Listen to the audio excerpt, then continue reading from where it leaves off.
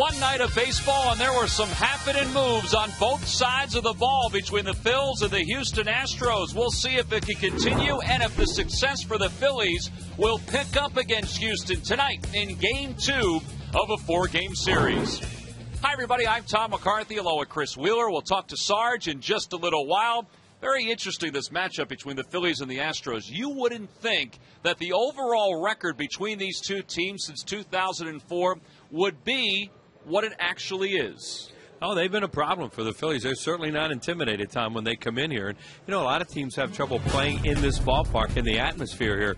Yeah, not the Houston Astros. Look, they're 27-16, and the other top teams against the Phillies are all under 500. The Astros 3-1. The Phillies did sweep them in the first series of the year down in Houston this year. But you can think back at the big series they won here when Billy Wagner and Biggio hit the home run off them. And other times, you know, the Astros have gone neck and neck with the Phillies at the end, and they went to postseason and the Phillies didn't. So this is not a team that worries about coming in here and playing. And the last couple of years, one guy who is not a worrywart whatsoever when it comes to playing the Phillies, and that's former Phil center fielder Michael Bourne. Well, the Phillies knew Michael Bourne was a heck of a player. You know, a great center fielder, gets tremendous jumps on the ball, tremendous routes, and of course he has blazing speed. You just don't teach what he can do. Phillies basically feel they do everything they can to hold him on, but if he wants to run, he can go. It's just, he can just beat you. And he does. He can steal bags when he wants to almost. The controversial play last night, you knew he was going to bunt there. Ryan Howard said later he thought he tagged him. It's really hard to tell. Then did he go out of the baseline or not? Well, that has been a debate throughout the day here in Philadelphia, whether or not he did. They said he didn't. That's all that mattered. The umpire said he didn't. And this is what he's done against the Phillies. As Tom mentioned, he has played very, very well against them. And the other thing about him, you look at his offensive numbers, this guy, as I mentioned, can run some routes in the outfield. He can flat out outrun the baseball. He plays a little bit deep, but he is a tremendous center fielder. He fell down a lot when he was with the Phillies, misjudged balls. He doesn't do much of that anymore. Yeah, he's turned himself into a Gold Glove center fielder. He won the Gold Glove last year. We'll see if the Phillies can contain him tonight, and they'll try to do so with left-hander Cole Hamels on the mound. So Hamels will make a start, his 26th of the year. He'll be opposed by right-hander Bud Norris, who has pitched very well over his last 5 starts to the tune of a 4-0 record. Well, this homestand has been filled with some pretty impressive athletic and defensive plays. That's one from the National Series. How about this one last night from Chase Utley? We'll see if that continues with the lineups when we return. Phillies baseball is brought to you by Budweiser, official beer of the thirst inning. Budweiser, it's what we do.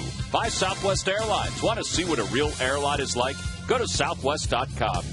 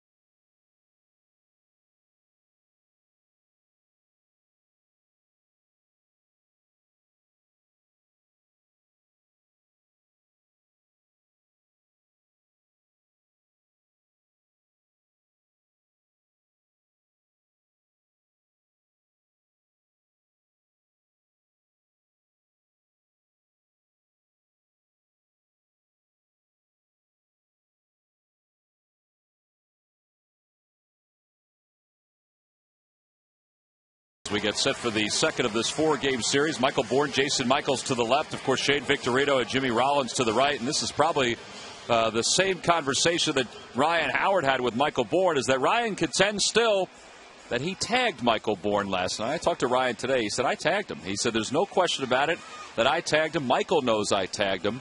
The only problem is the first base umpire at the time, Greg Gibson, he didn't think he tagged him. Let's take a look at the Astros lineup tonight, brought to you by Xfinity. Only from Comcast. Leading it off in center field is Bourn. Angel Sanchez, the second baseman, bats second. Hunter Pence hits third, followed by Carlos Lee, the first baseman. Jason Michaels is in left field batting fifth. Chris Johnson hits sixth. Tommy Manzella, the shortstop, will bat seventh tonight. Humberto Quintero, the catcher, hits eighth. And batting ninth and pitching is Bud Norris, and they'll face left-hander Cole Hamels, making his 26th start of the year. He had a rough outing his last time out, Wheels. Yeah, he didn't pitch well. And up before that, in the last 3 times he's gone to the mound, the Phillies have not scored a run for him. Twice he was shut out 1-0. Then last time out, he kind of struggled in that outing. But that 7-10 record is really, really misleading, especially when you look at the numbers that he's been able to put up this year. But bottom line, he hasn't won in 6 starts. And, he'd like to go out there and pitch a good game tonight. Here's the Southwest Airlines scouting report. 7 starts he's winless in, with 3 losses and 4 no decisions. Pretty good number. 1 loss against Houston, but they've hit him around in a few games. And see what happens here tonight. The Astros certainly are not afraid to play in this ballpark. See Michael Bourn 5 for his last 7. Bunts on the first pitch, right to Chase Utley, 1 away. So 1 pitch, 1 set aside here in the first. Well, this is a play that continues to be talked about here in the city of Philadelphia. Ryan Howard contends he tagged Michael Bourn. The Phillies contend Michael Bourn went out of the base path. Greg Gibson, the first base umpire, said he didn't. And Gibson was in very good position to see the play, and he says that Michael Bourn did not go the 3 feet away from the established baseline when Ryan went after him. I tell you, we never mentioned Ryan Howard tagging him last night because I never thought he tagged him. Ryan didn't like I tagged him, or the umpire point like you didn't tag him or anything. The only thing we talked about was that baseline situation. Then all of a sudden you hear them talking about he tagged him. That never seemed to come up in the whole argument. Yeah, Ryan said today when I was walking in with him, he said that he definitely got a piece of him, and he said that Michael Bourn felt like he got Michael Bourn said that he got a piece of him. Well, he didn't argue it that way. He didn't let anybody or the umpire know that he thought that was part of the play. And, until today, everybody just thought the play involved the baseline. Yeah. I know we never brought it up. Well, even looking at that replay over and over again, because we've seen it a bunch of times, I still can't tell whether he got a piece of his hip or not. Well, a lot of times a guy will jump up right away and say, point, I tagged him. He was, very demonstrative about it. Ryan looked like he gave a little, and that was the end of it. And then the argument started about the baseline stuff. 1-2 the count to Angel Sanchez. Sanchez playing second base tonight. Pulls it toward third. Nice easy hop for Polanco. 2 away. Phillies have their everyday lineup in here tonight for the first time in a long time. Starting to get fried on this play because I don't have any idea anymore. Right there is where Ryan said he got him. Yeah, but watch when he's finished. They're there, right there. For the first time you look at it a little bit, and he sort of motions like he tagged him. He's still saying it. Yeah, but that's the end of it. Yeah, and Charlie came out afterward and picked up the argument. About the baseline, but not about tagging him.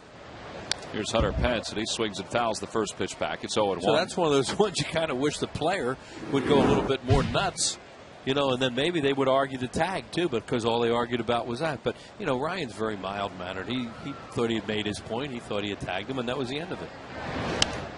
0-2 the count. I will say this, talking to Ryan today, you mentioned that he's mild-mannered. The fact that he was as passionate about it, he doesn't usually harp on it. And you see Greg Gibson, who was at first base last night, is behind the plate. Brian Knight's at first. Sam Holbrook is at second. And around at third is Scott Barry. 0-2 the count.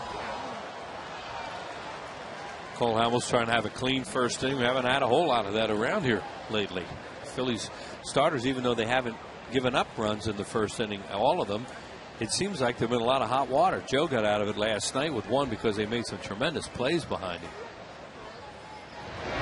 Swing and a miss. He got him. There's that cutter. It wasn't effective his last time out. Effective tonight. in getting Hunter Pence. 1, 2, 3 go the Astros. We go to the bottom of the first. The Phils get their first look at Houston.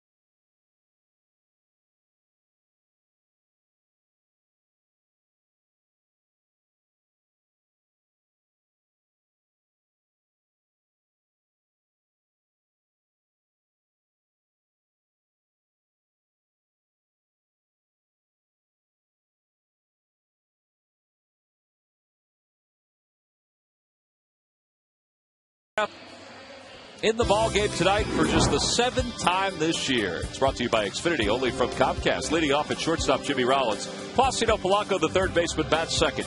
Chase Utley hits third, followed by Ryan Howard, the first baseman. Jason Worth is in right field batting fifth. Raul Ibanez hits sixth.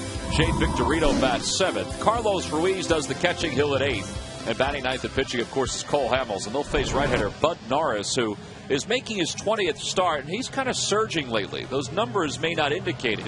5.23 ERA, but he's 4-0 in his last 5 starts, and his earned run average wheels during that time is 3.5. He had a 12 strikeout game a couple of starts ago. As you mentioned, Tom, he has pitched very well lately, and they like him. They think he's a raw talent that has a lot of potential. He's got a big-time fastball, and talking to Brad Mills a lot before the game about some of his players, he likes this guy. Big arm, but he can struggle with command, and as the Southwest Airlines scouting report comes up right there, that he's like a lot of young pitchers in that when he gets in trouble, he just amps it up and tries to throw hard. Brett Myers was like that.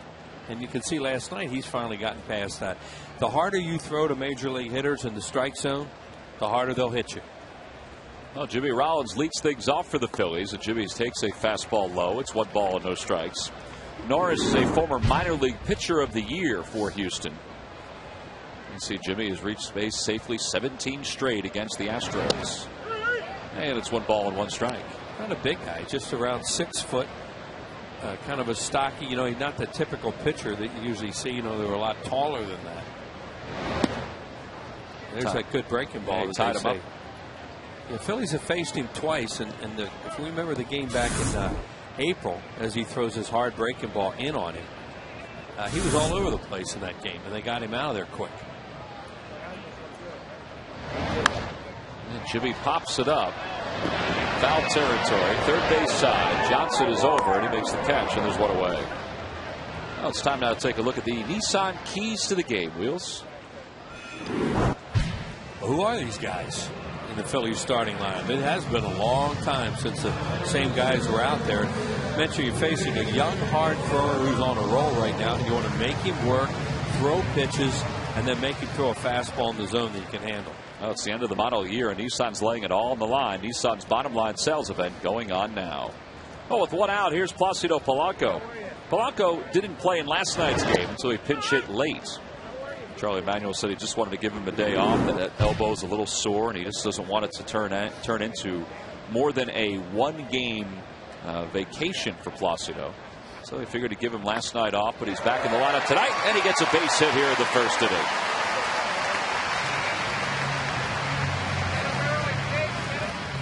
So a 1-out single. And that'll bring Chase Utley to the plate. 8th hit on the homestand for Polanco, 8 for 25. He pitches away a lot to right-handed hitters with his fastball and breaking ball. It looked like Polanco was looking away there as a good hitter that he is, and he hit a ball right back through the middle. Well, Chase, since coming off the disabled list, you see he's 5 for 22, 227 with a couple RBIs. Still looking for that first homer since coming back off the DL. So it's a pretty good plays defensively.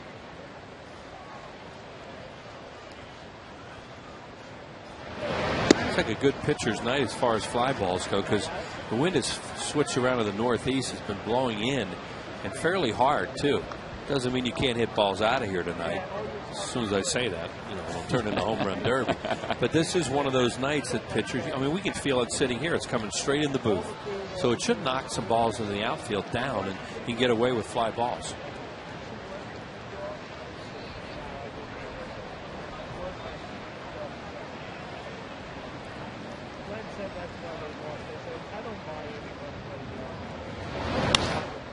Chase fouls it off over the third base dugout. 1 ball and 1 strike. That's the way you used to be able to tell before you had radar all over the place if a guy was throwing hard. If the foul balls went the other way on fastballs. And so far the foul balls are going the other way on fastballs. Well, we mentioned that Norris has pitched well lately. 4-0 with an earned run average of 3.31 in his last 5 starts. Now, he's done very well this year against the St. Louis Cardinals, and he's pitched against the Cardinals a fair amount here in 2010. And Chase a little late on that pitch, and it's 1-2. Norris in his last outing against the Mets went 7 innings, allowed just 2 hits, struck out 4. The outing before that, he struck out 14 and allowed 5 hits and 2 runs. But he's got at least 6 innings in each of his last 6 outings. That's what they've been getting. They've been getting innings out of him, and obviously they've been getting innings out of Brett Myers. 1-2 the count. And a swing and a miss. And Chase is down on strikes for the second out. Fastballs up and then a slider to get him out. There's Brett, who pitched well last night, picked up the win. He and Joe Blanton both pitched very well last night. And Brett was pinch hit for in the top of the 8th. The Astros scored a couple runs, and it was Jason Michael's pinch hit that got the ball rolling. 28th career win for Brett here at the ballpark. And Joe, after allowing that first inning run last night, that was it. 9 strikeouts. And he pitched exceptionally well. And he left. The Phillies had the lead.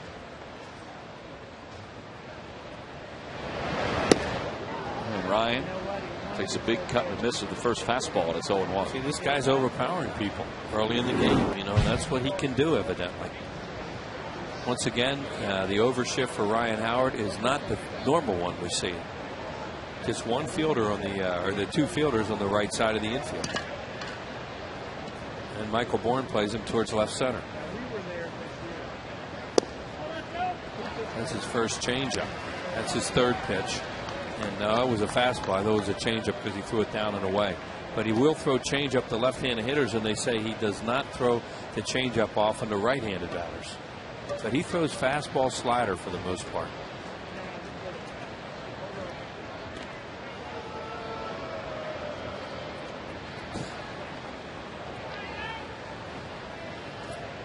Sometimes hitters will hit their ground balls to one area and the fly balls to the other area, and that's what they're doing with him. And why they don't have a 3-man overshift, I don't know. I should have asked Brad Mills. I asked him everything else today. We were hanging out for a long time talking about his ball club and didn't think about that. Is this the only team we've seen? There was one other team that played it more traditional, where even the second baseman wasn't as deep as Sanchez is right now, and I can't remember which team it was. You don't see it very often. You were saying the other night in Lakewood they even played an overshift on him. It was Pittsburgh that played it this way, where they didn't play the drastic overshift. And they also had the second baseman in a little bit more, where it looked like he was just a normal everyday player. And Ryan was joking about that alignment in Lakewood the other night. So he stepped up to the plate and looked around and said, "You got to be kidding me." Give me a break. I'm an A-ball right now. They're doing this to me. 2-2 the count to Ryan. Well, that's a hard breaking ball that he throws. And he's trying to throw it back foot to these left-handed hitters. He did get Chase Utley. Threw a good one to Jimmy Rollins.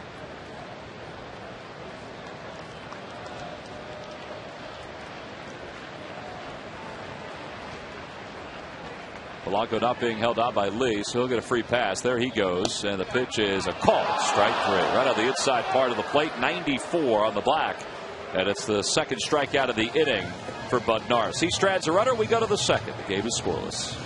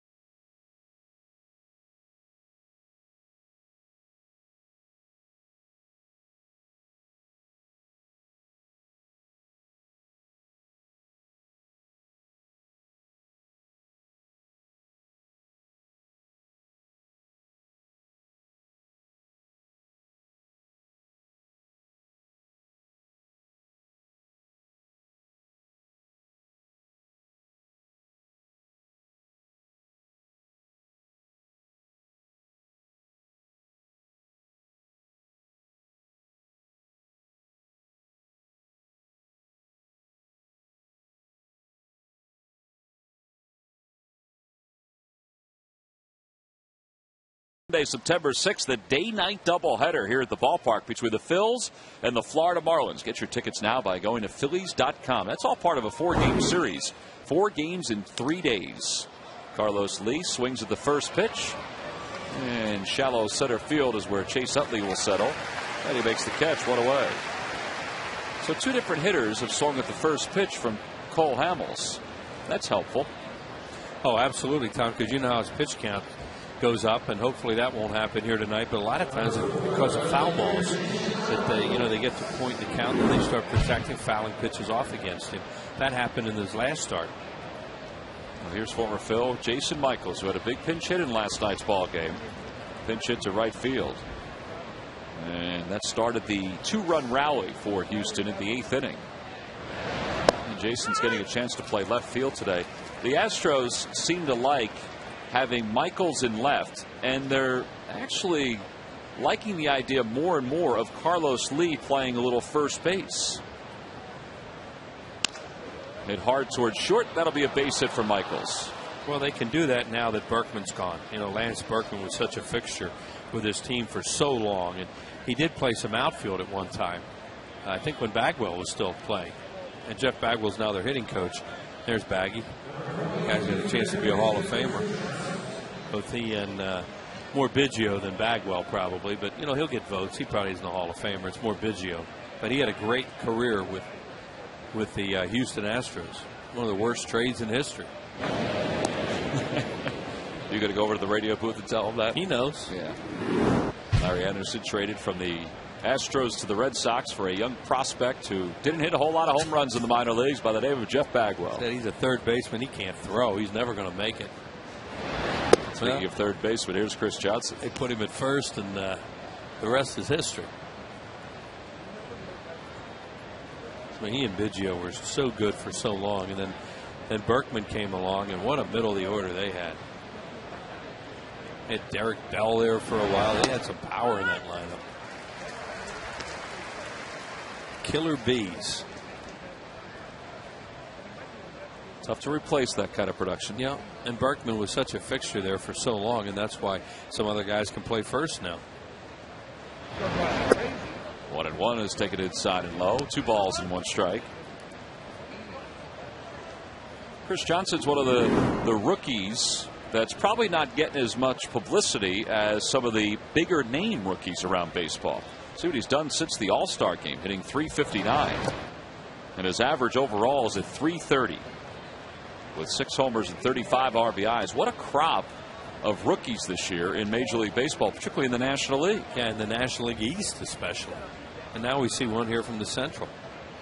And then you talk about the Central, you've got John Jay, Tyler Colvin from the Cubs, Johnson from the Astros. Pretty good list. Good changeup, swung on it, missed, and it's 3-2.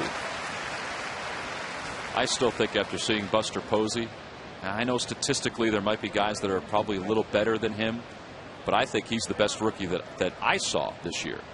You know, Stanton's very good, Hayward's very good, but I loved watching Buster Posey. Yeah, and he's a catcher, which makes it even more impressive. Back toward the middle, and that's going to be a base hit. Taken on a hop by Victorino. That'll stop Michaels at second. Back-to-back singles now for the Astros. Cole Hamels mowing him down, and then Michaels hits one off the end of the bat. A little bleeder in the hole to left, and now here he breaks his bat, and he hits a little blooper to center field. So he's throwing really well here tonight. Just has to work through this. So runners on first and second. Johnson is on first. Michaels on second. And here's Tommy Manzella. Manzella was supposed to be the everyday shortstop for the Astros. Now he still may be as his career moves on, but he struggled and has battled an injury, but he's torn it up against lefties, as you can see there, hitting .372 against him. He started at shortstop in these 3 games when the Phillies were out there down in Houston early in the year. He fractured his index finger, his left index finger, spent some time in the DL. Chops one toward third. That should be 2. Polanco's got it. There's 1. Utley over to first in time. Hits it around the horn. 5-4-3 double play. Cole Hamels loves that after allowing 2 hits with 1 man down. We have completed 1.5 here in Philadelphia. The everyday lineup is back in there, not only offensively, but also defensively and in sync.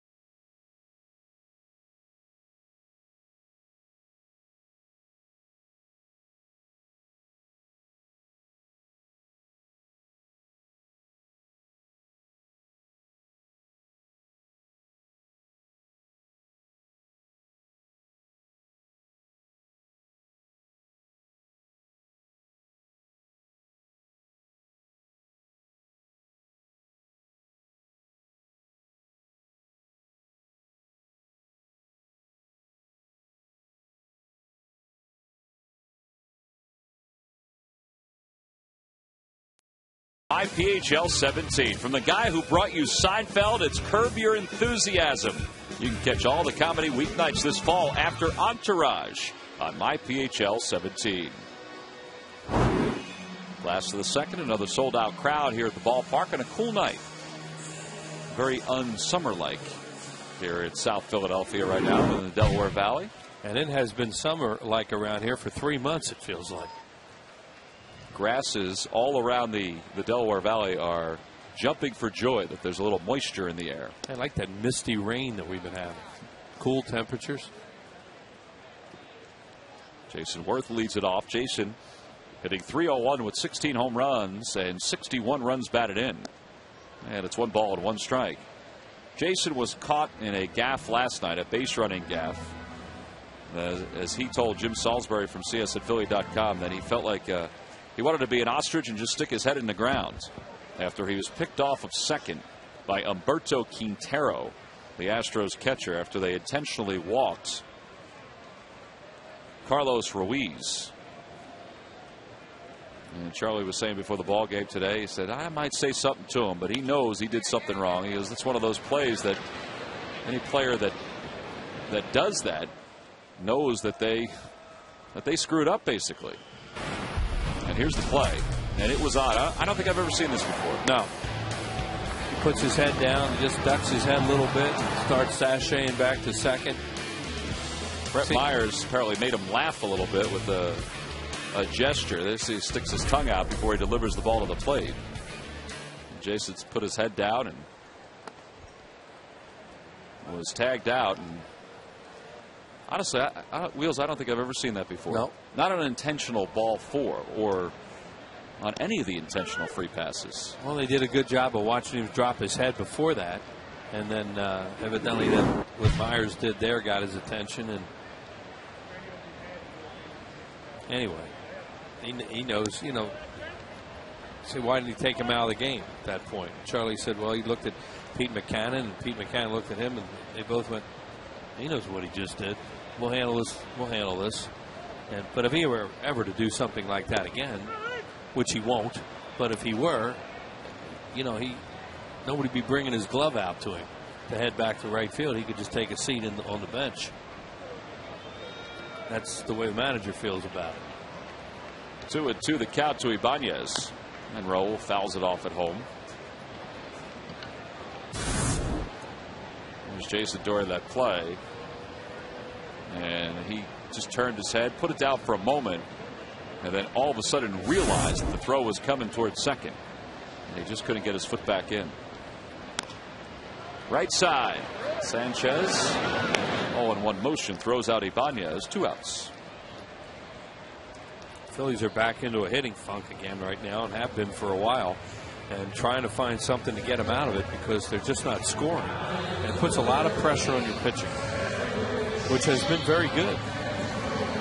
Yeah, the starters, Charlie said that before the ball game that the starters have been some of the best that he's had as a manager, whether it be here in Philly or in Cleveland, the way they've thrown the second half of the year.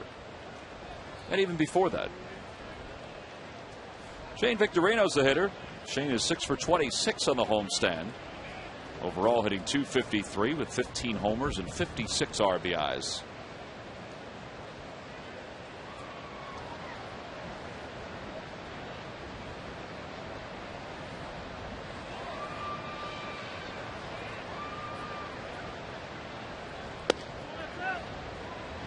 The Lucky McDonald's Phillies home run jackpot contestant is Gary Clemmer of Sinking Springs, Pennsylvania.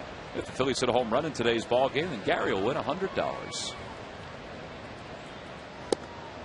Change up on the outside corner. It's 2-1. Backed up changeups, fell behind, and then threw one, and that just shows you how teams do not like to give in fastball to Victorino. They're going to throw him as much off-speed stuff as possible.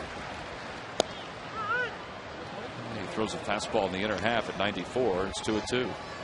On the Toyota Major League scoreboard, the Cardinals lead the Pirates 2-0. Matt Holliday a home run, a 2-run shot for St. Louis. The Cardinals are a game back of the Phillies with the Giants in the race for the wild card. Here are the standings. San Francisco with 70 wins, 56 losses. Cardinals 68-54, and the Phillies 17-54. Colorado's there too, 6 games back.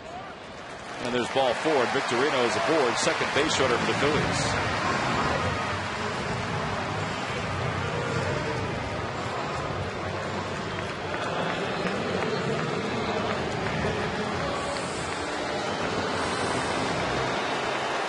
Potentially a pretty good lineup when they get bat Ruiz 8th. Now tonight is the win streak Carlos Ruiz bobble figurine. What a great likeness of Carlos. The mask going up and down to the catcher's position.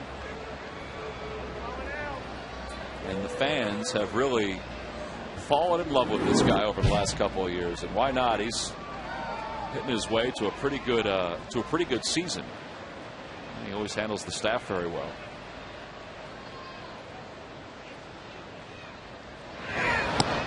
That's the thing, Will. So having him bat 8th in this lineup, if he can keep this production up.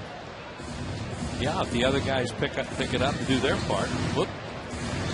I get a smooch from Chooch. Chooch, the Phillies' unsung hero. Ain't that the truth? The song's getting a little louder. Victorino just gets his hand back. Lee thought he had him. Seems funny seeing Carlos Lee over first base.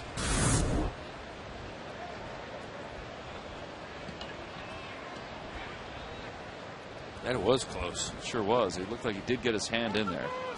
Another toss over. Quick feet by Norris. Are they calling a ball? Oh, I guess they were too quick. Yeah. Brad Mills is yelling out right now at Gibson. What'd he do?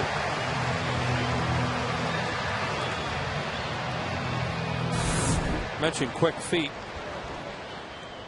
So you technically have to show daylight with that foot, that back foot, that pivot foot. And did he or didn't he? I just said what quick feet he had. Well, maybe they were so quick because he did something illegal. Greg Gibson, the home plate umpire, made the call right away.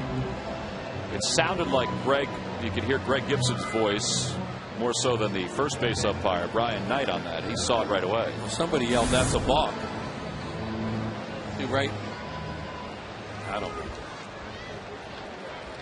know. I mean, both feet, he showed daylight with his feet, so I don't know. They see things on balks, and, you have to ask later what it was.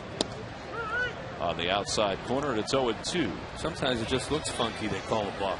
And that looked a little funky. It looked like he moved a little bit before he set himself, but again, it was before he set himself. Yeah, that was fine, that part.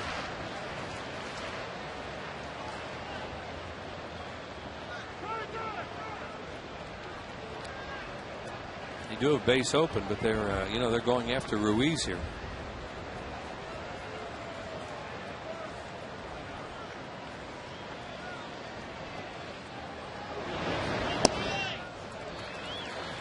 Managers really like to, if you can do it, get that 8-hole hitter out, especially early like this. Don't walk him and turn the lineup over for a good, potentially good offensive team like the Phillies.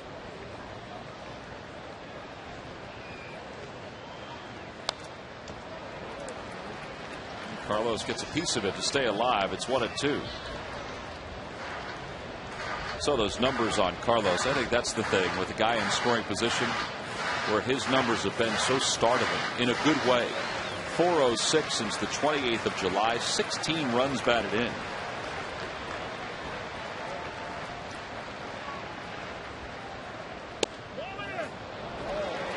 And he held his swing on that pitch, and it's 2-2. That's the thing, since the All-Star break, and Carlos has not been in the 5-hole, the 4-hole, or even the 6-hole that often, but he has been the leader in RBIs for most of the second half for the Phillies. Victorino goes. Pitch is taken low. The throw by Quintero on one hop. And it's full 3-2. 24th stolen base of the year for Victorino.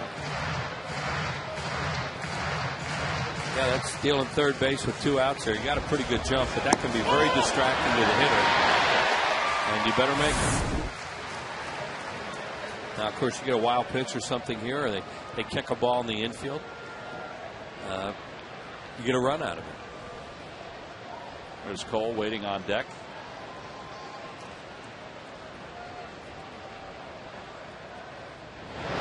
Ball 4. And the Phillies have runners on first and third. How about that at bat? Down 0-2, and he gets a pitcher out of the way. That's a great job by Ruiz. Oh, back-to-back walks issued by Norris. Hey, visit the official online shop of the Phillies at Phillies.com. Browse the largest selection of official gear, including the latest apparel, nostalgic memorabilia, and authentic classics for the whole family. Get your gear straight from the official source, the Phillies.com shop. Except no substitutes. Cole Hamels is a guy that could conceivably hurt the opposition, but the bottom line is they get the lineup turned over, and in the course of a 9-inning game, here you go in the second inning, you're able to do this because of Ruiz's patience down 0-2. That's something he could never do at one time. Was that called a swing?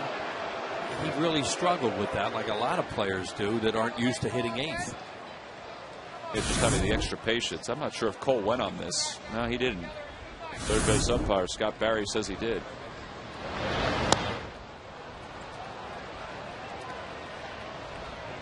Some respect for Hamels, breaking ball. 157 for Cole, 8 for 51 as a hitter, with 2 runs batted in.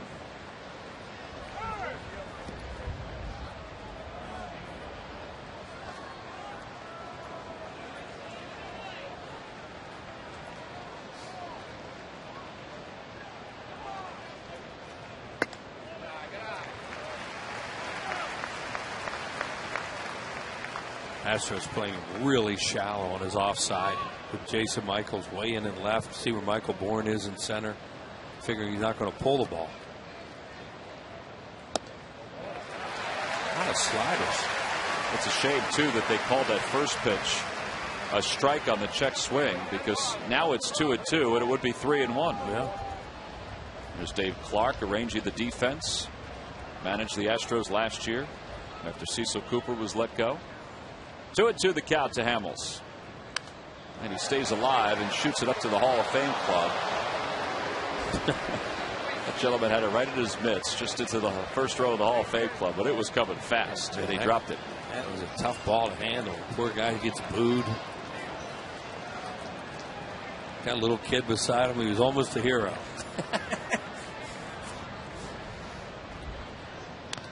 And a changeup, but it remains 2-2. Not that. Sliders, changeups. This guy has a really good fastball. You think they just try to overpower Hamels, but they're not. It's also costing him some pitches. He's thrown 45 pitches already. And he hits it back toward the middle. Manzella, the shortstop, has got it. And the side is retired. Cole hit it hard, but Manzella was shaded that way. No runs, no hits. 2 men left, including 1 at third. We have played 2 here in Philadelphia. It's the Astros, nothing, the Phillies.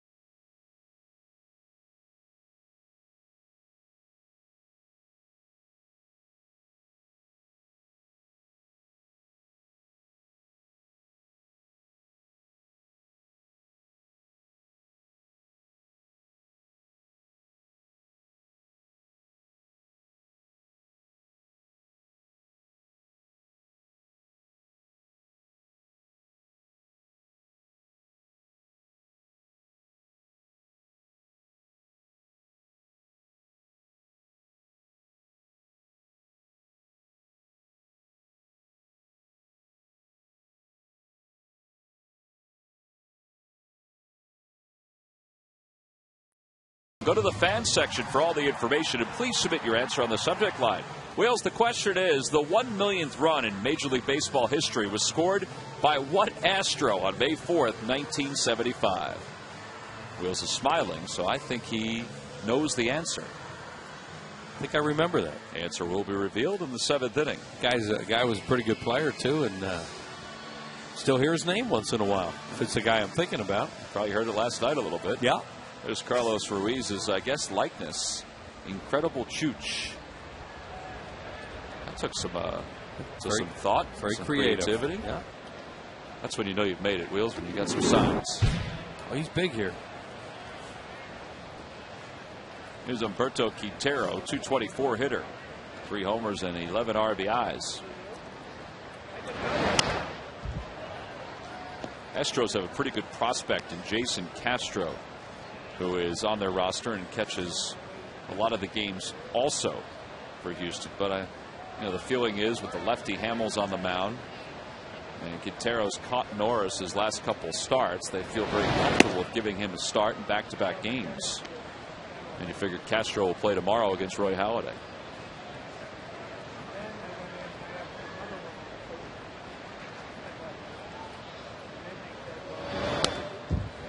1-2 the count.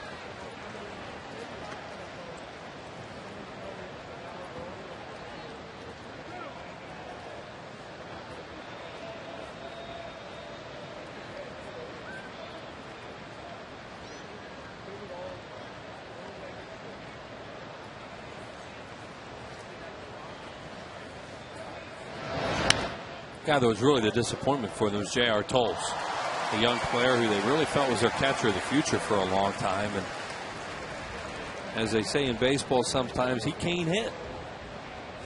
And he just hasn't been able to swing the bat. There's Brad Arnsberg, the pitching coach, went out and talked to Greg Gibson between innings to get the balk explanation for Brad Mills. It looks like Brad Arnsberg is giving Brad Mills that explanation, whatever it was that Greg Gibson told him. There's the first guy tonight that's starting to foul pitches off against Hamels. Did you see there?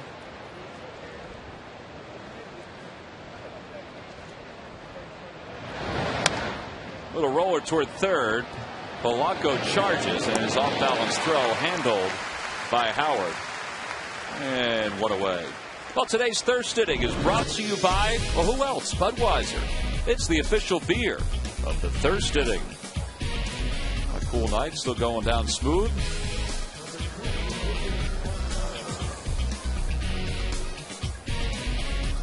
And all throughout the ballpark, whether it be out at Ashburn Alley on the Bud Light rooftop, they're enjoying themselves all kinds of Budweisers. Here's Norris, and he takes a fastball for a strike. Norris is a pretty good athlete. He's 6 for 32 this year.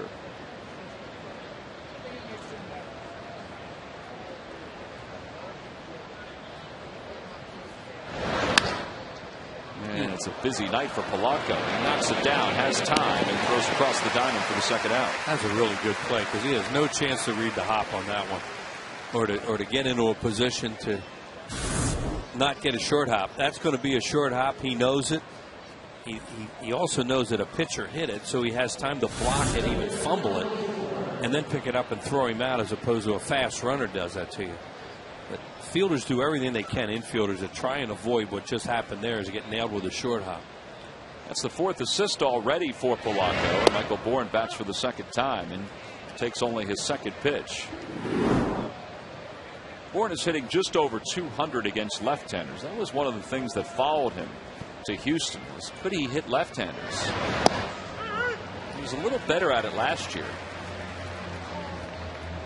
Yeah, he's still a work in progress for that, because if he ever hit left-handers, the way he gets on base, oh boy, still over 100 bases. He's still young, he has a very strong, wiry type of body. He can run with anybody, and he's smart. He knows how to steal bases. The Phillies knew that about him, that they thought, well, he's got baseball intelligence, and they liked him a lot. Well, he's down on strike. Second strikeout for Hamels. Another 1-2-3 inning for Cole. Second one of the night. Well, we return for the bottom of the third. It'll be the top of the order. Jimmy Rollins due to lead it off.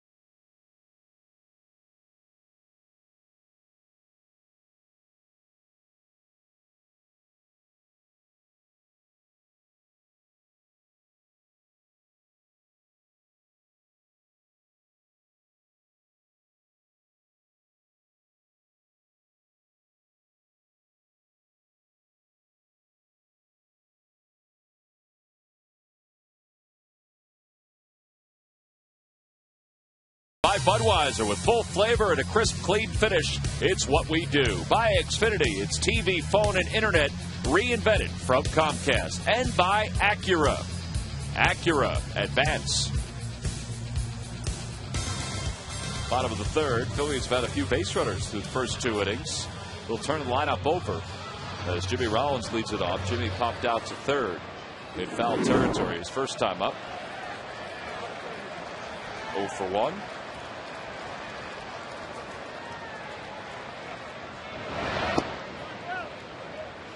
Jimmy's overall average is at 251 after his first at bat. Since he's come off the disabled list, he's hitting just 235. Charlie was talking about getting his everyday lineup back. We mentioned that this is, I guess, technically the 8th game, because opening day here at the ballpark, Jimmy was in the starting lineup but never did take a swing. And he rolls that toward Lee. And the first baseman takes it to the bag for the first out. Charlie was talking about seeing some of the guys that have been injured show signs that their swing was back, but then show signs that, you know, they've missed a lot of games, and Jimmy's one of those guys. Yeah, they got a bunch of guys on their club that, you know, it's not for all of them like spring training, but for some of them it is. They're just showing, you know, Victorino, all these guys have been on the disabled list at some point, and Utley and Howard just coming back recently. Here's Polanco. He singled his first time up. But the bottom line was they weren't a good offensive team when all these guys, most of them were around early in the year. This has been one of those years where they have not been a consistent offensive team and a struggle. I mean, they show signs of it, but they don't maintain it. There's a broken bat for Polanco off the end of his bat. And 2 away. Authenticated game-used memorabilia and limited edition collectibles are available right now, such as baseball jerseys, a limited edition frame piece commemorating Roy Halladay's perfect game, and so much more. They're exclusively available through the Phillies. Visit the game-used collectibles kiosk at Citizens Bank Park behind Section 126. There's the Roy Halladay perfect game frame piece that we're talking about. That is a great item. It includes a ticket to the ball game, a picture autographed by Roy. And one of the greatest moments, obviously in his career, but also in regular season Phillies history, was that perfect game down in Florida. There's some other great items too. Raul Ibanez used bat, Jimmy Rollins game used jersey.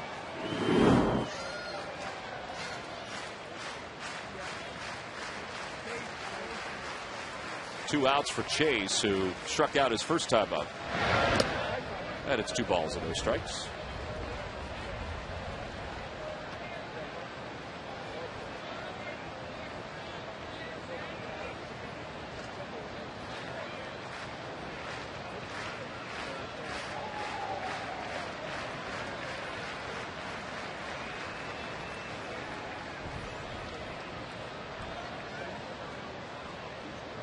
Back toward the middle, right past Manzella and into center field.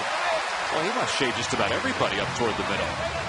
As he was in the vicinity with a left-hander up, he was in the vicinity and almost made a pretty good play. That's the same way they made the play on the Hamels to end the inning. He's playing a lot of left-handed hitters up the middle. Well, how about that pitcher throwing his hand up there for a split second? He didn't want to touch that one. And where they had him shifted to, or positioned, he almost makes a play on what looked like a sure base hit off the bat. So that hit for the Phils, their second. They've had 4 base runners, 2 hits, 2 walks. And Ryan Howard steps out and waits for Chase to get his guard on his hand.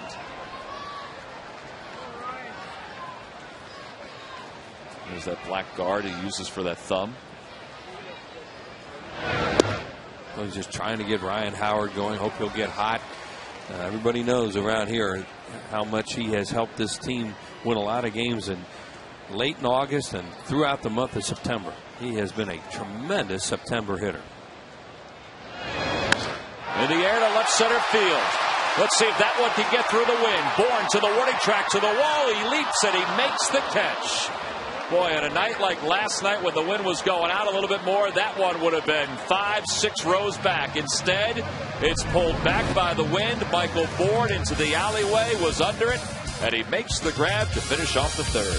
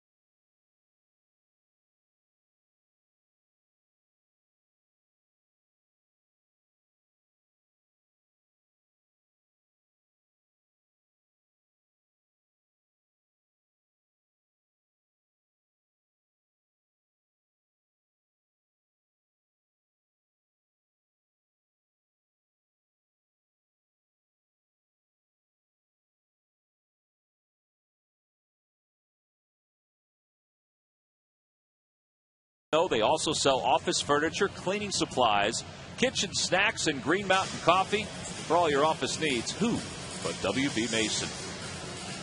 On a cool night here in South Philadelphia, scoreless game as we go to the top of the fourth. Angel Sanchez, Hunter Pence, and Carlos Lee. Gary Matthews joins us here in the fourth. And a fastball by Hamels on the outside corner for strike one. Sanchez grounded out to third his first time up. Guy the Astros got in a trade with the Boston Red Sox.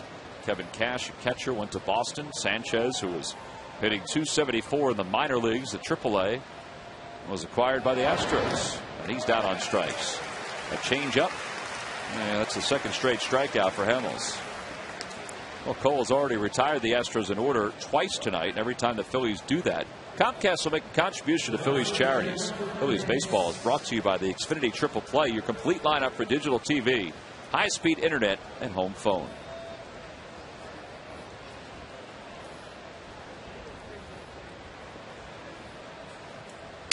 Hunter Pence broke his bat, and there's a foul ball. And it's 0-1. Sarge, I don't have to remind you of this. I don't have to remind Cole Hamels of this. The Phillies have not scored a run while Cole has been in the game in 23 innings. Unreal. Well, won't be getting any Christmas cards from Cole Hamels, and if it does, it'll say need runs. The last time Cole pitched, he lost 5-2 to the San Francisco Giants. The Phillies lost 5-2 to the Giants. But when he left, he had given up the 5 runs. They hadn't scored. Previous 2 starts against the Mets, Phillies lost 1-0. He allowed 2 runs in 15 innings against the Mets. And it's 1-2. And I know we say this from time to time, that there's always a pitcher in the rotation that the teams just don't score for. It seems like the Phillies are spreading that around from time to time. Well, it seems to me that just about all the pitchers are getting almost the same type of treatment and not getting enough runs. And again, when you score runs for them, they're able to go out and pitch their game and don't have to worry about making mistakes. Well, Cole is 7-10 this year, an ERA of 3.51. And in all honesty, we say this, that he has pitched better than his record. And believe us, he's really pitched better than his record. Well, he has. I mean, the innings that he's pitched and the games that he's pitched and staying in the games, he's given his team a chance to win just about every single time. And, you know, Cole, to his credit, and all of them, they win and lose as a team, so they don't complain. He knows, though, that he is doing a job. Of course, he'd like to have a little bit more victories. If Pence hits a ball right up the middle. But it's about, for the starting pitching, giving your team a chance to win. And he has certainly done that. Well, the starting pitchers, this entire staff, has done their job throughout the course of this season. In particular, since the All-Star break, you see Halladay and Kyle Kendrick. I mean, Halladay's won 16, Kendrick's won 8. I mean, over the last 30 games, the starters are 14-7 with a 2.87 earned run average. Wow. That's pretty good. That's real good. Now, this club should at least be able to score 4 or 5 runs, if not more, when you average things out. Carlos Lee in the air to left field, and it doesn't matter where the wind's blowing on that one. It is long gone. 2-run home run, and the Astros lead it 2-0. Now, this is a guy that when he guesses right, bad things are going to happen. We saw him last night. Again, this is a guy that's used to driving in 100 runs during the course of the season. And believe me, when you're driving in 100, that means you're doing it with 2 outs. He got 2 an easy way for him, hitting the ball out of the ballpark. He's used to that. Take a look at it. Change up. He's sitting on it. Look how he stays back. Bad back, not out in front. Normally, when he throws a changeup, hitters are out in front of that ball, or meaning off balance. Great balance there for Carlos Lee. 17th home run for Lee, 71st RBI.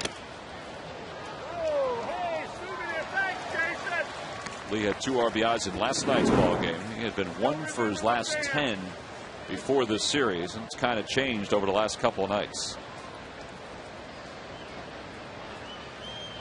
He's now 3 for 6, and he's showing everybody where that ball hit on the barrel of that bat. Well, for me, guys like that become a little bit more dangerous as he looks at his bat.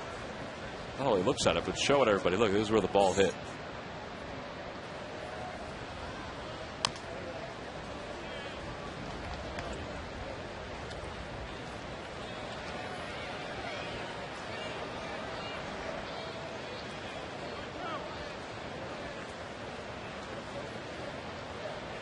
(1,174) career RBIs for Carlos Lee. 324 career home runs now. Well, he's been a run producer a long time and driving in runs. And when you have driven in that many, that means that you're driving in runs, again, with 2 outs in different situations.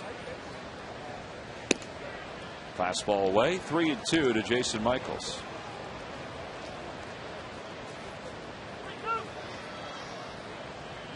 Chris Johnson waits on deck.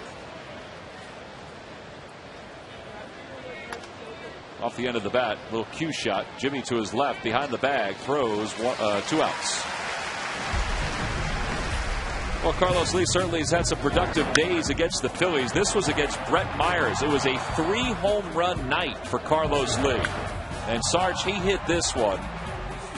Right center field, left center field, and then against Ryan Matson, straight away center field. A big part of the ballpark that he's using. You go from right field, left center, straight away center field. Now, he gets his arms extended. I mean, this guy knows how to hit. I'm a little surprised that he's not hitting it higher for an average because he does have a good eye, but really, production's been down all over Major League Baseball.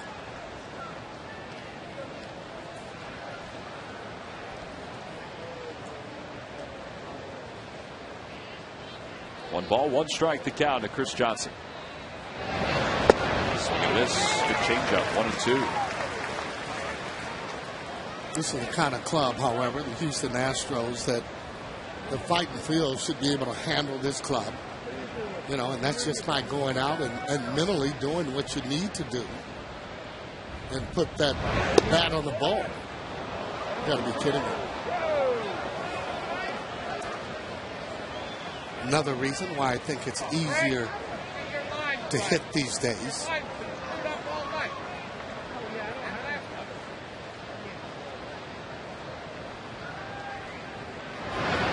Swing and a miss, he got him. It may have taken 1 extra pitch, but he got the strikeout, and the side is retired. Carlos Lee, a 2-run home run, has given the Astros a 2-0 lead. 4 RBIs in the series now for Carlos Lee.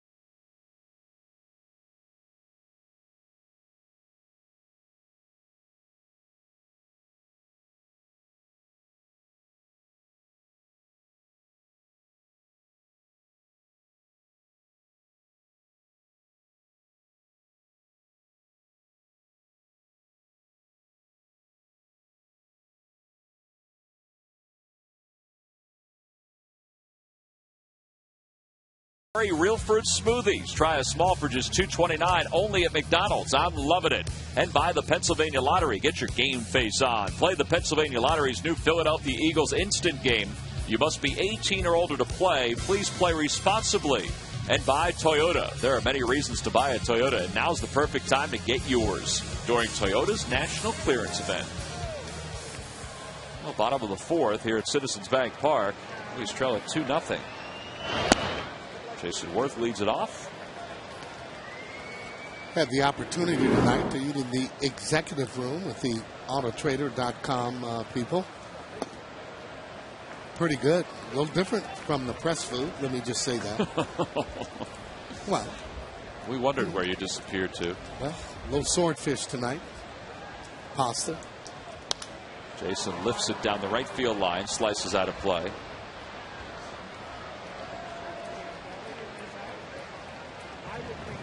Well, you had swordfish. There was striped bass in the media lunchroom tonight. There's a difference between the two. I wouldn't know. Another one down the right field line. 2-2 the count. Well, it's nice, Sarge, that you were able to make your way back to the press box. We're very honored to be in your presence. I mean, you got to know the people to go back there, Tom. Just can't wander in there, okay?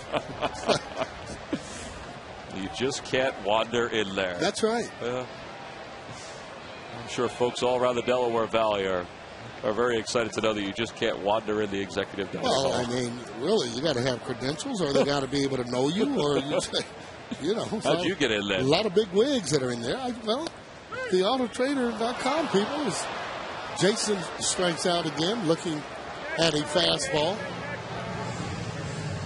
I don't know, for whatever reason, guys seem to be taking a lot of fastballs. I don't understand.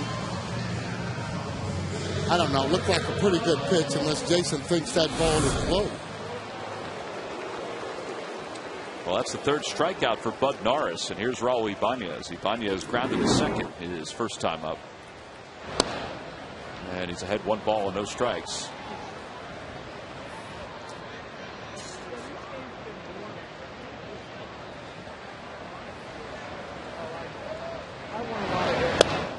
There's a strike at the knees. It's 1-1. Another fastball. Well, and this is a fastball hitting club.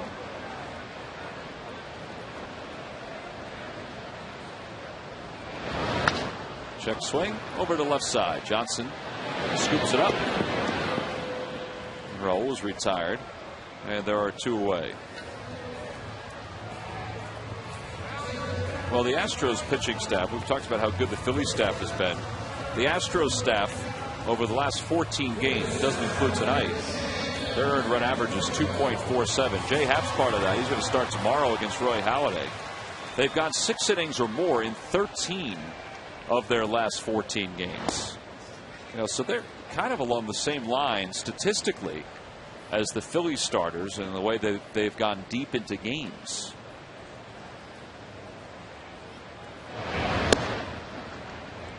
One of the things he's doing is he's keeping that fastball low that he's throwing at 94. You know, establishing that, and he's got some low strikes called on that. Therefore, that's his bread and butter. That's where he's going to go to. More or less that low fastball. There it is again. Up to the hitter to make the adjustment. There's Wandy Rodriguez. He's a good one. Phillies will see Rodriguez on Thursday. On the Toyota Major League scoreboard, the Cubs lead the Nationals 5-1. Alfonso Soriano, a 3-run home run, is 20th of the year. 9 straight seasons with 20 home runs or more for Soriano. And there's ball 4, and Victorino walks for the second time. Cubs all of a sudden have scored some runs under Mike Quaney, the interim manager for Chicago. They'll settle down, Tom. Just a matter of time there. They have guys there that have been underachievers, including Ramirez, who hot and cold. One of the problems they've had there, and with Lou, is that Lou was the type of manager that he likes guys to put out every single day. Just was not getting that effort on a daily basis.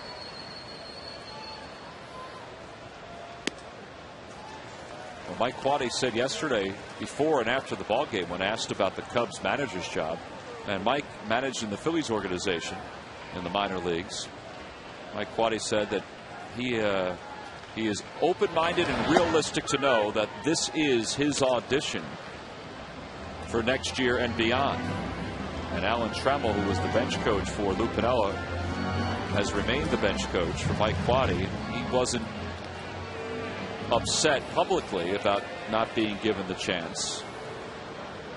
So we'll see what happens. I mean, Ryan Sandberg's name has really been bouncing about for the chance to be the Cubs manager in the future.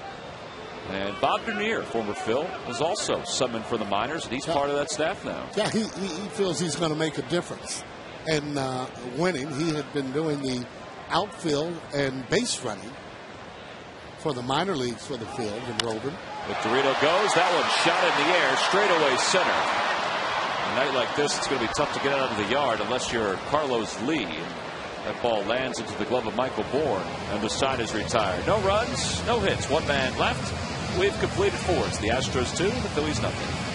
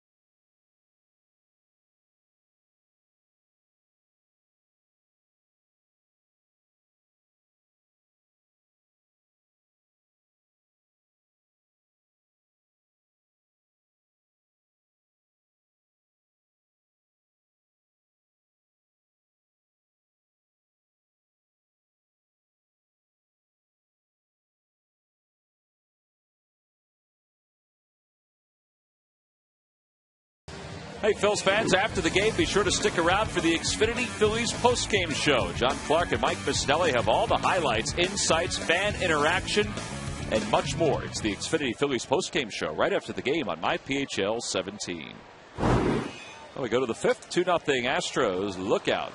That ball was smoked into the crowd by Tommy Manzella. Bottom third of the order due up for Houston. Manzella bounced into a 5-4-3 double play his last time out. And it's 1 ball and 1 strike.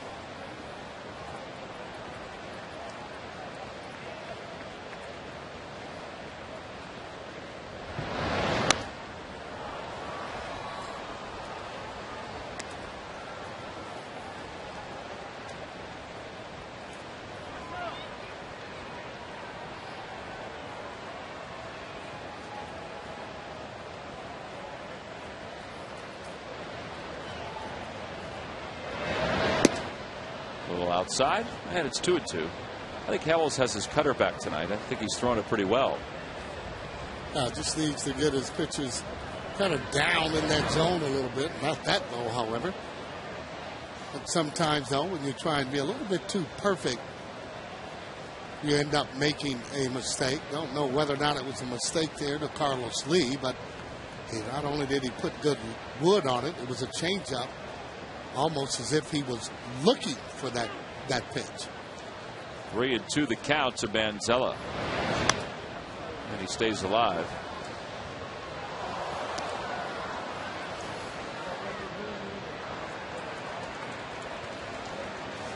60 pitches so far for Cole.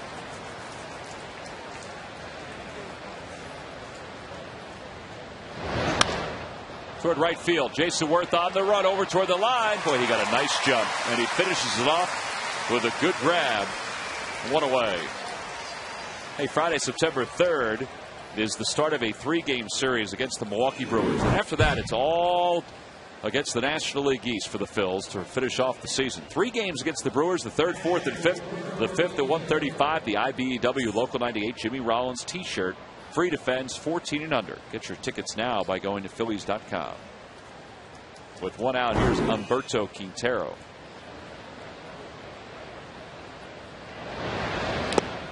And a changeup, swung on and foul, tipped into the glove of Ruiz. It's 0-1. Actually, I think that was the curveball. He's only thrown a few curveballs tonight.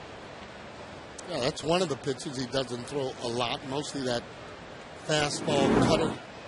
The changeup does throw that quite a bit. Hit that ball twice up the third base line.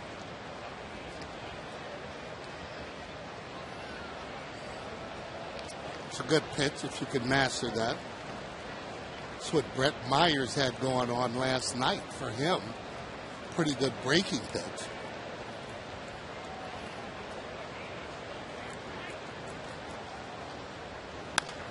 Nice play by Hamels. On the glove side, quick hands, very athletic, 2 away.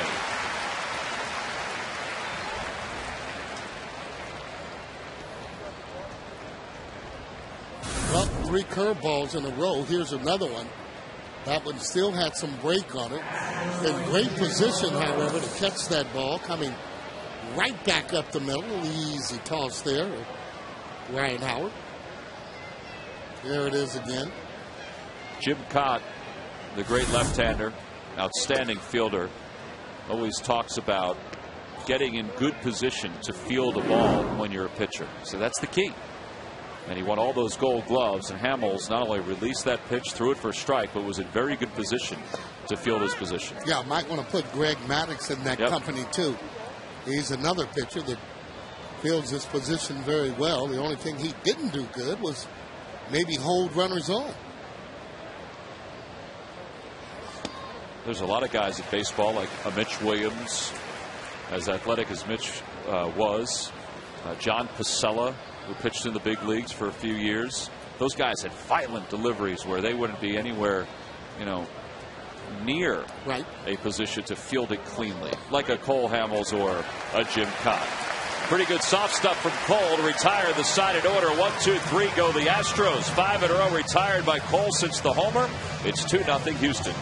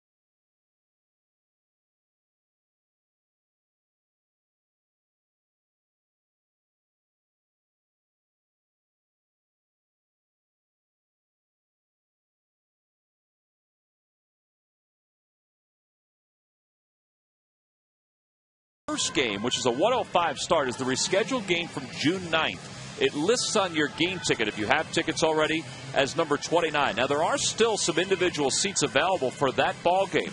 You can check them out by going to Phillies.com.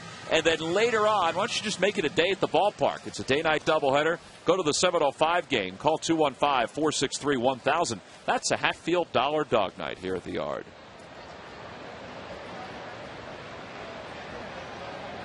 Well, speaking of some Phillies news, Phillies have signed Nate Robertson, the former Marlin and Tiger, to a minor league contract. He is expected to make his Iron Pigs debut on Thursday against Scranton. See his numbers with the Marlins this year, 6-8 with a 5.47 ERA. Marlins picked him up right before the start of the regular season because the Tigers had no room for him. And who knows what the Phillies will do for that day-night doubleheader. Charlie kind of talked today about the rosters expanding, that that could be a game where somebody from the minor leagues could help out, or a day that somebody from the minor leagues could help out. And Robertson is a veteran. As Hamels is retired 3-1 for the first out here in the 5th. So back to the top of the order for Jimmy Rollins. Sarge, let me ask your opinion on something.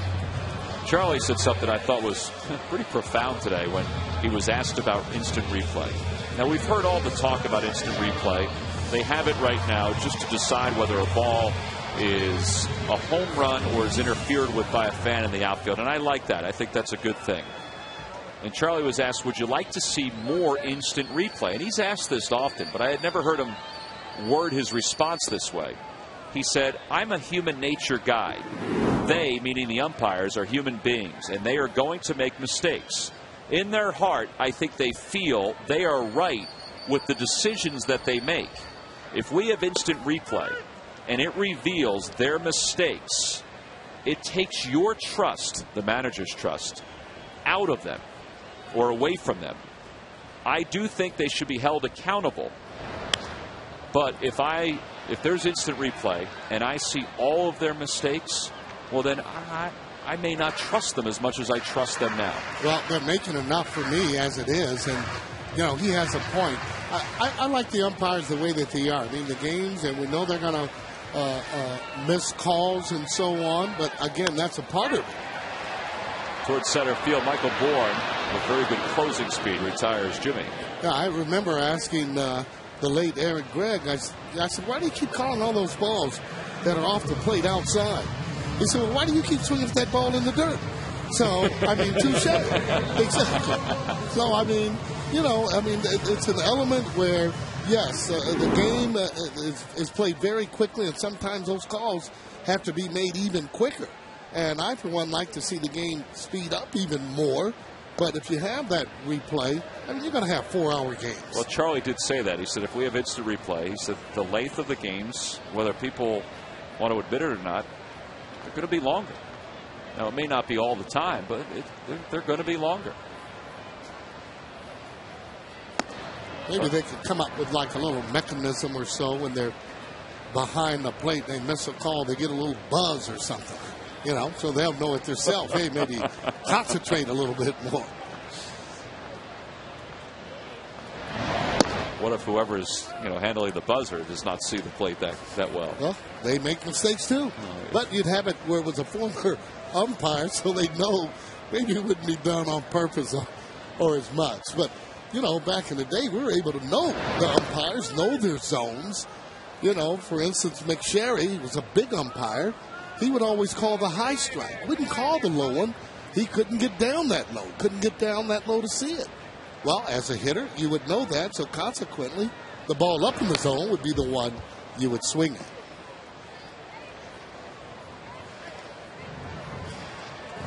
Don't think it's an easy solution. But as long as it doesn't get to the point where it's just costing the club a lot of ball games, with a lot of some of the calls, I think for me it should remain the same. On the hands, a looper behind the second base bag. Manziel is there to make the catch, and the Phillies go down quietly in their half of the 5th. We've completed 5 here in Philadelphia. Bud Norris, he's cruising right now as we go to the 6th.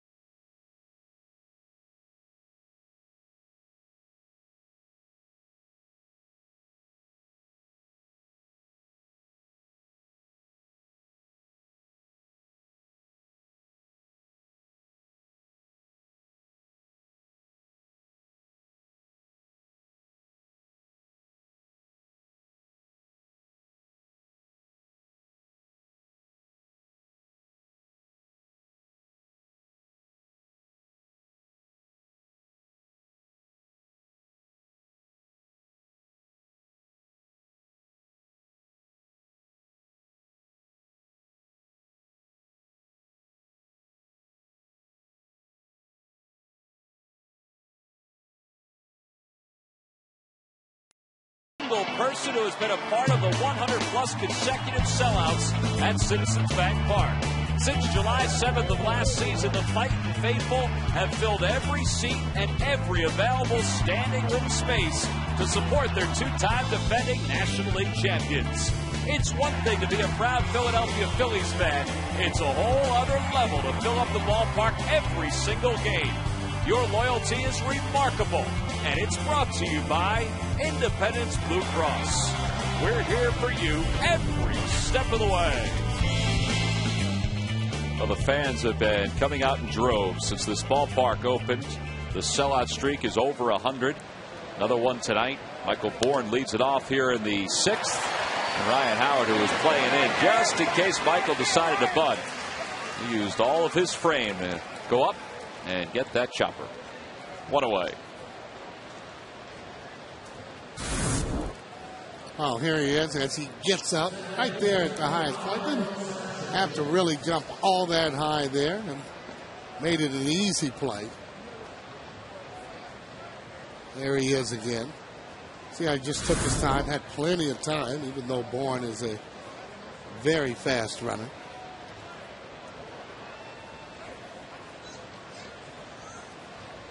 Every time you see Ryan move, you think about that ankle, and it doesn't look like it's hampering him at all as he roams around that first base bag. Yeah, still I think it'll take him some time to get that stroke back together. Even though they're back, including Utley, the stroke is not back the way you normally would see them hit. Good curveball again. See how Ruiz, very smart catcher. Last inning, he had gone to the curveball, noticing that Cole had a feel for it, so he just called it a little bit more. And he comes back with a fastball that's cut out and missed by Sanchez. 2 outs. Here it is again after that curveball there. Check this out. Fastball on the outside part of the plate. No chance if you're thinking about a breaking ball or off-speed pitch to try and hit. Hunter Pence is the hitter. Pence singled and scored back in the 4th on the home run by Lee. They got him on strikes in the 1st. Last run scored by the Phillies August 1st against the Washington Nationals when Cole Hamels was out on the hill. Well, it's been one of those years, though, for the hitters. I mean, let's face it, they just haven't put together those streaks the way you normally would see them, and I mean hitting the ball consistently hard. Well, Charlie has talked with them about intensity, and that's what it takes. Got to be mentally strong there at the plate, have a game plan on what you want to try and do, and execute it. Ball 4. Pence is aboard for the 2nd time tonight. That's the first walk issued by Cole.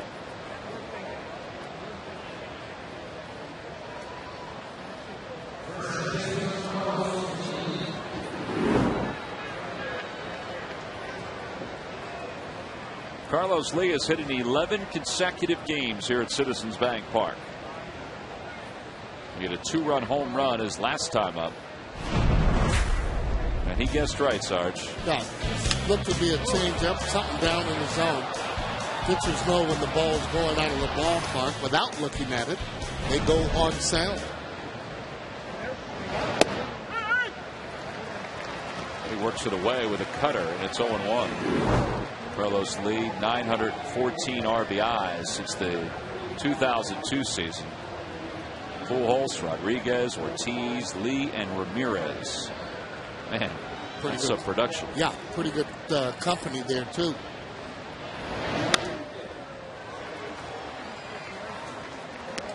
And he will hit that ball the other way. He's got the power to hit it out of the ballpark to right field.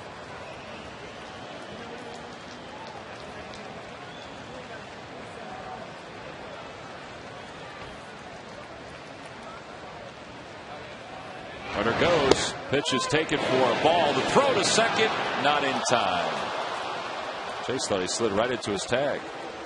I was looking at it. Almost started walking off. Pretty good jump. by Hunter Pence. Take a look at this. That was pretty good speed. Straight steal all the way. Very close. I thought maybe he had it too. That shot made it seem like he did have him. I thought he did. I thought he had steals. I thought he had the tag on him where he got that leg before it hit the bag. But again, that's how close it is. And even looking at it on the replay, you can barely kind of tell. Okay, his foot's there. Now the ball's there. So that's great camera work right there. Great call, too, by the ump. Broken bat, roller toward third. Polanco stays down on it. And Lee is retired. So is the side here in the sixth. No runs, no hits. One man left in scoring position. Let's see if the offense led by Chase Utley can get some runs for Cole Hamels.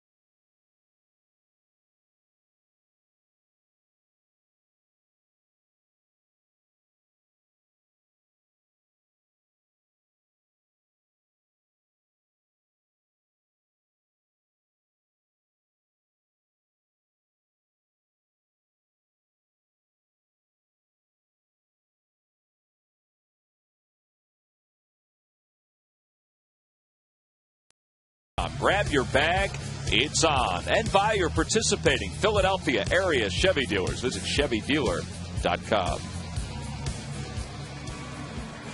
Bottom of the sixth, it'll be Chase Utley, Ryan Howard, and Jason Worth. Phillies are being shut out 2-0. Cole Hamels, we mentioned it before, over his last 25 innings. Plus, I guess you could say 26 innings. The Phillies have not scored a run.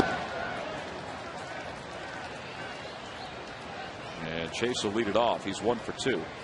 We mentioned last time Cole had a great comment about that. He said, well, my ERA is going down. Last year my ERA was going up. And that's how you have to look at it. Keep that incentive going for yourself to go out and throw the games you're capable of throwing. And, you know, a lot of times some pitchers just don't get a lot of runs. The fact is, though, the way he's been pitching, when you look at that ERA and the innings that he's pitched, he's done a fine job.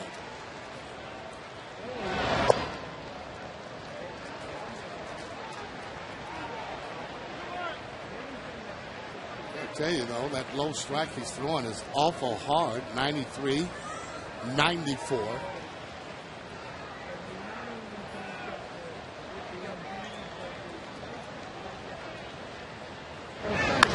In the air to right center field. Bourne on the run. He calls everybody off. And that's the first out. So 1 away here in the sixth. Hey, if you're 30 years old or older, here's your chance to play some baseball with former Phils Mitch Williams, Greg Lazinski, Jim Eisenreich, Mickey Morandini, and Larry Anderson. It's Phil's Fantasy Camp. It's going to be held from January 19th through the 23rd, 2011. Call 610-520-3400. The other night, the fantasy campers had a reunion here at the ballpark. They got a chance to be honored before the ball game. They got a chance to see themselves up on the video board. Again, call 610-520-3400. Space is limited. Boy, I'd love to see you down there and getting involved, playing in that fantasy league, you'd have a lot of fun. Scott Palmer did it, by the way. Did he? Yeah. How'd he play? The catcher did pretty well. Got himself some hits. I think he caught just about every single game. Did he have a bucket behind? Did he sit on a bucket, or did he actually catch? Had the bucket on his head. Okay, it was a big hat that he had. But he played very well. There's another 94-mile-an-hour fastball. I'll tell you what, if I'm a hitter, I'm sitting on fastball until the cows come home, because this is primarily the pitch that he has been throwing and getting the guys out on. Make him prove that he can get the breaking ball over. Another high fastball.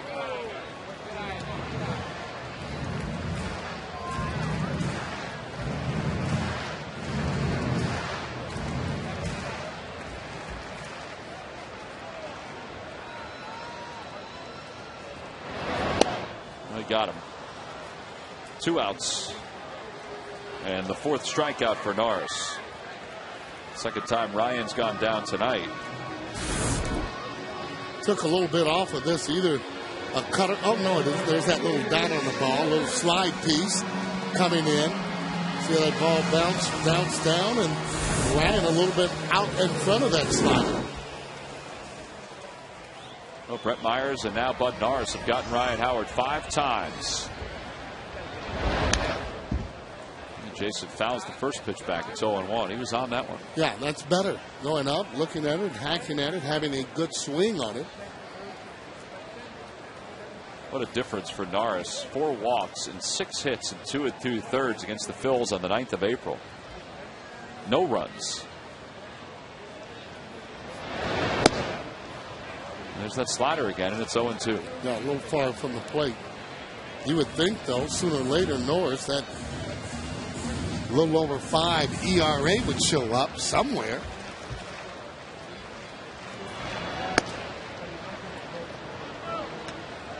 Yeah, he seems to be out there just having a little fun. He's hitting the spots.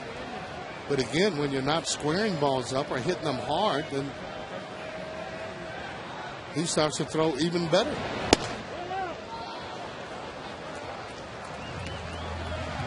Boy, he's throwing right now. You can see in his body language. He thinks he should get every pitch. Oh, yeah.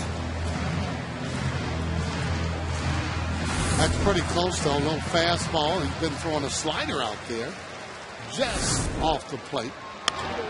And a base hit for Jason Worth. Hit to center field. It's a 2-out single. A wide turn by Jason. And he's aboard now for Ibanez. First hit for the Phillies since the 3rd against Bud Norris. That's going to send him over 100 pitches in this at-bat against Ibanez. Yeah, well, the one good thing about it, at any time, any one of these hitters can take you deep. Ibanez can do it. Victorino can do it. Ruiz can do it. You only need that one guy on. A little bloop and a blast will work to get this game tied up.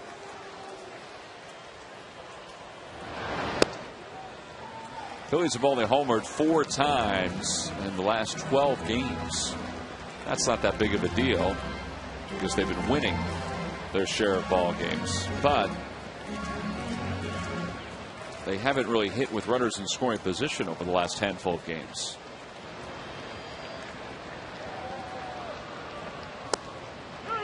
Oh, that's awful. And I say that too. Not only did the ball start low, it went even lower. That was a breaking ball. Some of those other pitchers that you saw there, Jason's at bat was a little bit closer for me.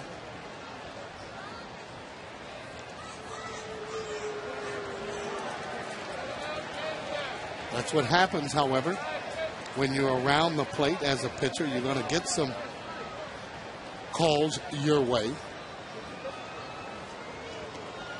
A big difference, though, with 2 balls and no strikes as opposed to 1-1. Hitter can sit on his pitch when it's 2-0.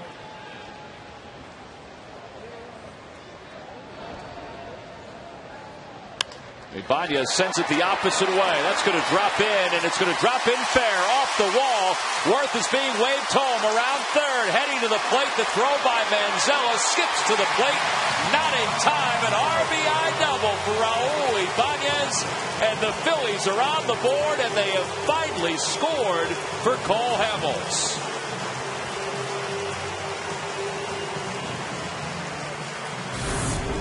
Well, anytime you get a hit with 2 outs, you consider that clutch. Right guy on the base there. Jason Worth scoring all the way from first base as he slides in safely at your senior pitcher. Well, he's safe at home. Raul Ibanez is safe at second, safe and secure with New York Life. Now let's see if the Phils could cash in again. Good base running by Jason, gliding around the path. Here's Victorino. And he's down to the count 0-1. Shane walked his first 2 times up tonight.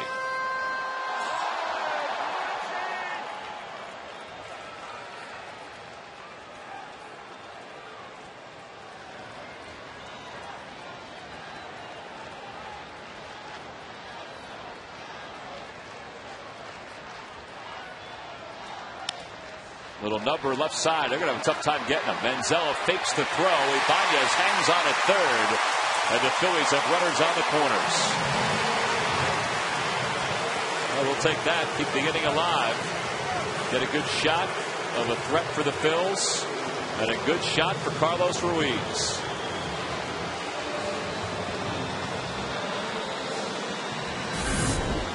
Oh, that's a good play, not even throwing it, knowing that if you do, take a chance on an error.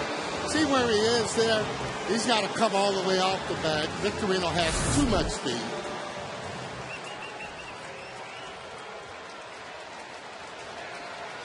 Carlos has walked. He's flied to center. And a pinch hitter in the on-deck circle for the Phillies. Yeah, I think that's a smart move for me, bringing up a hitter there that can hit. You know, if you have Cole Hamels there, even if you pinch hit, may not get the same kind of pitches. But by going on and putting up a legit pinch hitter, a guy that can hit that ball out of the ballpark and left-handed, maybe Carlos gets better pitches.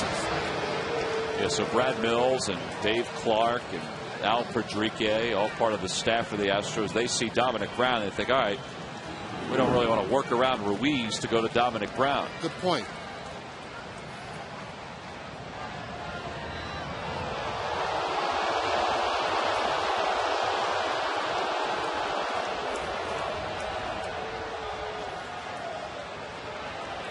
One ball, no strikes, the count to Carlos.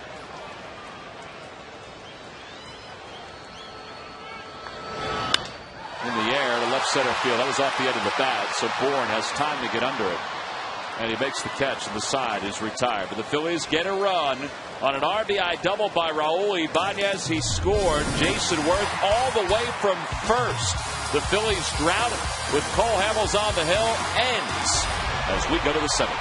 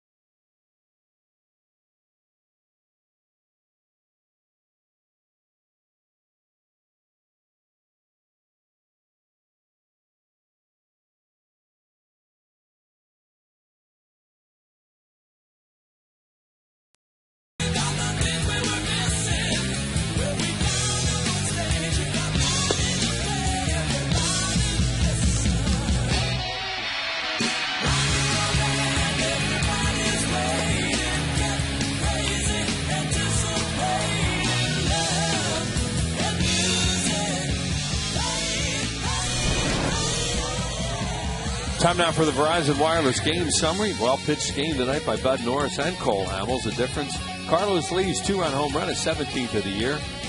Raul Ibanez has doubled into the corner, scored Jason Worth from first base to get the Phillies back to within a run. Both pitchers probably close to the end of the line. Cole Hamels down by 1. They want to get through this inning, and they'll hit for him, and there is activity in the Astros bullpen. Yeah, Bud Norris is over 100 pitches as Jason Michaels leads off the inning, and he pops the first pitch up.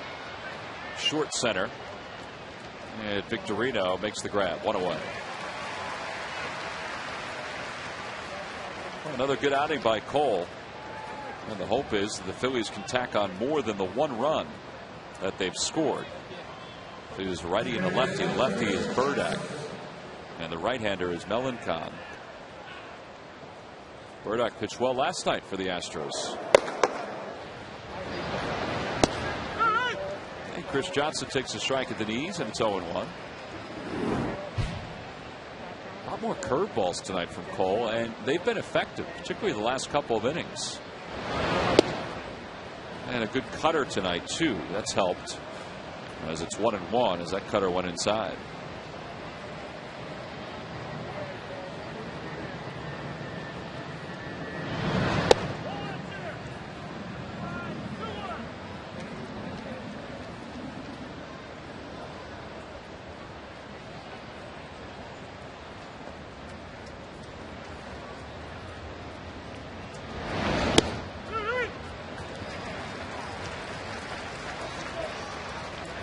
Just trying to have a clean inning here, and you think they were going to hit for him. They would hit for him. We'll see. You know, there were a couple men on base when they had the pinch hitter Brown out last time. That one just missed. It's 3-2. I guess it'll depend on how close he is to 100 pitches and whether Charlie thinks that the offense, even with Cole leading it off, can get some runs. Yeah, it is only the 7th and you're home, but you know, well, we'll see. That's why the National League brand of baseball is so different from the American League, because you get into these decisions you have to make. You know, for the 8th inning, obviously it's a no-brainer. 90 pitches for Cole. Boy, that ball-strike ratio is outstanding. He's been good again tonight. He's been good for the most part all year. You know, he's a little bit shaky last time out, but he's pitched great for the Phillies. They just don't score much. That one's on the hands, but it's going to drop in for a hit. Victorino cuts it off in the alleyway. And it's a 1-out single for Johnson.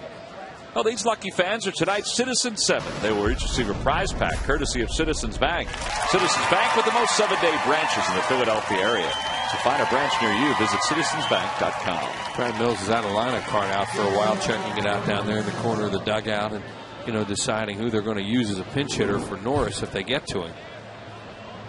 Yeah, Blum is their best pinch hitter. They have Wallace, who has some pop.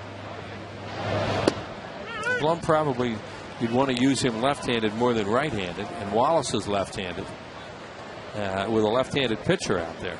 So you're right. I mean, those are the two guys that you would think they would want to use. Yeah, they have Anderson Hernandez. He's not really a pinch hitter. No. Bourgeois is right-handed. He's more of a defensive replacement, pinch runner. You know, guy hit off left-handed pitching. So hopefully they don't have to make that decision, that they won't get that far. There's Blum. He's got the batting gloves on. Center behind Jason Michaels.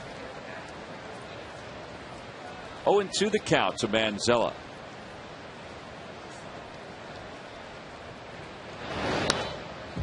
And he fouls one back, skips off the screen. On the Toyota Major League scoreboard, the Rockies, who beat the Braves last night, lead the Braves 2-0 thanks to a first inning 2-run home run by Carlos Gonzalez. Blum's an .080 hitter right-handed, .296 left-handed. On the outside corner, caught, strike 3. Had real good command of his fastball tonight, as Tom mentioned, using his curveball and cutter, but the whole thing that sets it up is what set up his season for him, is he has a fastball again that he can command and also have enough velocity that he can use his off-speed stuff, and then adding the cutter was tremendous for him. But to have a fastball that he knows that he can use in big spots and use throughout a game has changed Cole Hamels this year back to where he was a couple of years ago. Well, that's 7 strikeouts now for Cole, and here's Humberto Quintero. Quick toss over, and back easily is Johnson.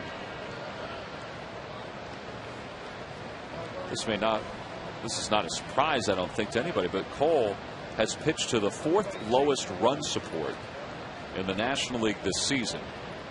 A 3.23 runs per start on his behalf. No, it's not a surprise if you watch the Phillies play. That's for sure. But the Phillies have been that kind of offensive team all year. You know, they're kind of streaky when they're on and scoring runs. You know, it looks good, but for the most part this year, they have not been a team that consistently scored a lot of runs.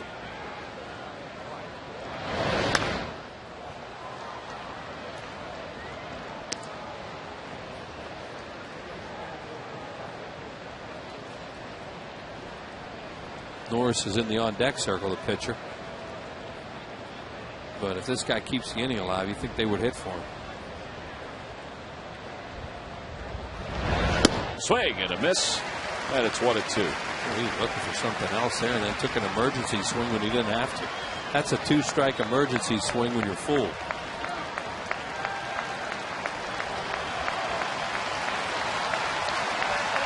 Largest crowd of the year, over 45,000. Going to get Cole Hamels through this 7th inning. 1-2 the count to Quintero. And he stays alive by chopping it foul. He threw a curveball there too and got him out front. Almost struck him out with it. Well, he got him on the curve the last time on that ball he hit back to the box. That was a good play by Hamels. That was a hit.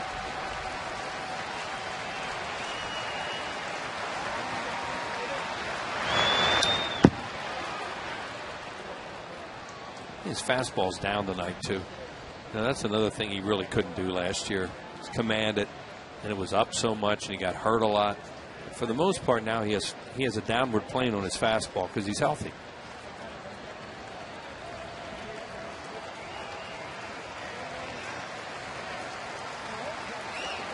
See, Carlos Ruiz does that shake off with his head, and he's trying to get. He wants Hamels a shake off, and then that makes a hitter think something else. A lot of times they think they're going to get fastball after that, and then they wound up calling changeup. Now they go fastball away. 1-2 the count. Swing and a miss. He got it. Looked like he came back with a cutter or a fastball. It was a fastball. And Quintero's downswing to finish off the inning. 8 strikeouts for Hamels. No runs, 1 hit, 1 man left. It's time to stretch here in Philadelphia.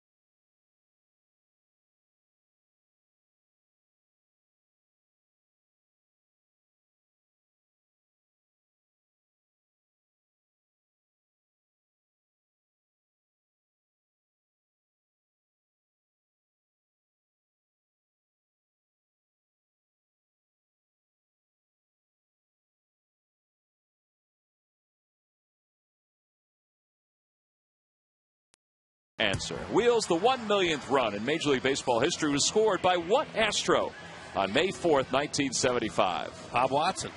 Bob Watson would be correct.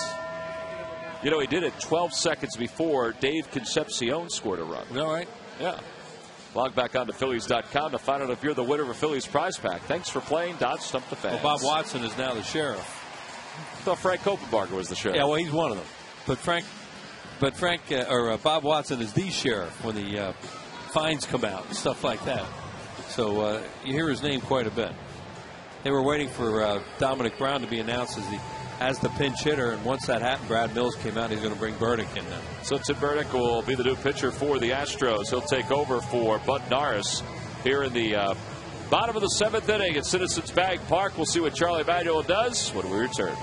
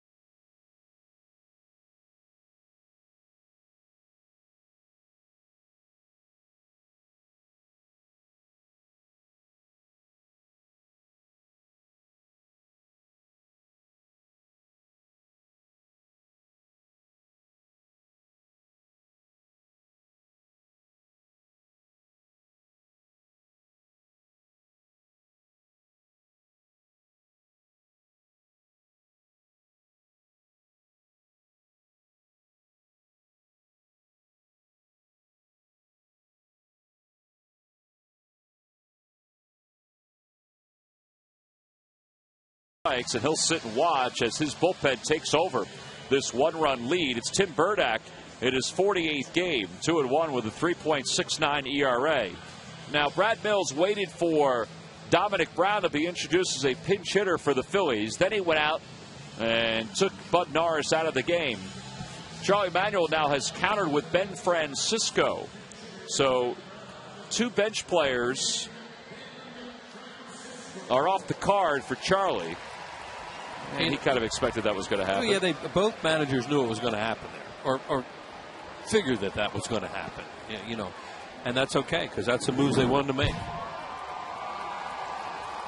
So here's Francisco, 1 for 4 against Burdick in his career. Now the other manager always likes to make the guy on the other bench make 2 moves if he can get rid of 2 players, as you said there. But in this case, you know, it was going to be Dominic Brown, and they were ready to go get their starter. There's Dominic. You know, this constant learning process for him. He gets a game with a stat sheet tonight, and that's it. Well, you know, we've seen that shot a number of times. Dominic Brown and Mike Sweeney right next to each other in the dugout. I don't know this for a fact, but Dominic Brown, I think is. I think Mike Sweeney's done a lot of talking with Dominic Brown, which certainly helps any young player. Off the end of the bat, Bourne, who can fly, recovered so quickly to make that catch. Well, he gets to everything.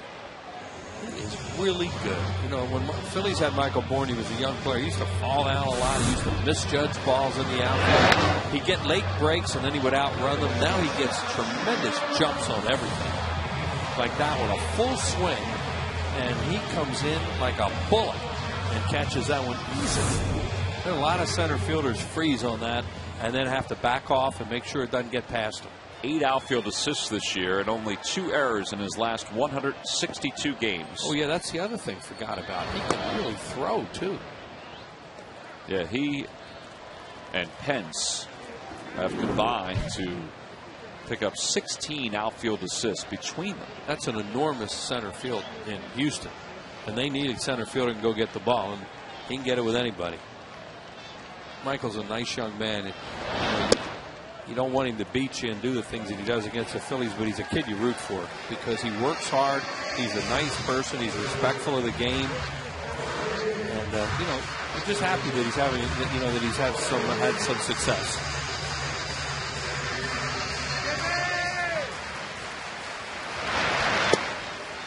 3-0 the count to Jimmy.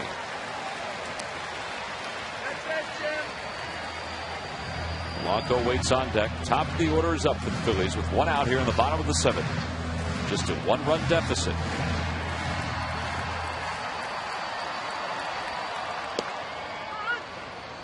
Good job by Jimmy, just trying to get on base.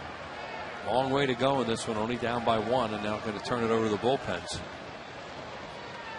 These are the kind of games you're going to see a lot of in September, for whatever reason.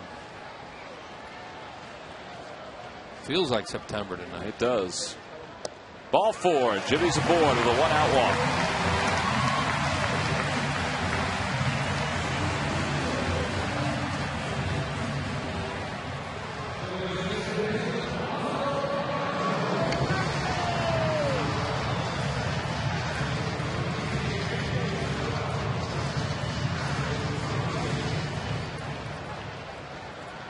Phillies anticipating Blum maybe going to be the pinch hitter in the 8th inning, or getting Romero up, because you want to turn Blum around. As we mentioned, the numbers are very different right and left. In the dirt, Quintero scooped it up. And it's 1-0 to Polanco. 1 for 3. Polanco singled his first time up, hit a cue shot to first, back in the 3rd, and then popped out to short in the 5th. There's Romero.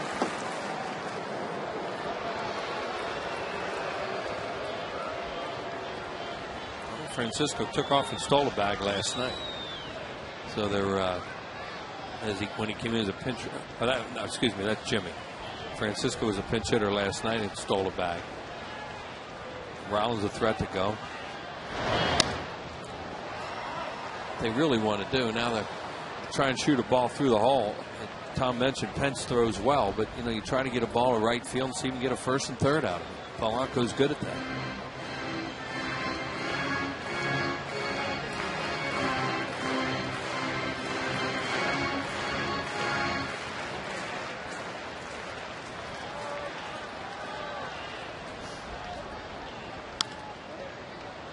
And a foul ball up the 3rd base line. Whoop.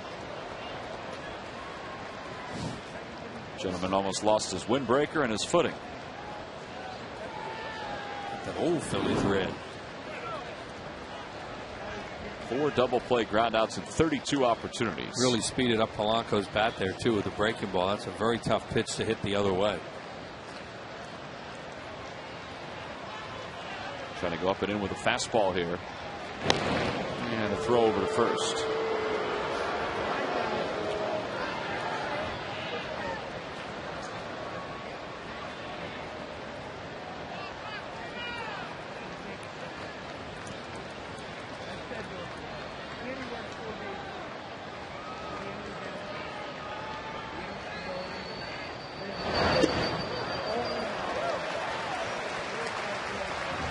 They're trying to keep him away from hitting the ball the other way if possible. Those pitches are tough to do it on.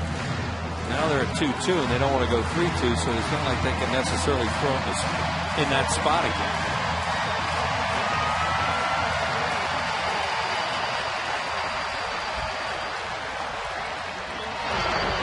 In the dirt, 3-2 the count. That's where you can start Jimmy Rollins too. The Phillies don't have too many combinations they feel comfortable doing because they swing and miss so much.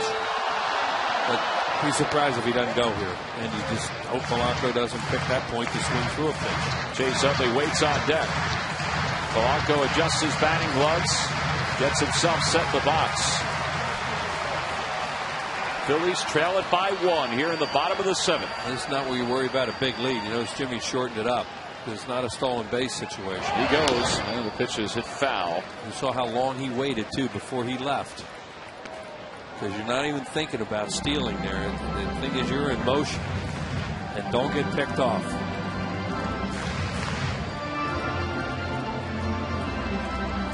It's interesting to see the way he just shortened his stride, or shortened his lead there, compared to when he was in a potential base stealing. He goes again. Up high, ball 4. The Phillies have runners up 1st and 2nd. Back-to-back walks by Burdack. 2 good at bats right there. A one-run game, outstanding job by two guys at the top of the order, Jimmy Rollins, Placido Polanco.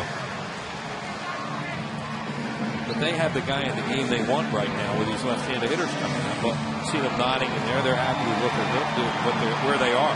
Well, they have another lefty in the bullpen. It's Chassin.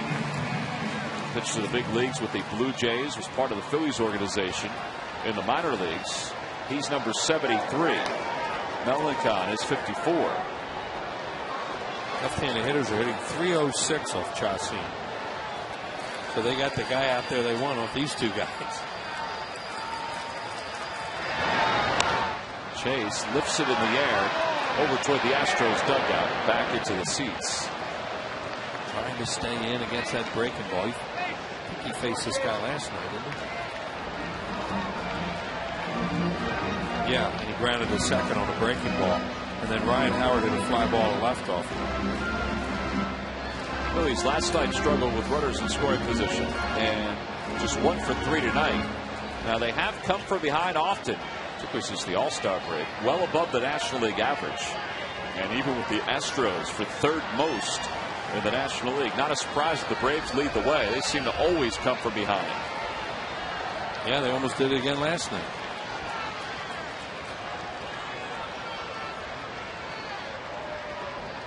Braves were down 2-0 after a Carlos Gonzalez home run tonight. And they've made it a 2-1 game out in Colorado.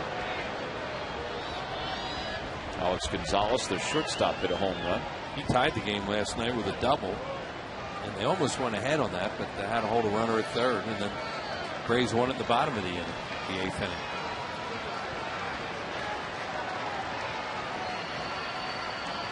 Runners go. Utley shows bunt. Throw to third is in time, and for the first time in 31 attempts, Jimmy Rollins has been caught stealing. He had been 30 for his last 30.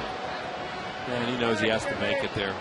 When you have a left-handed hitter up, the catcher has a free shot. You see Utley waggling the bat there, trying to help out a little bit, but Quintero made a real quick snap throw. Jimmy tries to slide to the outside part of the bag, can't do it.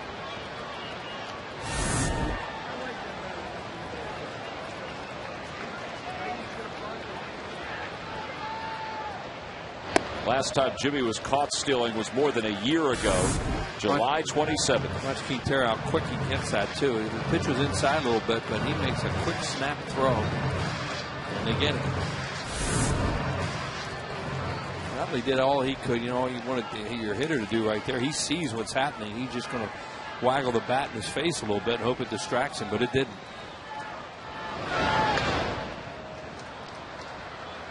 2-2 the count to Chase.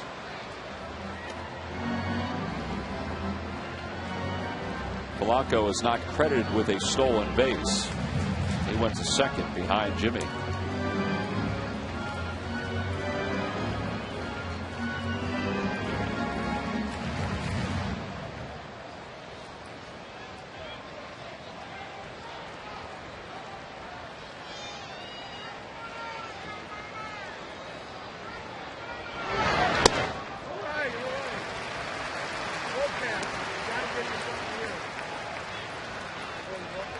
There's Ryan Howard. He waits on deck.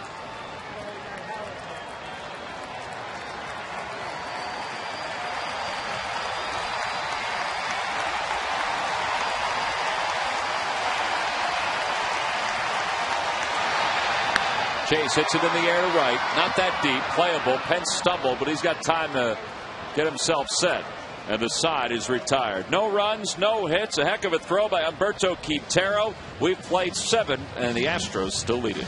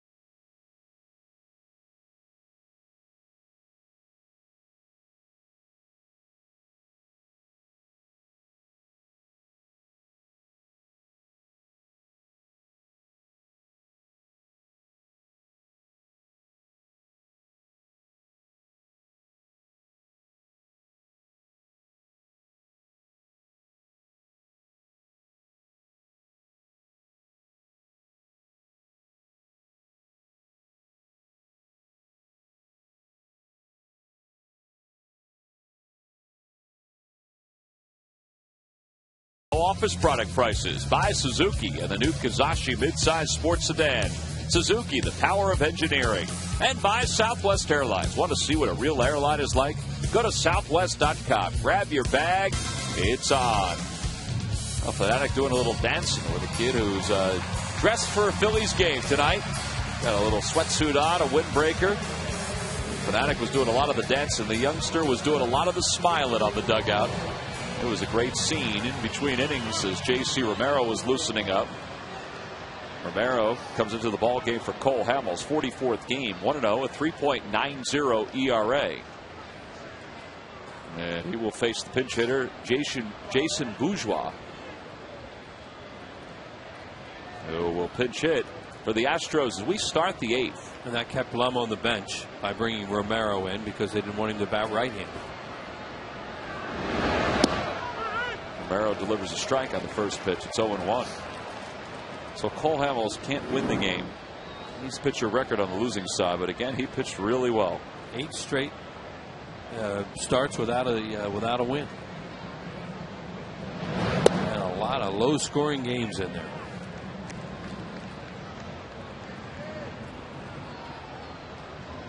Eight strikeouts for Cole. It's the 4th time in his last 5 starts and 5th time in his last 6 that he has at least 8 strikeouts in a ball game. And as he keeps saying after games, you know, he understands they're trying to do the best they can offensively. He's just trying to pitch his game and keep them in it. And he certainly has done that. Look at that wheel. 63 strikeouts in his last 8 starts. 11 walks. See, that should equate to some W's. But it hasn't. Well, the Phillies have a couple more chances to get him off the hook in this one.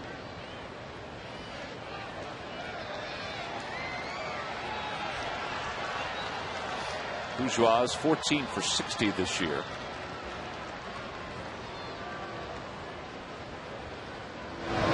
And a good off-speed pitch. He's down on strikes, 1 away here in the 8th. Hey, as we get ready for the month of September, Charlie was talking about this the other day. 25 straight to finish off the year against the National League East, including 4 against the Florida Marlins. It all begins on Labor Day with a day-night doubleheader, 105 and 705. Get your tickets now by going to Phillies.com. In fact, you can use Phillies.com to check out the upcoming schedule of games here at the ballpark as we dive headlong into the month of September. And we come back off this trip, it'll be September. Ooh. One hopper right between the wickets. And ate up Chase, who had shortened up because of Bourne's speed. Yeah, see how they score that. You know, it's hit right at him, and it was a rocket. Probably tough not to give him an error, and yet that ball was scalding. Because it's right at him. Yeah, I think that's scored correctly. Take into consideration what you said, that he's up like that, and it just ate him alive. Well, Chase will head to the mound and be part of the exchange between Charlie Manuel and J.C. Romero. Romero gives the baseball to Chuck. We've got a pitching change here at Citizens Bank Park. 1 out at the top of the 8th, 2-1 Phillies trail it. And Chad Durbin's coming into the game.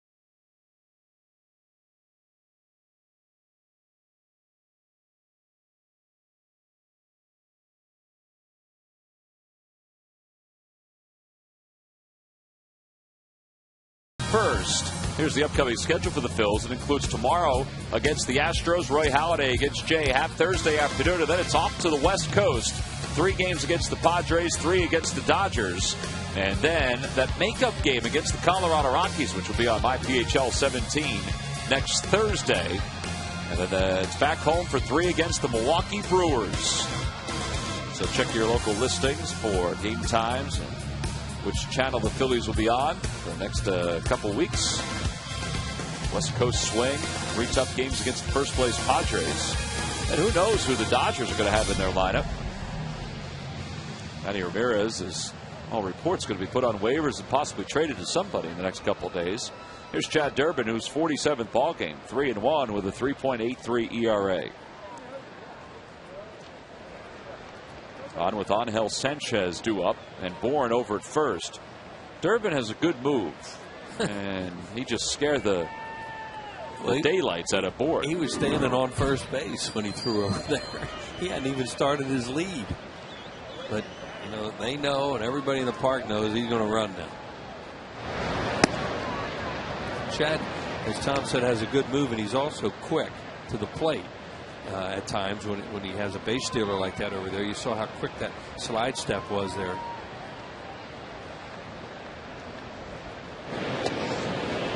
Bourne doesn't even have to have a big lead to steal. You watch him, and he's not a base stealer that steals with his lead. He steals with a really good ability to go at the right time, and also he just has amazing speed.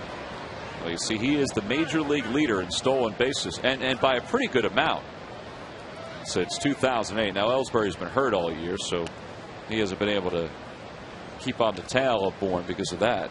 Be interested to talk to Davey sometime about Bourne and ask him about his first step, because he looks like he pivots and goes as good as anybody. He goes opposite way. That ball's pretty well hit toward foul territory, and it's 1-1. See, that first step is just different. A little gimpy coming back. Did he slide into second? There he goes. Well, he's looking in to see what happens. Well, just look a little slow coming back. I'm not buying it, Wheels. Looked like Jim Brown coming back to the huddle before he'd run over 6 people. Mickey Rivers used to look that way when he was running. A lot of guys used to walk that slow, and then all of a sudden, boom, they were gone. Juan Pierre always looked that way, too. Still does. Juan Pierre looked like he's carrying a piano on his back when he's walking.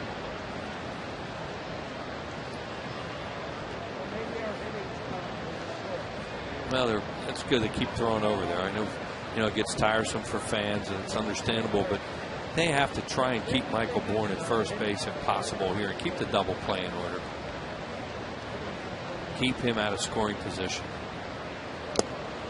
Foul tip, and it's 1-2. Quick pitched him there, and that really froze Bourne.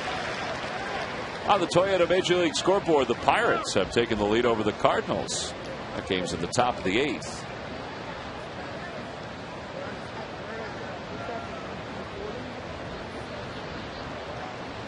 Well, they pitch out, and it's 2-2.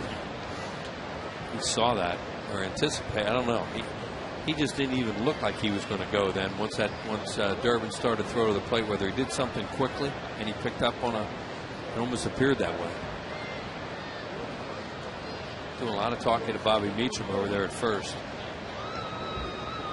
Back toward the middle. Jimmy dives. He's got it. Flips Dudley for 1. Over to first. How about that double play? They've become such a good combination because each knows where the other is going to go. 6-4-3, and it gets Durbin out of any potential jams here at the top of the 8th. Jimmy, like a vacuum up the middle, read it beautifully. Once he got to it, he waited for Chase to get to the bag, and then Chase made the throw.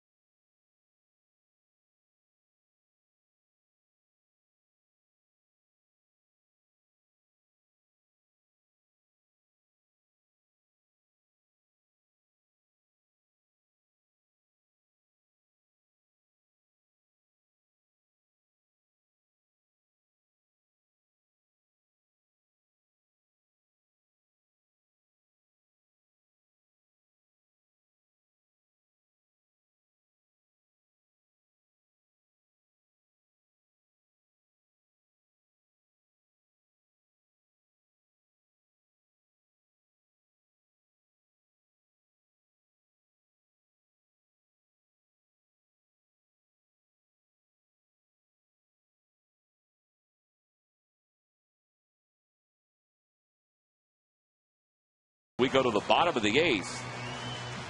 And they'll try to do everything they can to get their team back into the mix here offensively. A lot of shoot signs all around the ballpark tonight. Well, Carlos, maybe he'll get up in this inning. Maybe he'll provide a spark. It is the Carlos Ruiz bobble figurine that was given out tonight. And Gustavo Chacin, who last pitched in the big leagues with the Toronto Blue Jays, enters his 34th game with the Astros. He's 1-2 with 5.23 ERA. That's an odd record. And he's given up a lot of base runners. Look at that. 58 base runners in 32 2/3 innings. 307 right-handed hitters, and we mentioned that left-handed hitters are 306 against him. Hey, that was a great job by Durbin last inning to make that double play possible. And we'll talk about it a little bit, how he kept throwing over there and did it. By keeping Michael Bourne so close to first and really taking the spring out of his legs. When Jimmy made that great play, Bourne's still a long way from second. Two things happened. They were able to get him, and he also couldn't blow up the play. And, you know, like I said, it gets monotonous sometimes when a guy throws over there, but in a big game, late in the year, in a one-run game, and you can do that kind of stuff, that can maybe make a difference in this game tonight, a little thing like that. Oh, it keeps it in a one-run ball game. Well, Bourne's a game changer when he's on base, as he showed again last night. Inside 2-1. Keeps it a one-run game, and at least for that moment, kept him at a scoring position with Hunter Pence up next. Yeah, well, Chad did a really good job of throwing over there and getting to the ball to the plate in a hurry. Ryan tried to check his swing, but he went around. It's 2-2.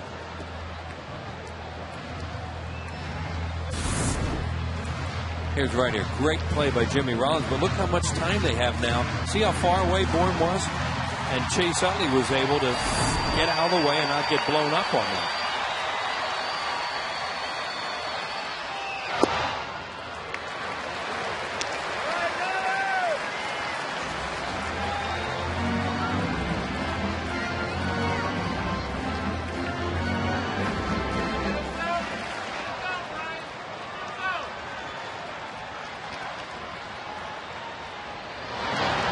Swing and a miss, and Ryan is down on strikes for the 6th time in this series. And one out here in the 8th.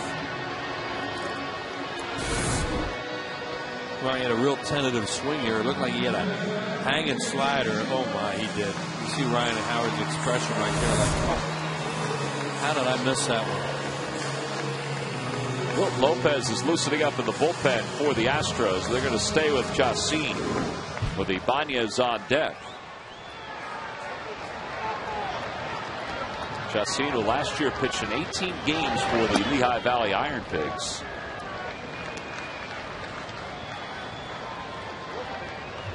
One ball, no strikes, the count.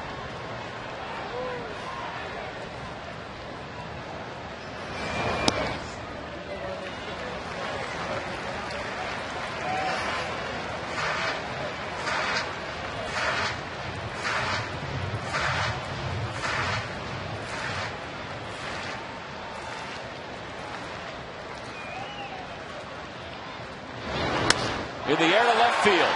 Jason Michaels going back. Looks like he has room. And he makes the catch. That one looked like it was almost toward the end of the bat. It was a changeup, too, and he got way out front. 2 outs. That's the difference in really driving one. And then watch what he did, like a little double pump there. I was watching that thinking that could be a balk if there's a man on base. Or could be pitching from the stretch, too. But it's a changeup. But watch what Jason Worth does. He opens up. And he just got out front of that a little bit. And with the wind blowing the way that it is tonight, it's not going to help it. Well, now with 2 outs, Ibanez will bat. And Raul takes one inside.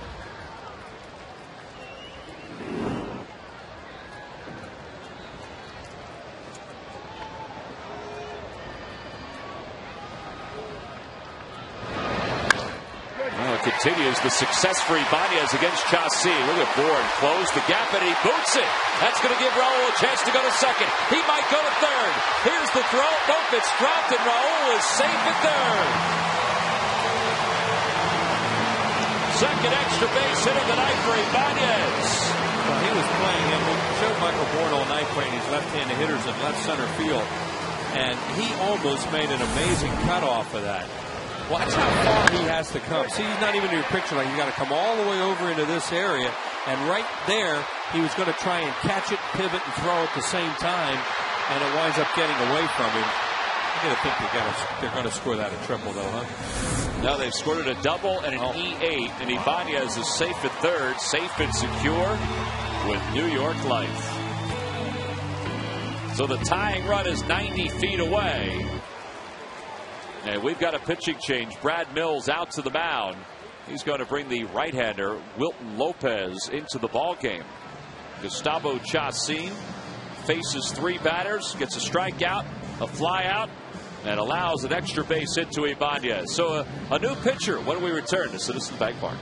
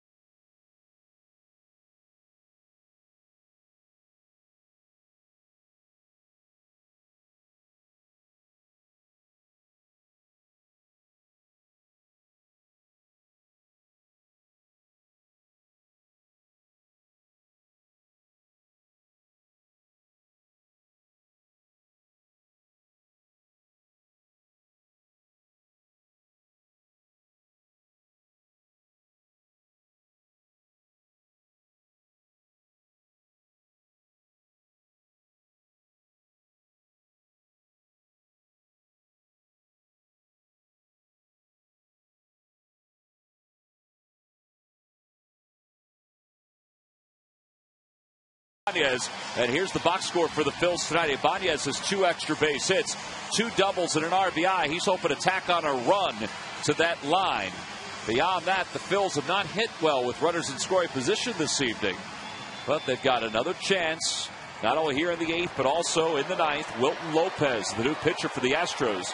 55th game for Lopez. He has stranded 25 of the 26 inherited runners this season. And he delivers a strike to Victorino. Yeah, and they'd rather Wilton Lopez in this game, even though Victorino is going to bat left-handed, where he's going to be quicker getting out of the box with a man on third than Chacin pitching to him right-handed. Still surprised that they play the corners in for Shane. I guess the threat of speed more than anything else. He doesn't bunt that much. He pops it up. Foul territory, third base side. And it's out of play. Well, thankfully, he just didn't hit that one high enough. Good fastball there from Lopez. Got in on it. Well, Lopez at 19 2/3 scoreless. He is in the mix with a whole bunch of starting pitchers. He ran a 100-yard dash coming in. Yeah, he did. Boy, he was flying. He looked like Coffey. Todd Coffey, that's his act. 0-2 pitch to Victorino. Stays alive. Tom mentioned the corners up. Of course, now with 2 strikes, they backed up.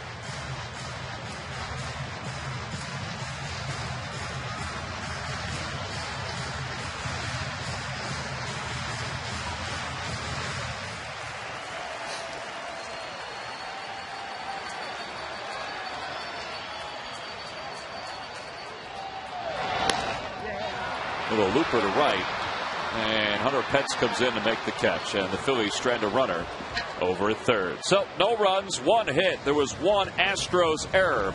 We have played 8, and the Phils still trailing.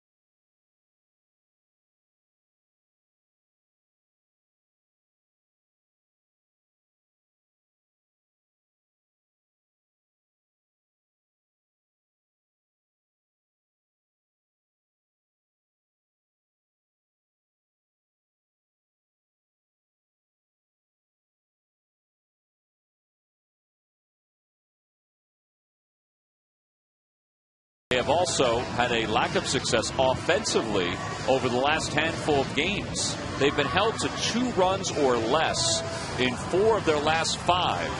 Now, I'm not counting tonight. It could be 5 of their last 6, depending on how this one goes. Right now, Carlos Lee's 2-run home run is what is the difference in this game, as the Astros lead it by 1 as we go to the 9th.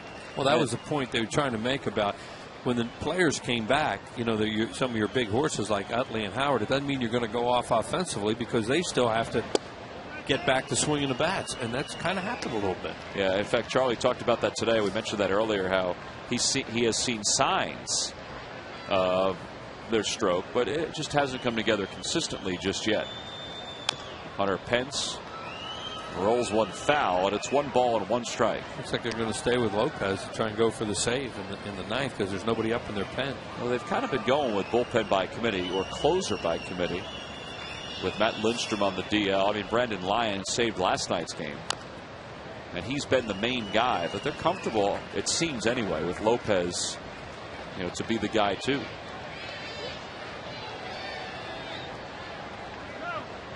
Brad Mills, his first full year as a skipper, says he has really learned a lot, and he gives Terry Francona a lot of credit for, you know, bringing him along as a bench coach, having a lot of confidence in him, giving him responsibilities, letting him make decisions, and he feels that there's no way he would have been able to be as ready as he was to manage in the major leagues if it hadn't been for that time with Tito.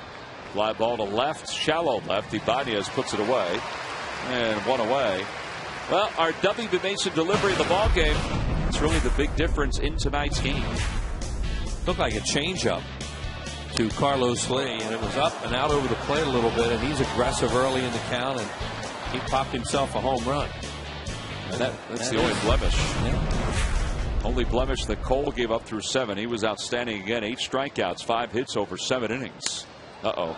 There he goes again. That one may have gotten toward the end of the bat a little bit. Ibanez back toward the warning track, makes the catch. Talked about early, you know, you watch him, you don't see him a lot, but you watch him on TV, and the times you see him, this guy early in the count just jumps at pitches, and you really don't want to throw him too many strikes. I think he thought he had another one there. See what happens. Chad's trying to throw us, it's a backup slider a little bit. Came back towards him a little. It fooled him. There was a fan in the second row behind home plate. From his vantage point, He was thinking along the lines of Carlos Lee as Jason Michaels is hit by that pitch. It hits the front of his jersey. He was waving as Lee took a swing, and he's looking at the bat right now to see where the ball went on the bat.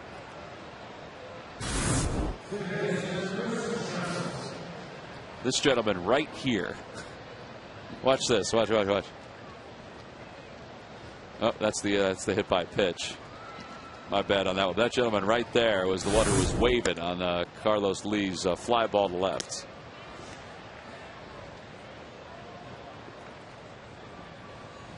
So Michaels is aboard with 2 outs. And here's Chris Johnson. He's 2 for 3. How'd I do with the telestrator? That was good, because I had no idea who it was. I didn't see it. Here he is. Watch that gentleman in the blue shirt. Uh-oh. Look, he's just stoically looking, and bye-bye. Nope. He was really just waving to everybody.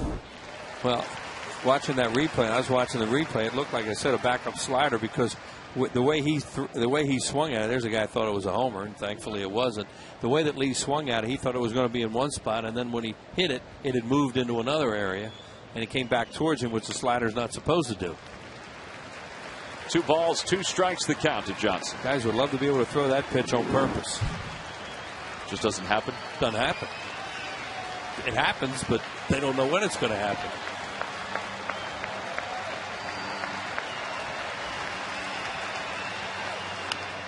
Another breaking ball. That's hit foul.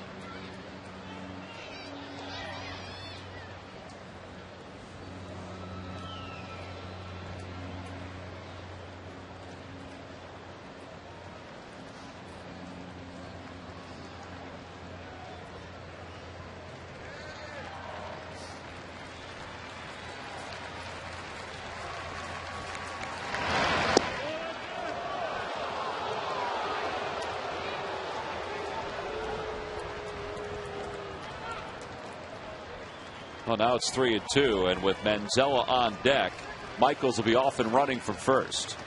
Howard plays behind him. There he goes, and the pitch inside, ball 4. Just missed the inside part of the plate. So 2 base runners for the Astros here at the top of the 9th.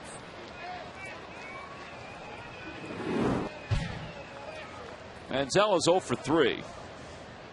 Grounded into a double play. As you see, fly to right in the 5th, went down looking in the 7th.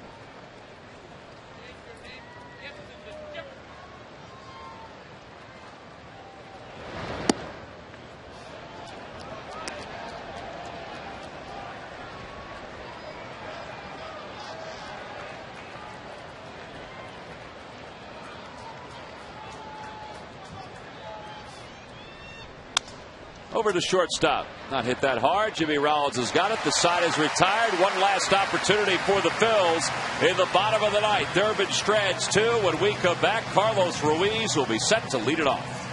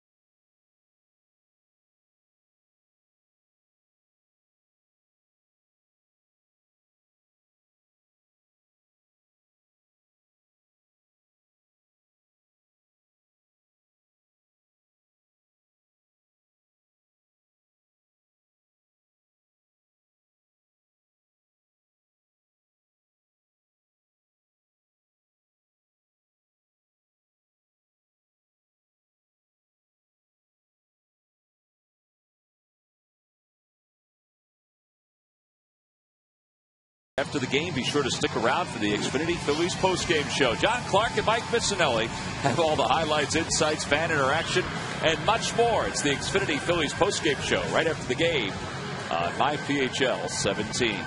Phillies trail it here. Pittsburgh leads St. Louis out in Pittsburgh. Atlanta trails Colorado out in Colorado. And the Giants will play later on against the Reds. On a night in which his Bobble figurine was presented to all fans, compliments of the good folks at Wynn Street, Carlos Ruiz will lead things off as the Phillies trail it by 1. Mike Sweeney's come out in the on-deck circle for the Phillies. Wilton Lopez, who is not allowed a run in 20 straight innings, is still out there for Houston. There's Mike Sweeney.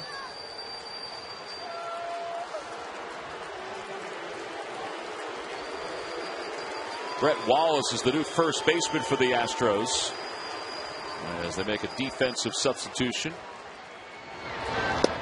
And it's 1-0 to Ruiz. There's Wallace on for Carlos Lee.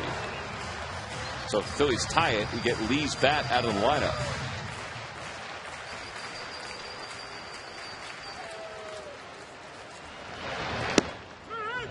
He did this last night, doing it again tonight, guarding the line with a third baseman for a right-handed hitter. So a lot of room to hit a ball through in the hole over in that area.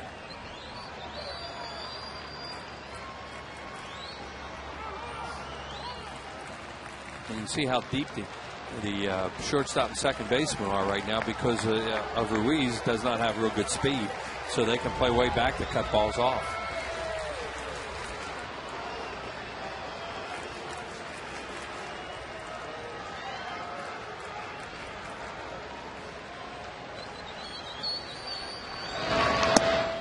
In the category of, I don't know how this works, Wilton Lopez has come up to the big leagues, has had a world of success this year for the Astros, an ERA of 2.77. He's a little frustrated right now as Quintero goes out to the mound and chat with him. He was down in the minor leagues. He pitched in only 6 innings in the minor leagues, but he was 2-1 with a 5.40 ERA and 3 relief stints. He hasn't had the same kind of lack of success here in the big leagues. Back toward the middle. Manzella to his left on the outfield grass, flips it. 1 away. We're just showing how deep they are. And that's the advantage you have when you have a slower runner at the plate. I mean, he was in the outfield almost when that ball was hit, so he has a great angle. Watch where he is. We showed where he was playing, how deep he is, so now he can cut that off. If he's playing even normal shortstop, that ball has a heck of a chance to go through the middle for a base hit, but he makes a nice play. That is a nice play. He hit a lot on that throw too, throwing across his body like that. So 1 away, and Mike Sweeney has been introduced as the pinch hitter for the Phillies. Sweeney overall hitting .242 in a Phillies uniform, still looking for his first homer. And they can play the same way with a guy like Sweeney. Hits it hard right at Manzella. Didn't really have to move for that one. 2 outs. Well, this guy's a sinker ball pitcher, and he's getting his ground balls. He was able to get the fly out to end the 8th, and now 2 ground balls to begin the 9th. And the Phillies are down to their final out. Oh, in the ebb and flow of a baseball season, there are stretches where a team is scorching hot offensively, and there are stretches when a team is struggling offensively. And right now the Phillies are in a 6-game stretch where they are struggling offensively.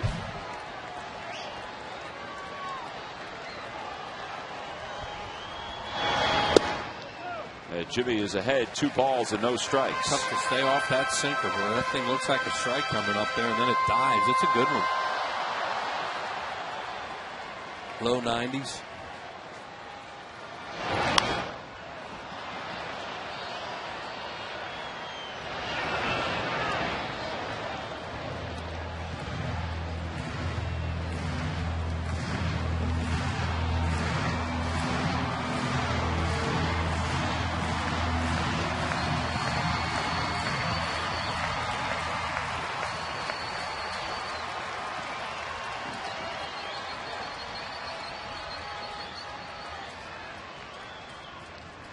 Three and 1 the count. Phillies just trying to get the tying run aboard and then work from there. There's Polanco hoping for a chance. If he gets that chance, the tying run will be on base.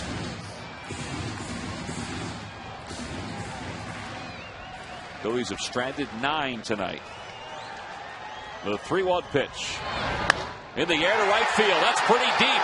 Pence going back. Warning track wall. This game is tied. Jimmy Rollins with a towering home run. It's a 2-2 game here in the bottom of the ninth.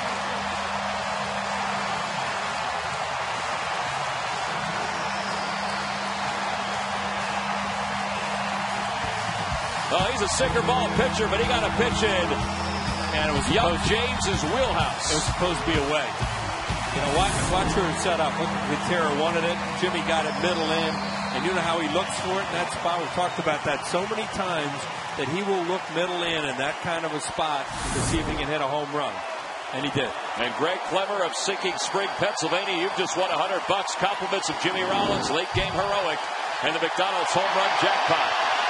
He put down sinker away, fastball away, and he missed his spot by 2 feet, and Jimmy didn't miss that. Oh, he crushed it. He crushed it, and Wilton Lopez's scoreless streak is over. It makes him feel better about that missed steal of third. It's a 2-2 ball game here in the bottom of the ninth. 2-0 the count to Polanco. There's a strike, and it's 2-1. Boy, that's amazing. You know, they were trying to do the right thing there with the Astros and talk all the time about stay away in those spots, and he missed it. Off the plate. Manzella scoops it up, and we're going extra innings. The Phillies will take that at this point. They tie it up here at the bottom of the ninth inning on a solo home run by Jimmy Rollins. He likes it. Everybody in the crowd likes it. He guessed beautifully. Got it into his wheelhouse. A towering shot. It's a 2-2 game as we go to the 10th.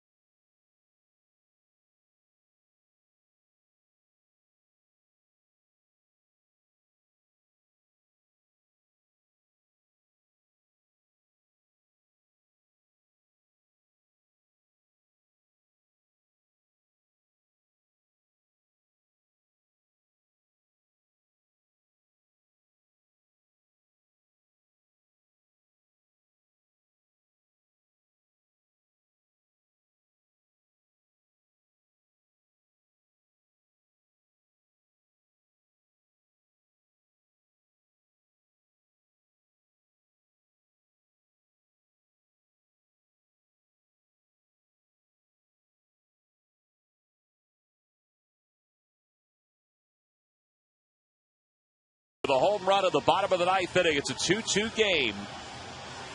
As we go to the top of the 10th, the Phillies 10-5. They've won 7 straight extra inning ball games. Meanwhile, the Astros in extra inning games 6-4. I mean, look at the difference. The Phillies have played 5 more extra inning games than Houston, and they've had a lot of success, particularly since the 1st of July. In fact, their last loss was July 6th against the Braves in extra innings. And Brad Lidge, well, his responsibility is to take this game to the bottom of the 10th and take it there with a 2-2 score. Jimmy will tell you he's looking middle in there. If that pitch was away, he probably would have taken it to go to 3-2 because he had a pitch to play with. And you could just see he was locked into a zone there, and he got it. Hits it out of the ballpark. It's a little curtain call there. And they had called fastball away, set up away. Human element in this game, and Lopez missed his spot by 2 feet, and Jimmy Rollins hit it out of the ballpark. Well, Jason Castro is going to pinch hit.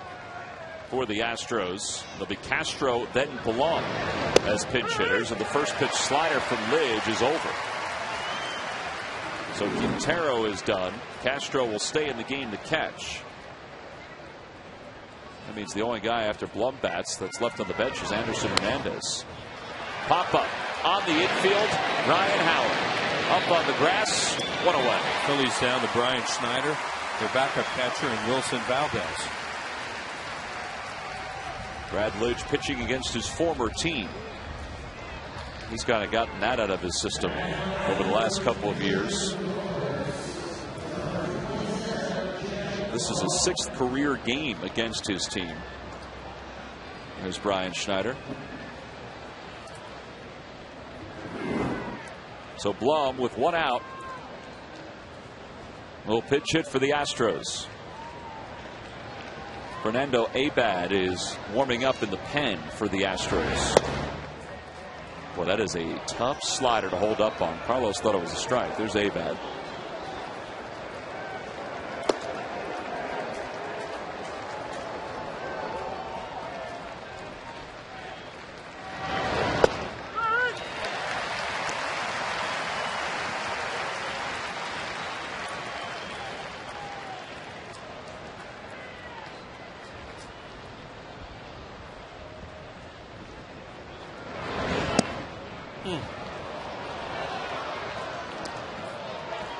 On the Toyota Major League scoreboard, Pirates and the Cardinals, that game has gone final.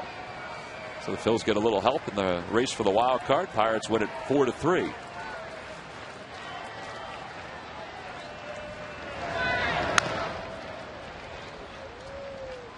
Ryan knocks that one down in foul territory, and it's 2 balls and 2 strikes.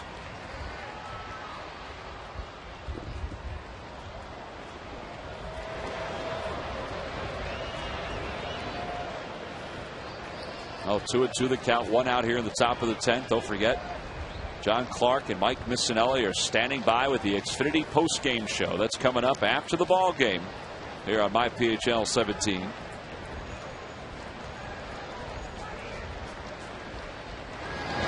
Swing and a miss, and Blum is down on strikes.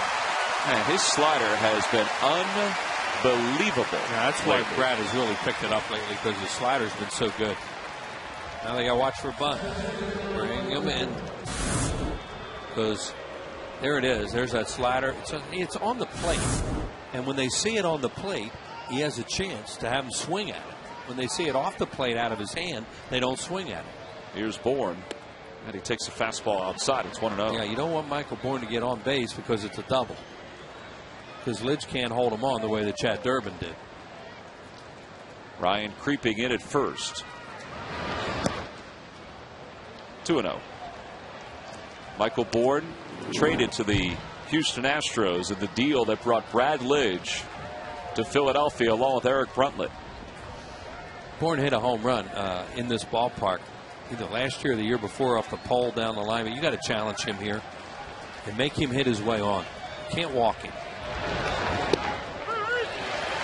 Threw a slider and got it over. So much for challenging him. 2-0.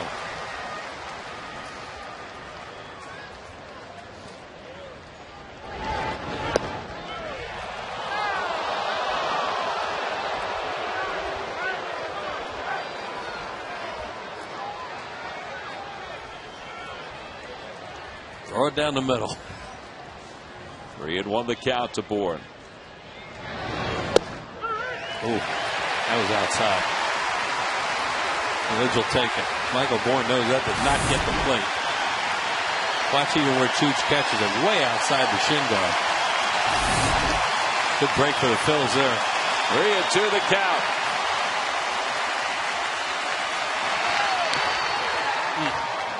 He just got a piece of it. He fouled off a good one there. And that wasn't one of those ones in the dirt. That was a strike.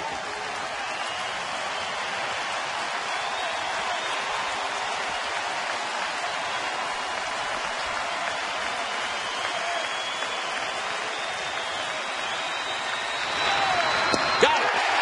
A hard slider from Lidge, and Michael Bourne is rung up. And he gets the side in order here at the top of the 10th. Back Back-to-back strikeouts for Lidge, Jeff Blum, and then Michael Bourne in the strike zone. And now as we go to the bottom of the 10th, it'll be the big boys, Chase Utley, Ryan Howard, and Jason Worth for the Phils.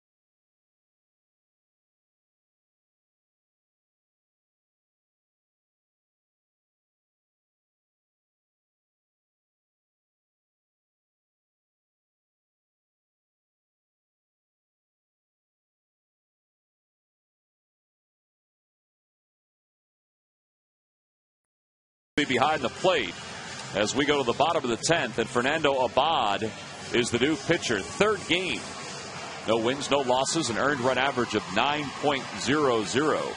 Another one of the lefties for the Astros, and he's on here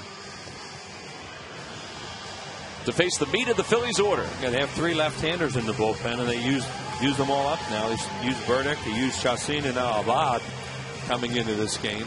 He has not been used a whole lot because they haven't had him here that long. Abad spent 4 years in the Dominican Summer League for the Astros from 2003 to 2006.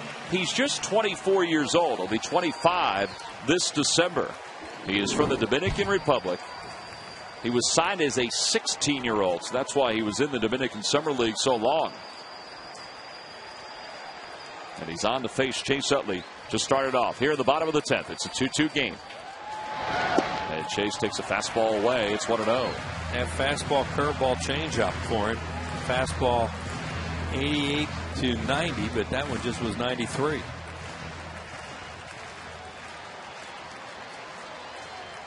They play Chase to pull along the infield, straight away in the outfield. And it's 2 balls and no strikes. It's a tough spot for a kid. You know, you hope that the guys will go up like Chase is right now. Hope they'll get a little bit wild.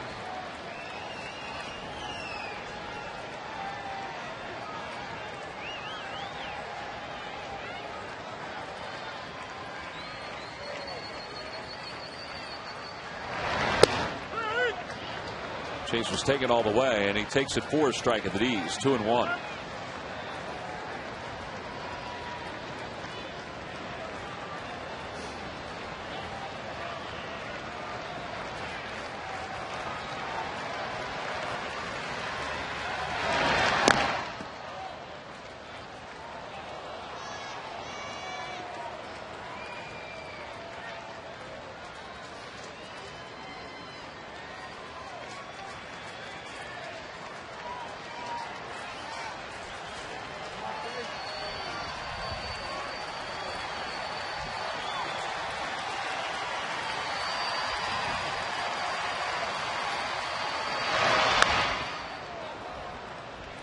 He's timing him more and more as this at-bat goes on. It remains 2-2. We got a slider with up, maybe out of the strike zone a little bit. They are guarding the line with Wallace at first base, off the line with the third baseman, left-handed hitter up. And you see Wallace hugging the line. Also playing the pull with the second baseman, Sanchez.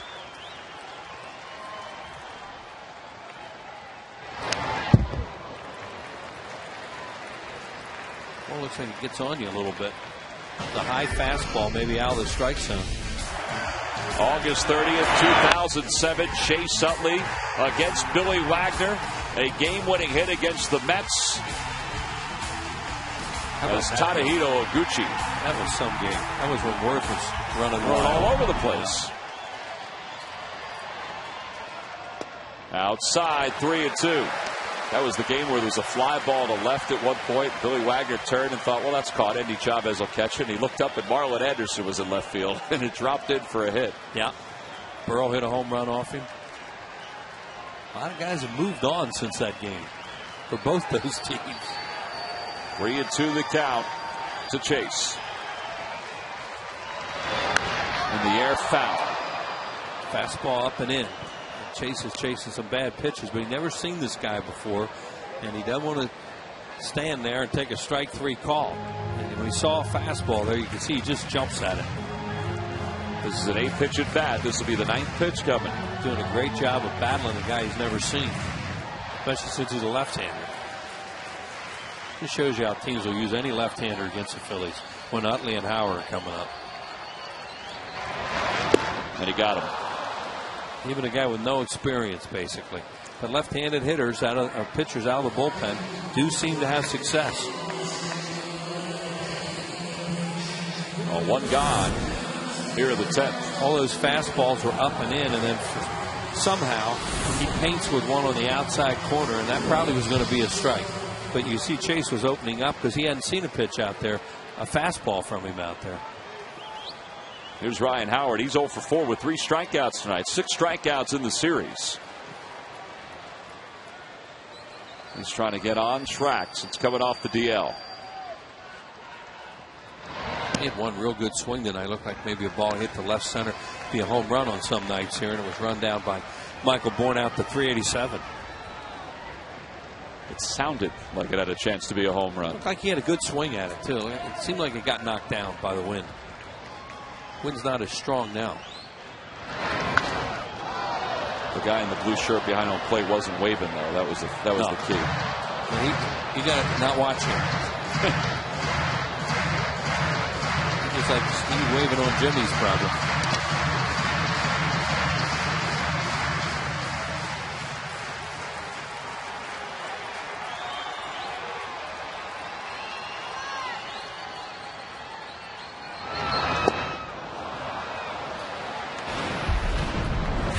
Ryan Howard on July 9th this year against Arthur Rhodes.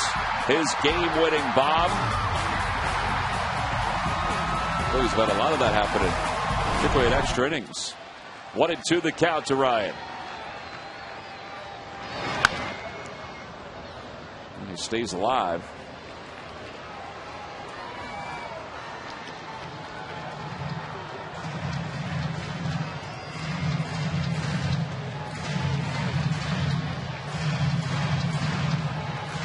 Worth is on deck. They do not have a right-hander up either. I just glanced up there as I saw Jason wandering around the on-deck circle. Well, they're going to let Abad pitch this inning, it would appear. There's Jason.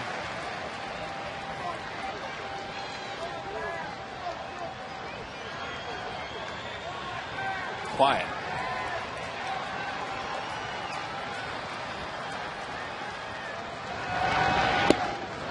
Got him on a fastball. Same velocity as the one he got Chase with. 2 outs.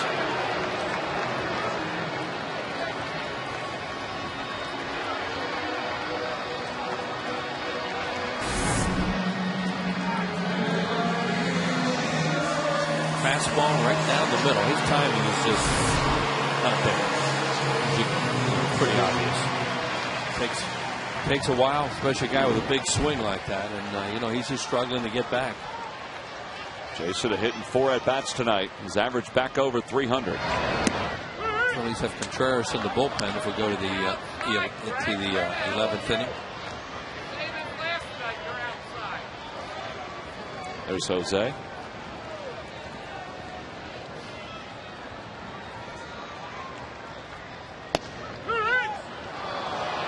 Great spot he's throwing those two. Quintero is a veteran catcher, and he's not going to let him get beat middle in. Castro, the young catcher, is a good sign. He's not going to let him get beat middle in. If Jason Worth hits it out the other way, which he can, they'll say, okay, nice job. But you're not going to get anything to pull unless we make a mistake. Cue shot right off the end of the bat toward the middle. Backhanded by Sanchez. No chance. Jason's aboard. The winning run is on base.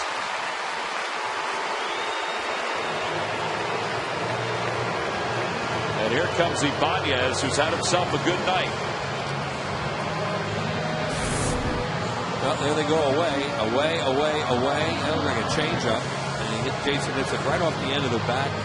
With his great speed, they had no chance of getting it.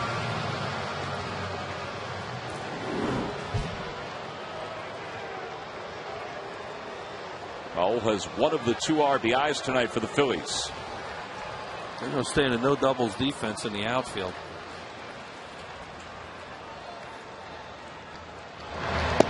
So there's some room to dunk it in front of the outfielders, although with Michael Bourne, where's the room? I'm saying that, I'm thinking, you don't dunk them in front of him. Well, you see they're pretty deep because they do not want an extra base hit here because it could end the game the way Worth can run. He'll be off the crack of the bat with 2 outs the way he was earlier in the game. That was when Ibanez doubled down the left field line. In the air to right field. It's deep, angling, foul. He broke his bat on it. He got a good swing at it, but it just looked better than it was.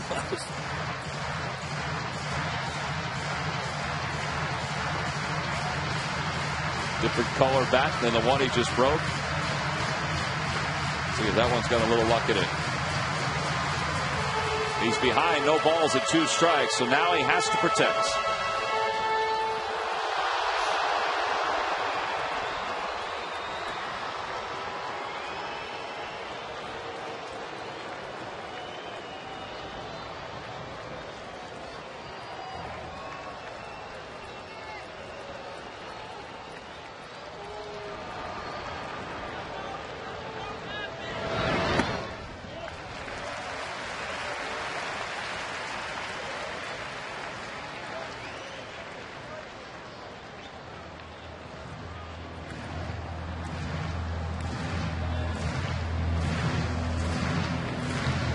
Son, this is where you put your rally cap on. Get something going here in the bottom of the 10th.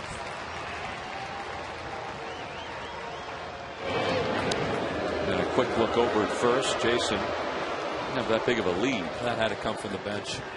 They just gave him a throw over there. You can see he wasn't real committed to it.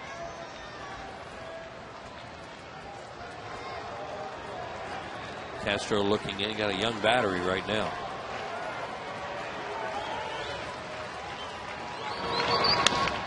Over towards second base. Sanchez takes the big hop, and we're going to the 11th. No runs, 1 hit, 1 man left for the Phillies. We've completed 10 on to the 11th in a 2-2 game.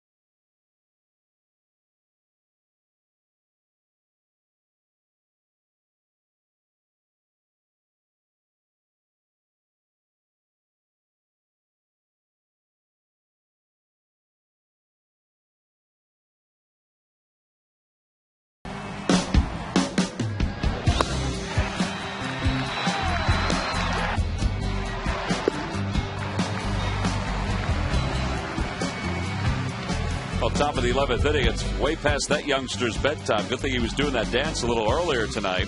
Phillies and the Astros tied at 2. And as we go to the 11th inning, Jose Contreras, the new pitcher for the Phillies. 51st game for Jose. A scoreless inning by Brad Lidge. Brad has now got 10 straight appearances without allowing a walk. He threw 14 pitches in his outing through 12 strikes. And now it's up to Contreras. Contreras will face Angel Sanchez, Hunter Pence. And remember, before we told you that Carlos Lee was lifted from the game for defensive purposes. And he would have batted third in this inning. But instead of Lee, it's going to be Wallace, the first baseman. Yeah, and that's a move you certainly would understand Brad Mills making, too, because they had a 1-run lead, and Lee is not a guy that plays a whole lot of first base.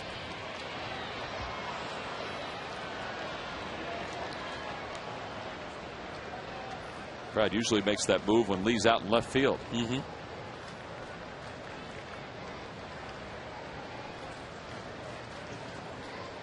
Sanchez tonight is 0 for 4. He has struck out twice. And he bunts up the third base line. Pretty good bunt. Contreras off the mound. Bare hands. Boy, he had a lot on that throw. One thing we've noticed about Sanchez is he can't run. I mean, he tried. That's a base hit bunt right there. And he's out. He's out by a lot. I thought that's a hit when he put it down. Now here comes Jose. As you said, he makes a good play, got a lot on it. It wasn't that close for that good a bunt. Jose showed a little emotion too after he made that throw and got that out. I think he was. I think he was a little surprised that he got it out on a bunt that good. Oh, with one gone, here's Hunter Pence. This guy can run.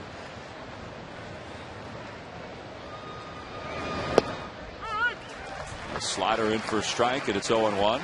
On the Toyota Major League scoreboard, Seth Smith has hit his 15th home run.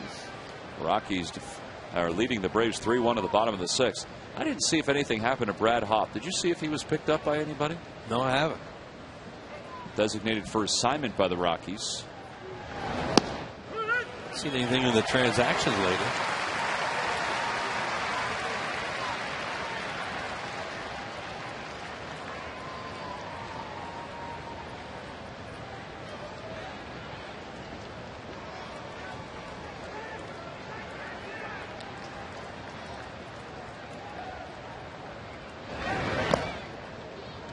Try to get him to go fishing with the count 0-2. It's 1 ball and 2 strikes.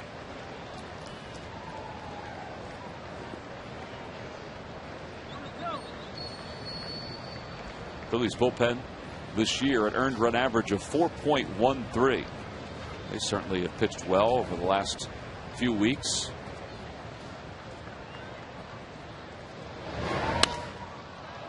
Over toward right, down the line, toward the corner. That is a foul ball. Boy, Hunter Pence gets a lot of hits like that, too. 2 strikes on him. You know, he pulls off, but he's got those long arms, and he slaps balls the other way. Watch it. Look at him pull off. That's a breaking ball. How did he hit that thing? Look at it. He's got some strong wrists. And he's got those really long arms. So he's able to go out and reach something like that, even though he pulled off that badly. So, you know, when you see that kind of swing, you want to keep staying away from him. Don't give him anything middle in.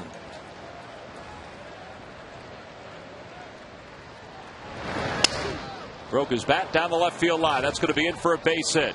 Ibanez gets to it quickly, and Pence, he nearly missed first, so he can't go any farther than that. He's upset with himself because he was thinking 2 out of the box. A 1-out single. Well, they did come back middle in. As Tom says, he misses first. I mean, his stride was not good coming into first base. And the reason was he was looking out there to see where the ball was. So his stride got off a little bit, and he realized he was about ready to miss first. And if he had went on to second, he would have been a dead duck. Oh, yeah. He can steal bags here, too. Wallace lines it to right, a base hit. With a nice hop to Jason Worth, so Penn stops at second. So we mentioned that was Carlos Lee's spot in the order, and Wallace comes up with a base hit. So 2 aboard, 1 out. Here in the 11th inning. By the way, Brad Hopp has cleared waivers, and he's expected to sign with a new team. Not sure what that team is on Thursday. Yeah, you would think someone would want him. Jason Michaels 2 for 7 in his career against Contreras. He's been on base twice tonight. He singled his first time up, grounded to short, fly to center, and was hit by a pitch.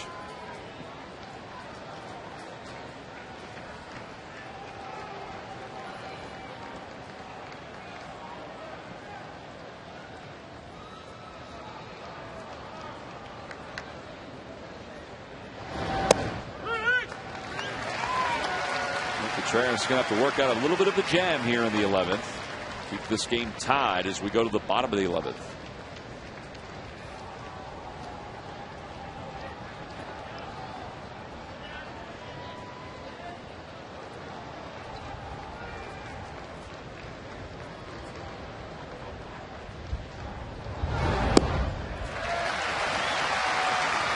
.94 and wicked.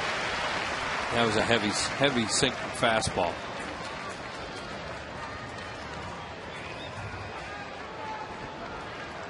Owen Kahn is up and loosening in the game, or again in the bullpen.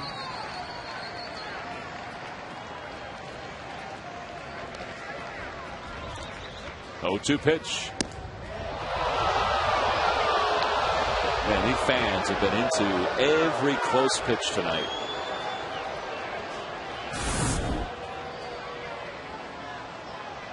Tried to run that one back, but it came back a little too late.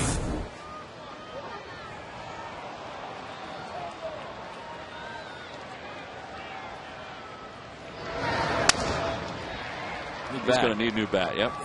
That one is shattered. Yeah, that was another one of those heavy sinking fastballs that Contreras can throw. Doesn't throw his split much to right-handed batters. He'll throw fastball slider to the right-handed hitters. Splits to the left-handed batters.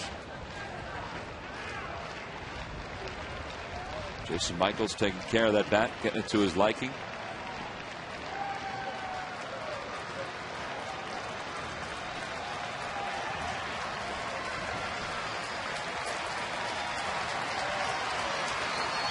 I'll watch Hunter Pence at second.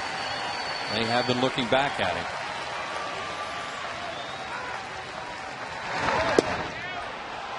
Trying to go to that same spot. It was a little too tight. And it's 2 balls and 2 strikes. Guy's doing a little umpiring. Looked like the guy in front of him was very entertained by whatever he said.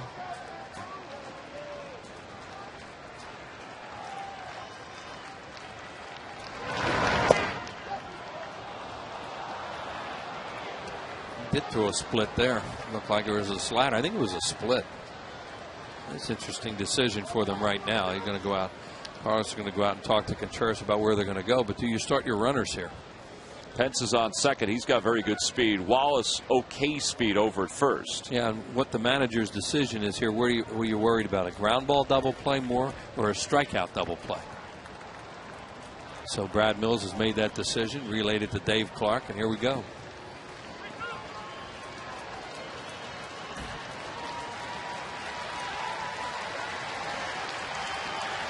Three and 2 the count to Jason Michaels. The runners go. A little looper toward Utley. This is going to be a double play. He can pick whatever base he wants. Flips to Jimmy Rollins at second, and the side is retired. No runs, 2 hits, a couple of decisions. We go to the bottom of the 11th in a 2-2 game.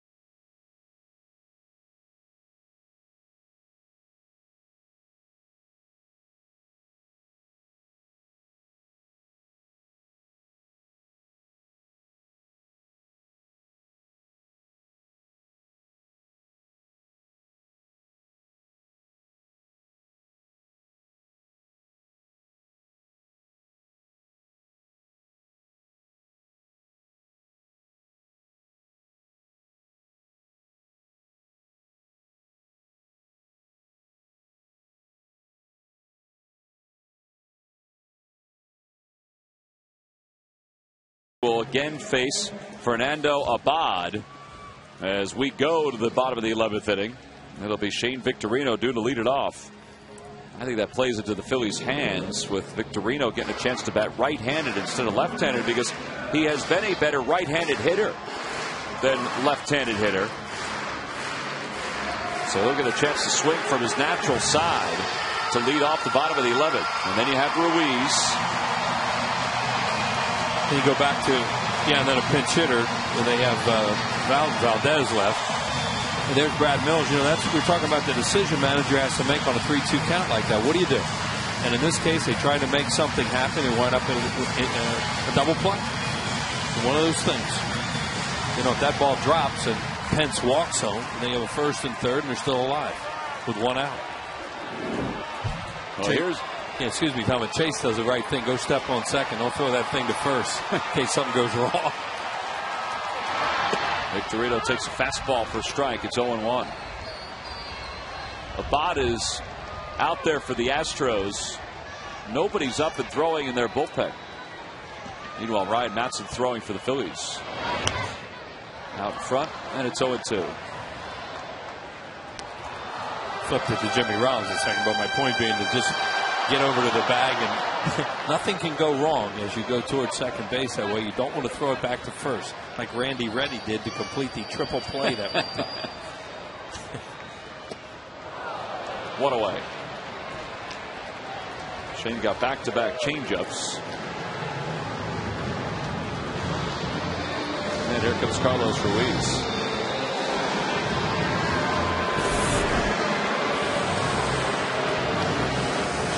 Opening up there, trying to end it, it looked like.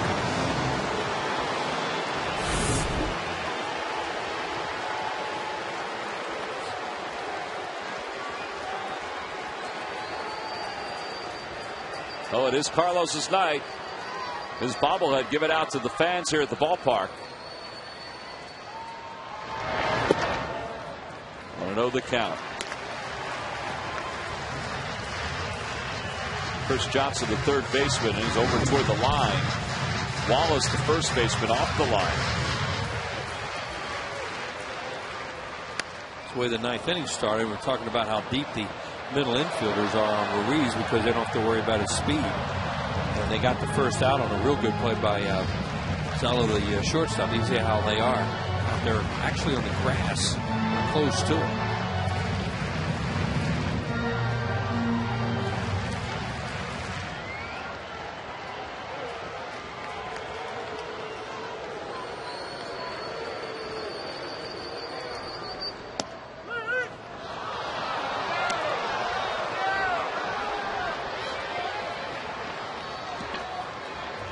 Really competing. The guy hasn't pitched much in the major leagues. In a spot like this, in this ballpark, he's throwing a lot of strikes. Carlos stays alive, and he's throwing some more breaking pitches in this inning and off-speed pitches. He has righties to deal with, and he's dealt with them after getting through the left-handers in the 10th.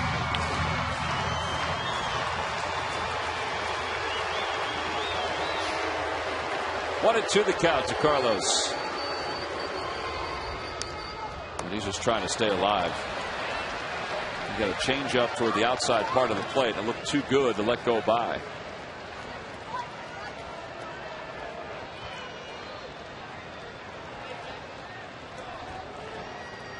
Phillies are 4-3 on the homestand. 2 more after this one against the Astros tomorrow and Thursday. 2-2 the count to Carlos. On the Toyota Major League scoreboard, the Giants have taken an early lead over the Reds, 3-0 in the top of the second. Pablo Sandoval, a 2-run single. Cody Ross is an RBI single and a run scored for San Francisco.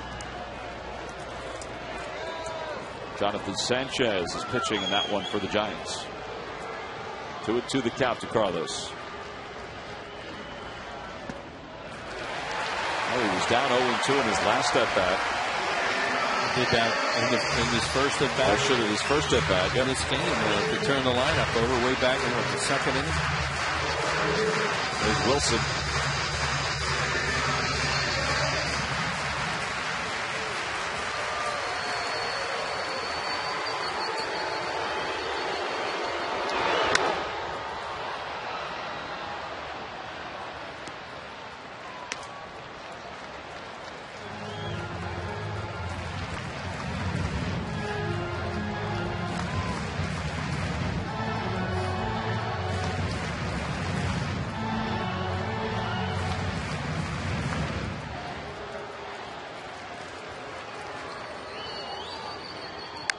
In the air down the left field line, over toward the pole, fair or foul? It's foul, and it doesn't have the distance. Well, that's a changeup. You know, just get out front a little bit and don't get a whole lot on it. Hit it foul. Thought maybe that had a chance to stay fair and maybe get extra bases. Yeah. There's a changeup. And see, Carlos been getting some fastballs. Just got out front a little bit. Looked it.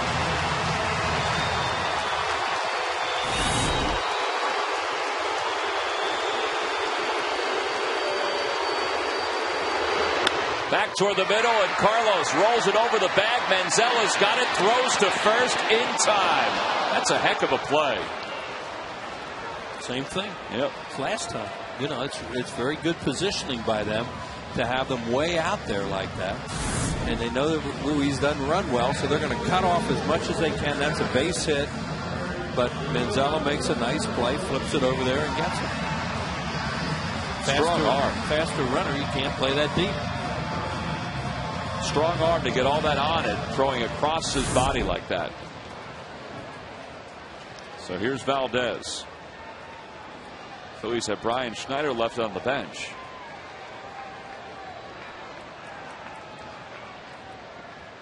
So if there is a 12th, it'll be Ryan Matson's inning.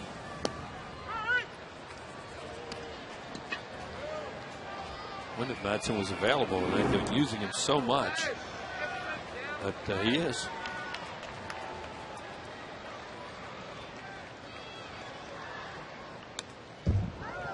And now Valdez is behind 0-2.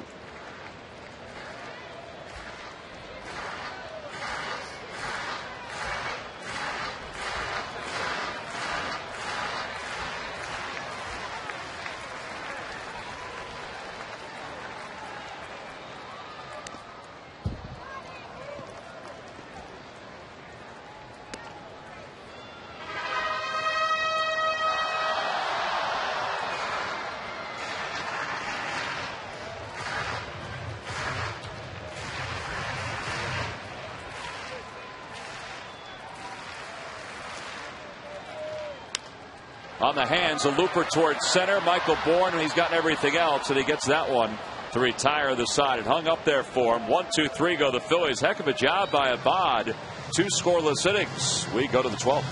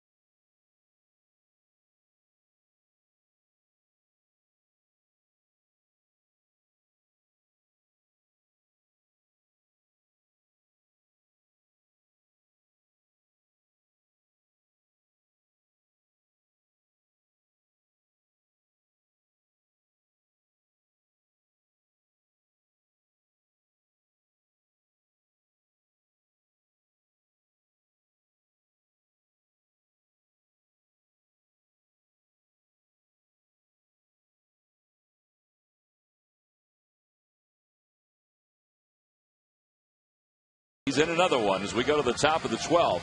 It's a 2-2 ball game. And he will face Chris Johnson, Tommy Manzella, and Jason Castro. 34th game for Ryan, 4-2, a 3.58 earned run average. He received a blown save with last night's ball game when he allowed the 2-run base hit to Carlos Lee.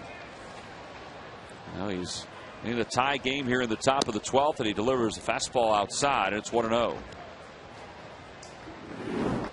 Johnson's had himself a pretty good night. Because of that, his average is up to .335.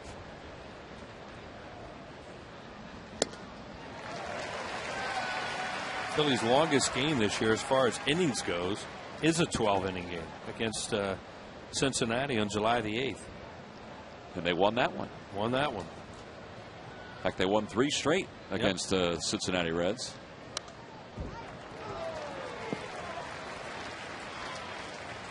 They'll get them out, score, and it's the way it's supposed to be. 12 innings. Top of the order for the Phillies. Ryan can get the job done here. Do a little manufacturing for that game-winning run. Well, sometimes what happens, you get into extra inning games, everybody's swinging to hit a home run to end it. That's what it looked like last inning. And, you know, it can happen, and it does happen, but not that often. 2-2 the count to Johnson. Look out upper deck. Oh. Got out front a little. He sure did. Change up. He's laughing because that thing went a pretty good distance upstairs.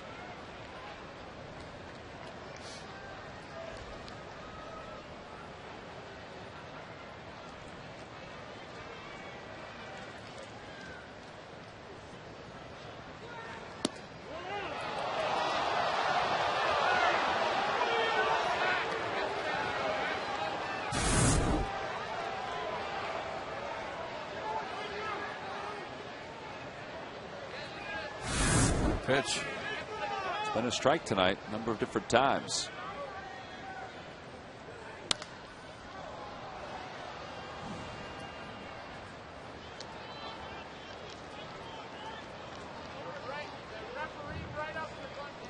Cole Hamels started the ball game for the Phillies. He went 7 innings, allowed 2 runs on 5 hits.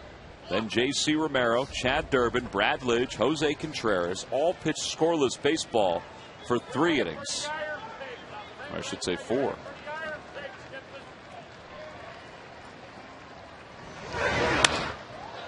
Into center field. Victorino makes the catch. One away. Brian Madsen looked like he went to a cutter then. That thing had some movement away from that right-handed batter, and he hit it right off the end of the bat to Johnson. Good pitch. That's a much better pitch, I think, to a right-handed hitter than a left-handed hitter in these spots where home runs beat. You see if that doesn't, see it just cut a little bit right there at the end, and he swung at what he thought was a fastball in the middle of the plate, and it wasn't when he hit it. Manzela's played good defense tonight. He is without a hit.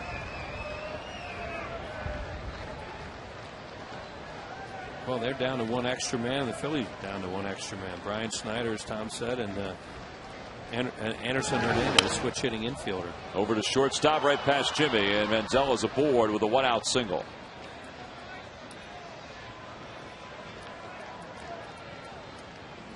Well, Anderson Hernandez had a bat in the dugout, was swinging, smiling, had his batting gloves on, and now he's in the on-deck circle.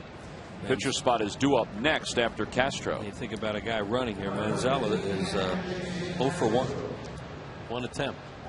There's Anderson Hernandez.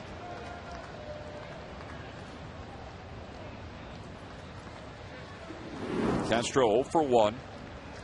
Fouled out to first.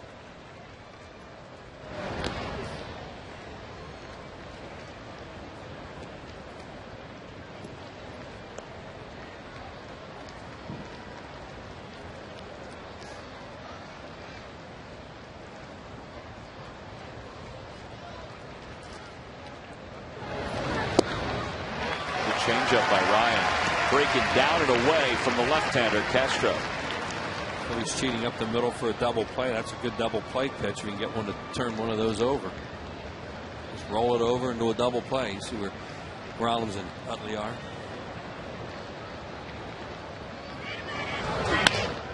He was late on the fastball, and it's 0-2. Tomorrow it'll be Roy Halladay against Jay Happ.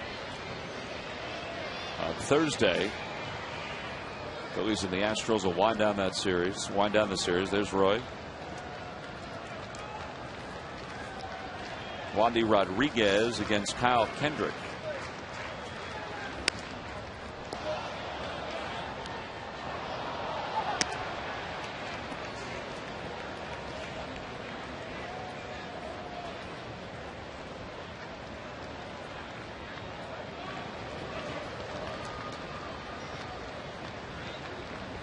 Make a pitch here with 2 strikes. Don't get hurt with 0-2. Trying to get him to chase.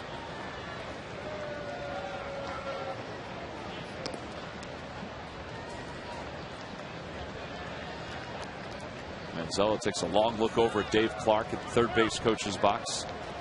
Bobby Meacham, who was with the Phillies organization, is in the first base coach's box.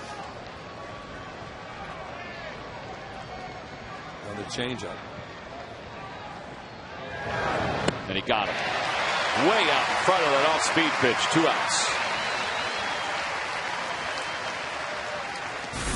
Good job by Carlos Ruiz and Brian Madsen. Go after a young player who hasn't seen him and use that changeup.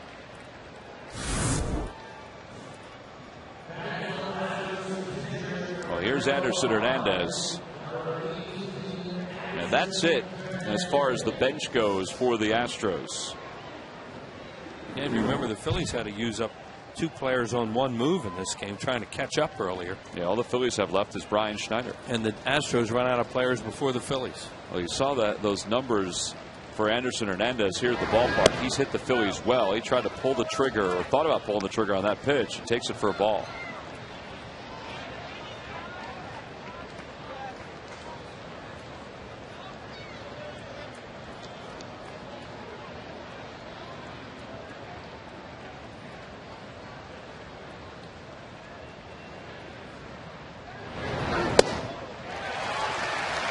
Good location, and he kind of overpowered him with that pitch.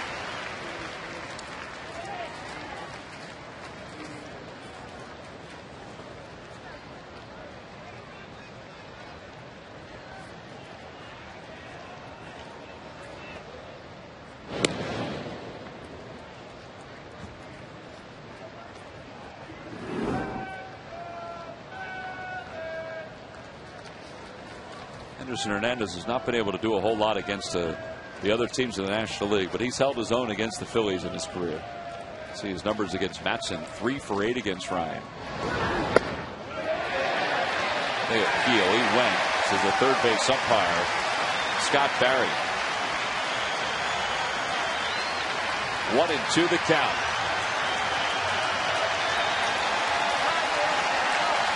Fans cover their feet. Largest crowd of the year here at Citizens Bank Park. The 105th sellout. The 1-2 pitch. A little low. Laid off the changeup. A lot of people are still here. These crowds are amazing and still really into this game. Yeah, all around the ballpark. Long ass spread alley, the Bud Light rooftop up at Harry the K's.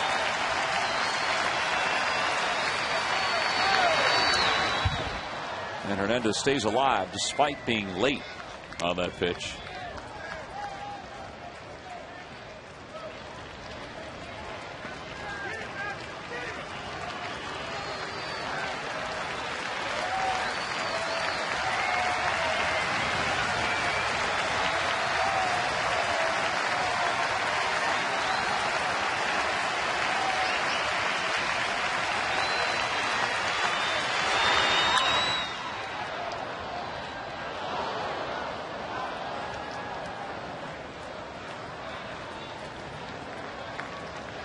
Doing a lot of twisted and stretching in the batter's box. Well, this 2-2 is huge. You know, they don't want to go to 3-2 with a runner going. And he's tried different pitches with him. I wonder if he would throw his out pitch, which is that changeup. He's really late on the fastball.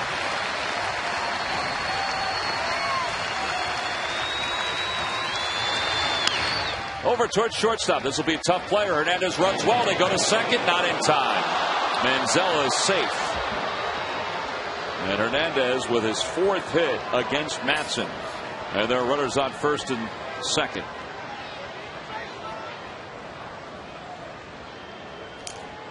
I don't think there's any chance that Jimmy would have gotten Hernandez at first. No. He's got to go to second on this play. He jammed him, and Chase Utley does a great job there trying to get the call.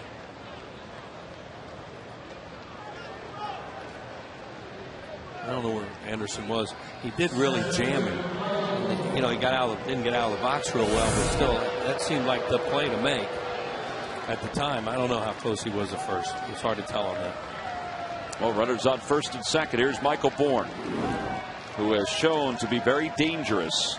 One hit tonight. A bad hop hit to second, and it's 1-0. He can get hits a lot of ways.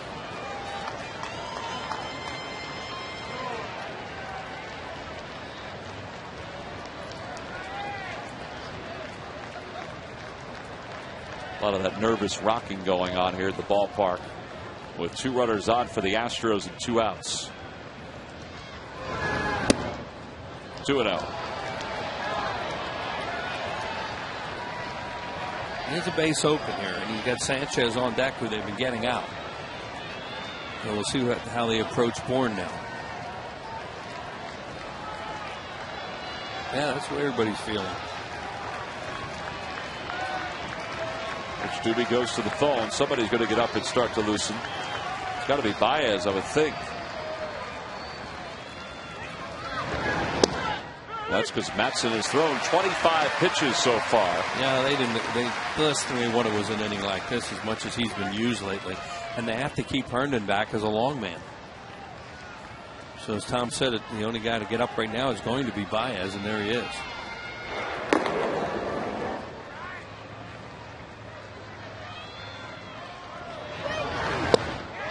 2-2 to Bourne.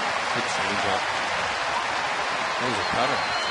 On the outside part of the plate. It took a lot off it. There was a changeup.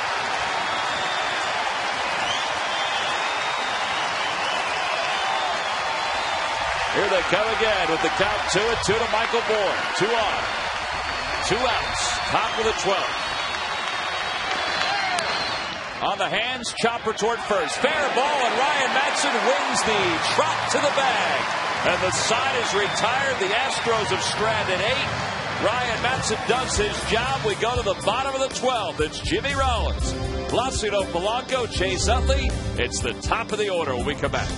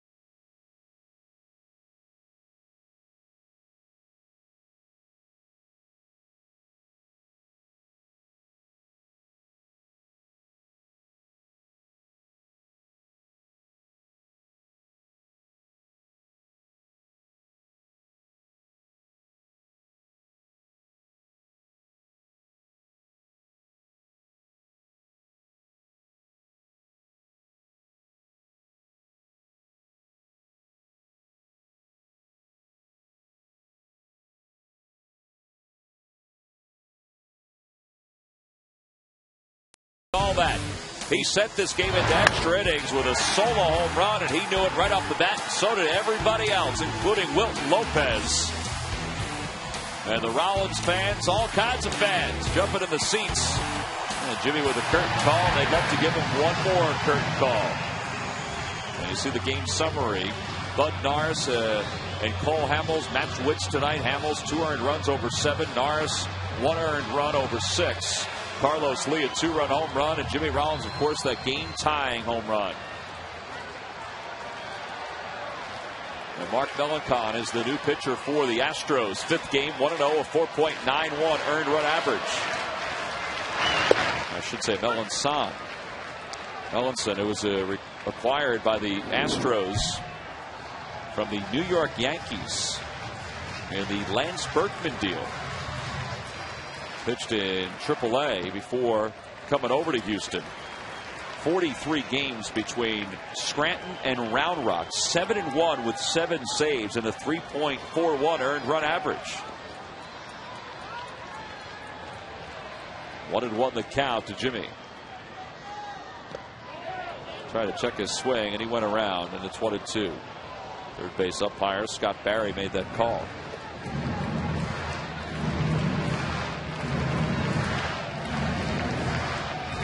Fastball, curveball, changeup. No slider, no cutter.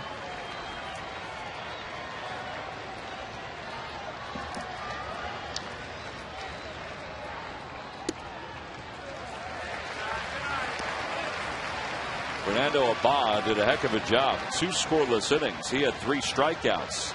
And now it's Melanson, who is on in relief here at the bottom of the 12th. 3-2 the count to Jimmy. I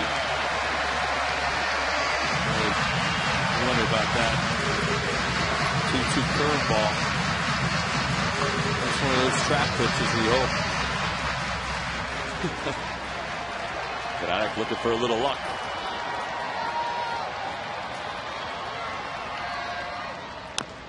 Jimmy chops it up the first base line. It's in fair territory, and the tag is made. 1 out. And the crowd reacts off of the play from last night. As Greg Gibson called Michael Bourne safe, and he eluded the tag attempt by Ryan Howard. That one was a little more cut and dry. Yeah, you're just hoping this ball would go foul. It was a fastball. You figured he had to throw fastball there as a young pitcher after a 2-2 curveball missed. And Jimmy just kind of dribbled it. Kept it. It stayed fair. And now Polanco here at the 12th.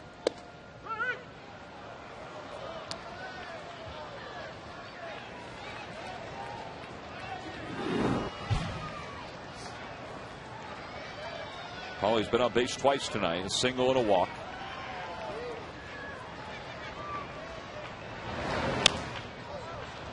Into foul territory.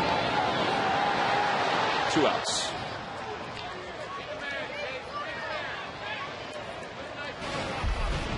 Well, the last walk-off win against the Astros. Remember this? Pedro Feliz down the left field line in April of 2008 against the Houston Astros, and Jeff Jenkins slides home ahead of the tag by Brad Ausmus. That was a 4-run 9th inning. Jose Valverde was the closer at the time for Houston. Yeah, that was some meltdown that night.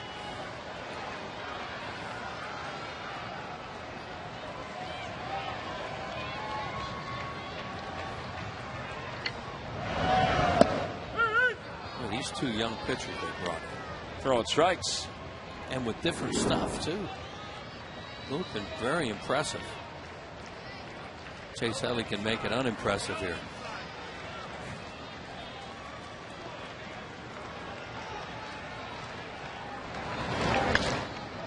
Off the end of the bat, and he's behind 0-2.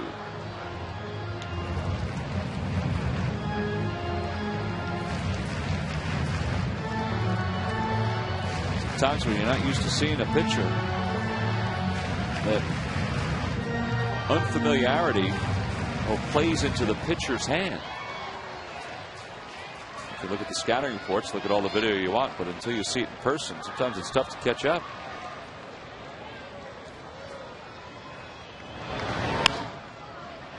A looper toward left. Manzella on the run. He's not going to get there.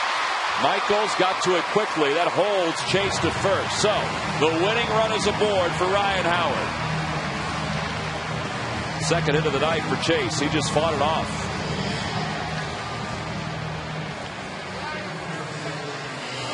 He had 2 strikes. He's just protecting here.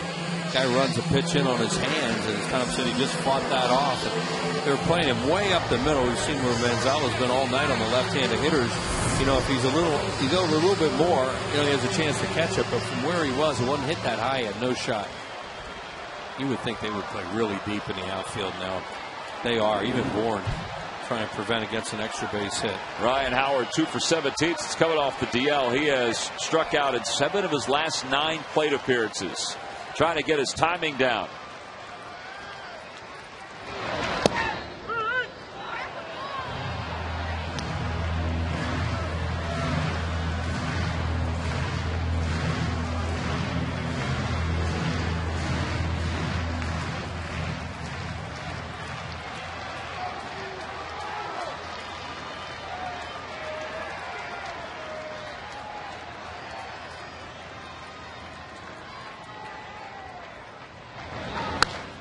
Line drive caught by Wallace.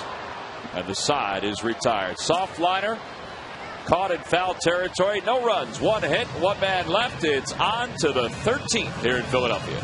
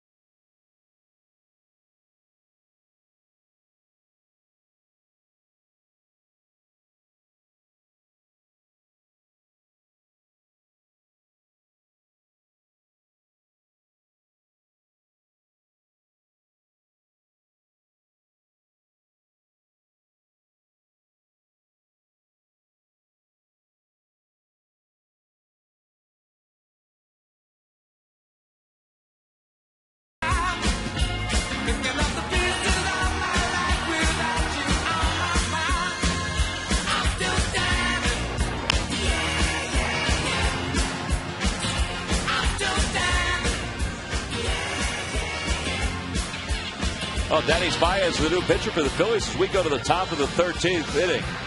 Innings-wise, this is the longest game of the year for the Phillies. The bullpen tonight, 5 innings, 5 hits, 4 strikeouts. J.C. Romero, Chad Durbin, Brad Lidge, Jose Contreras, Ryan Matson, now Donnie Baez.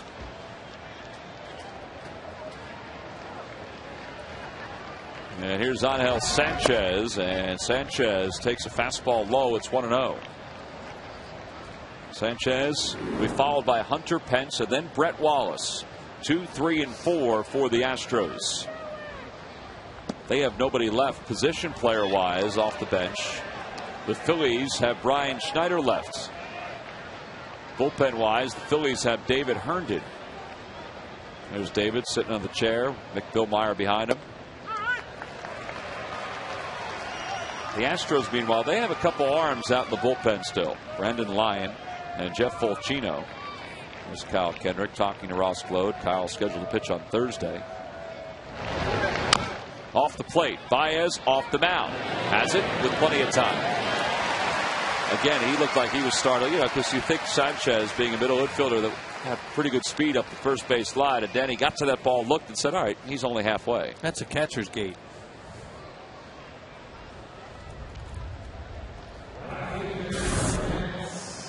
Well, Danny fell behind him and then gets him to smother one, picks it up, and then he took a look, as Tom said, and was like, man, I have all kinds of time here. Here's Hunter Pence. Boy, this guy bails. It's amazing how good a player he is when you bail that much. And he does that and is as good as he is. I think you said it before, his arms are so long that he can, even though he bails, he somehow makes contact.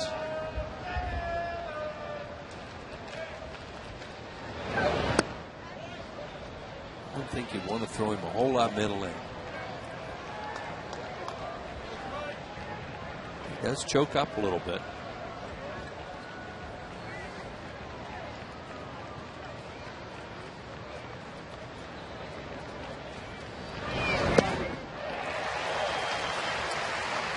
He does attack the ball. He is an aggressive player in everything he does.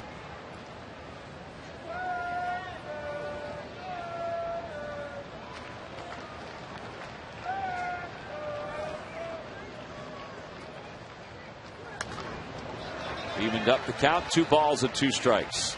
On the Toyota Major League scoreboard, San Diego Padres have taken a 2-0 lead over the Diamondbacks. Will Venable, a 2-run home run. Phillies will play the Padres beginning Friday out in San Diego. Roy Oswalt, Joe Blanton, Cole Hamels, Latos, Garland, and Richard. It's a pretty good pitching matchup. Really good.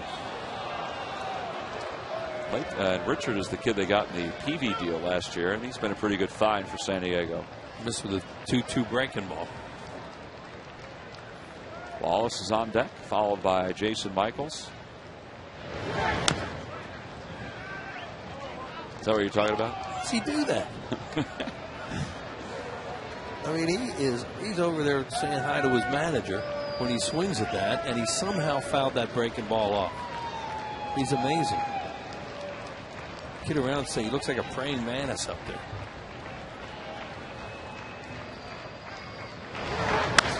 Opposite way. That's pretty well hit. Jason Worth on the run. It's slicing foul. Oof.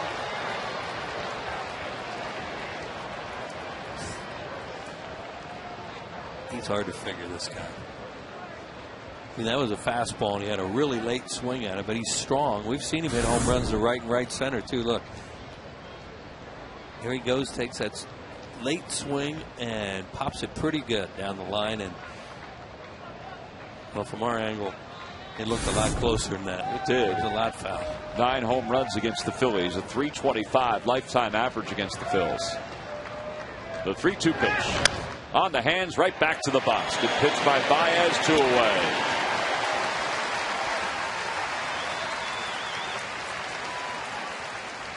Boy, he jammed him. A lot of pitches have been away in that at bat, and that one got in on him.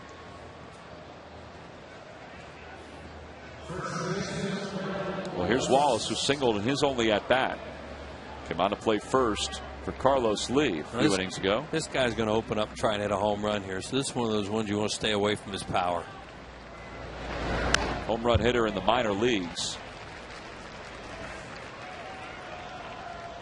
He's been with the Cardinals, the A's, the Blue Jays, now the Astros at a young age.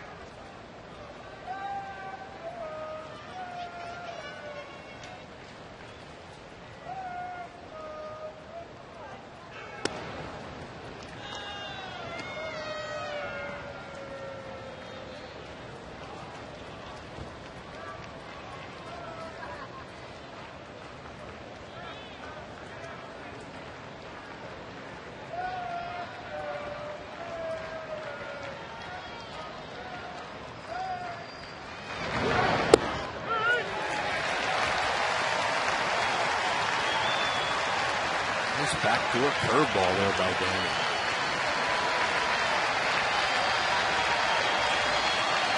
One and two the count to Wallace. Trying to get time down. That lulled the crowd. They'll be back again. Here they come.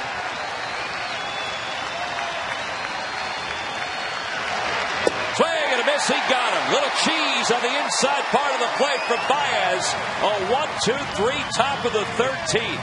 Couple ground outs and a strikeout. We've played 12 and a half here in South Philadelphia. It's the Phillies 2, the Astros 2. The Phillies bullpen 6 scoreless in relief of Cole Hamels.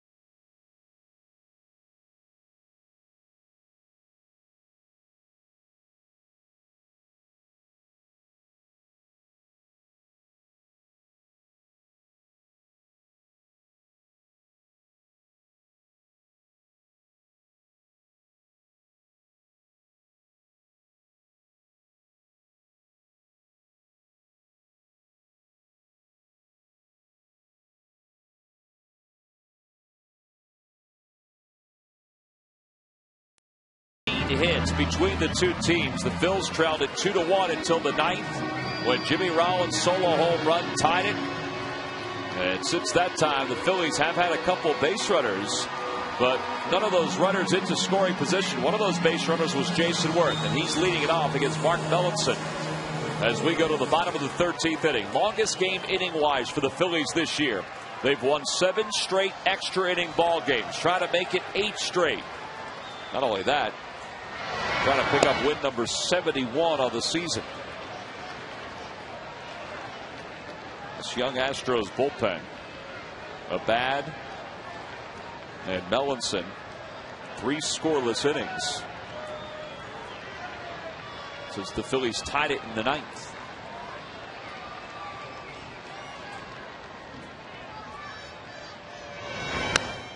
Oh, 2 the count to Jason.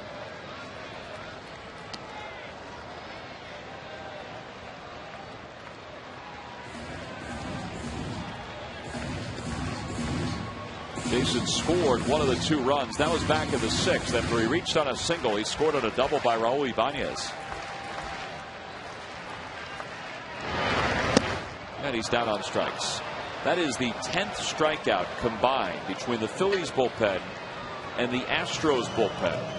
And that's in 12 1/3.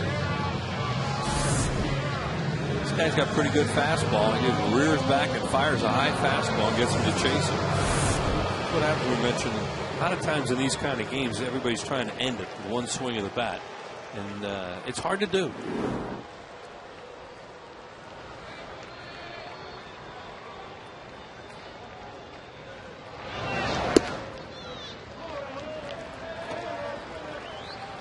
Phillies are getting their last pitcher up now, David Herndon, because these guys they're bringing in are 1 inning guys.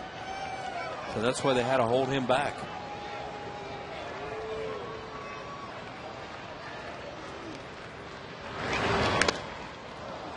Ooh, that got a piece of Castro. Oh boy. Yeah, they don't have any more catchers. Yeah, this is the All-Star game where you can re-enter a player. That's one of those nightmares that you have in extra inning games. If you know, the Phillies still have Schneider held back.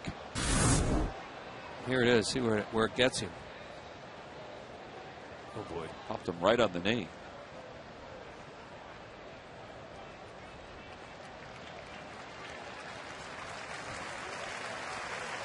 Wow.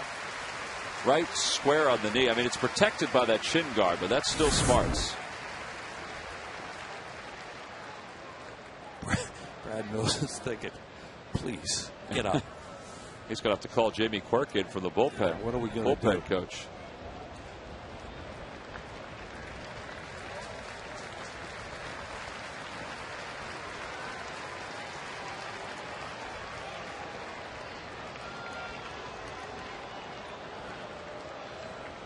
One ball, 1 strike to count to Ibanez.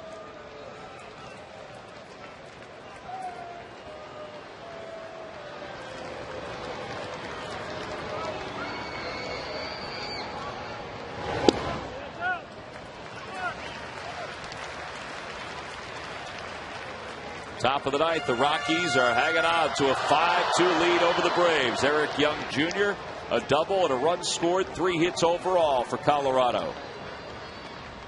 Here's the 2-1 pitch to Ibanez. Way outside, 3-1. Houston Street came in last night, got 3 up and 3 down. Looks like he's in there again, number 16, right? Yep, that's him. There's Victorino.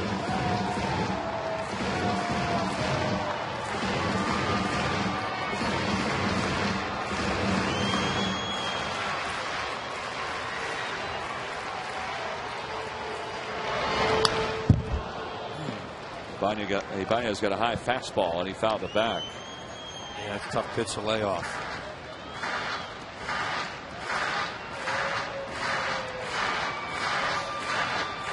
Three and 2 the count. Phil's had a base runner in the 12th. It was Chase Utley with a 2-out single, but he was stranded there. Trying to get a base runner here in the 13th. Ball 4. There's the base runner.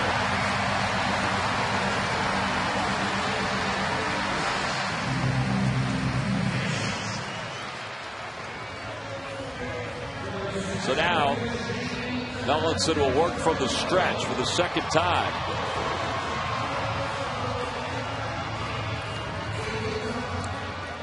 Shane had an infield single back in the 6th over to shortstop.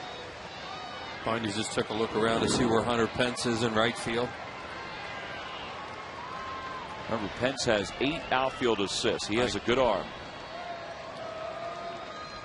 Same with Bourne in center. One of the reasons Pence is such a good guy throwing people out is he's so aggressive the way he charges the ball. I mean, obviously he can throw, but he comes after it in a hurry, and he'll stop base runners. You see Roll on every pitch, a good base runner do, turn around, just see where he is, and when it's hit if you have a chance to go to third. Not a big lead by Raul. And Ibanez checked his swing. No swings to Scott Barry. It's been over a month since Victorino hit his career high 15th home run. That was a right-handed homer. It's been about a week longer since his last left-handed home run. Phillies will take him hooking one into the corner right here.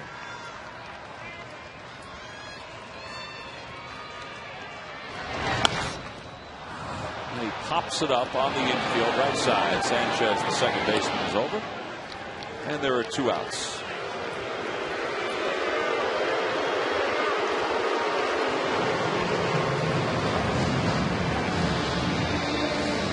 Those are some boos, but there's also some choo-choos mixed in there. Here's Carlos Ruiz. Carlos hitless in 4 at-bats.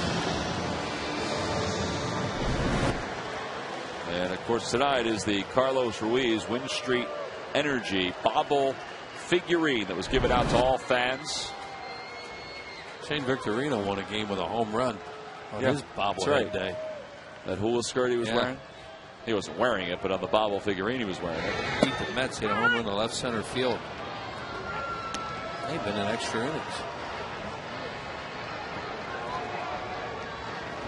Yep, there it is. Oh, that guy lost the mask on the one. People out there probably lost a few things tonight.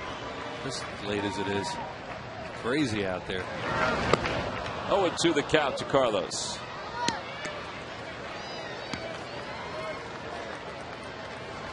Man, these 2 guys have really been impressive.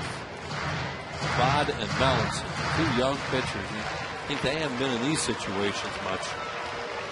They've allowed 2 hits, a walk, 4 strikeouts. The Phillies bullpen has done a great job. These guys haven't scored since the 4th inning. 4th inning, a 2-run home run by Lee. That's it. I think that goose eggs the rest of the way, and Phillies with Jimmy's home run, Rollins' home run in the 9th inning, tied it up 2-2.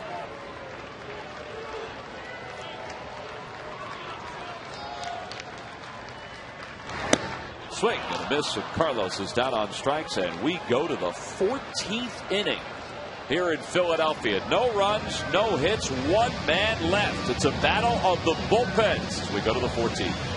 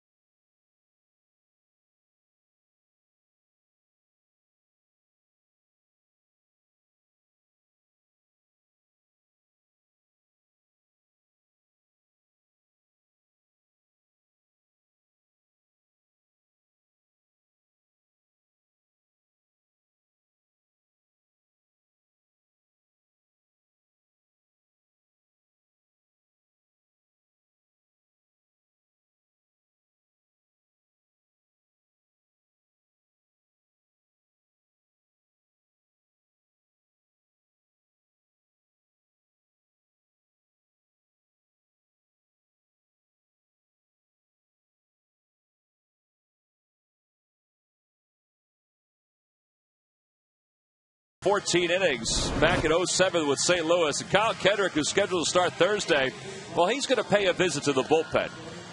Yeah, because he might be needed. Well, the Phillies used up their last 2 bullets right now. They have to double switch, of course, and Kyle's out in the bullpen. Bring Schneider in the game. Brian will bat 9th. They have to bat Herndon 8th. As you see Kendrick out there laughing about it, and you got about Herndon 8th. And Schneider, of course, will bat 9th and lead off the inning because you put Herndon in a spot where he can pitch some innings. So Schneider takes over behind the plate for Carlos Ruiz. He'll lead off the bottom of the 14th. And Herndon, 35th game, 1-2, a 4.46 ERA for David.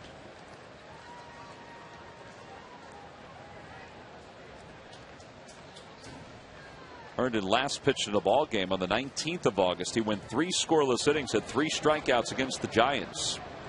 He's facing Jason Michaels, Chris Johnson, and Tommy Manzella. And it's no balls and 1 strike. 2 runs, 10 hits, 1 error for the Astros. 2-9-0 for the Phillies.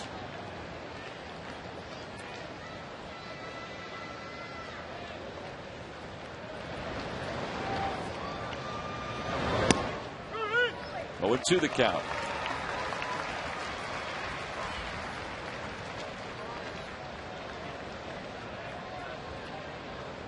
A win tonight, the Phillies could pull closer to the Atlanta Braves in the National League East. Yeah, they've been in a win 1, Braves win, lose 1, Braves lose, and tonight the Braves are lost, and as you said, they're still alive trying to win this game here tonight.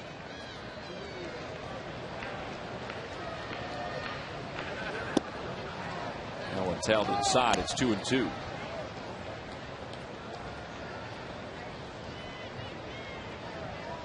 Both teams have used their entire bench. Phillies have used their entire bullpen. Now with Herndon in the game. Yeah, they're totally out of bullets now, are the Phillies. On the Toyota Major League scoreboard, here's the final score. The Rockies upend the Braves 5-2. Houston Street got the save. Eric Young, as we mentioned, 3 hits and a run scored.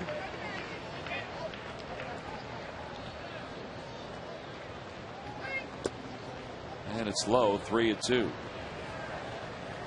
So the East looks like this. The Phillies 2 games back. In the wild card, the Cardinals lost to the Pirates, so they're a game and a half back. The Giants are winning 4-2 over the Reds in the 4th. So they're a game back.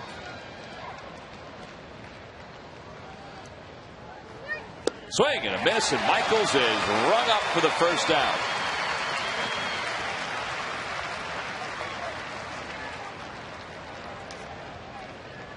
Really good sinking fastball right here, Jason Michaels.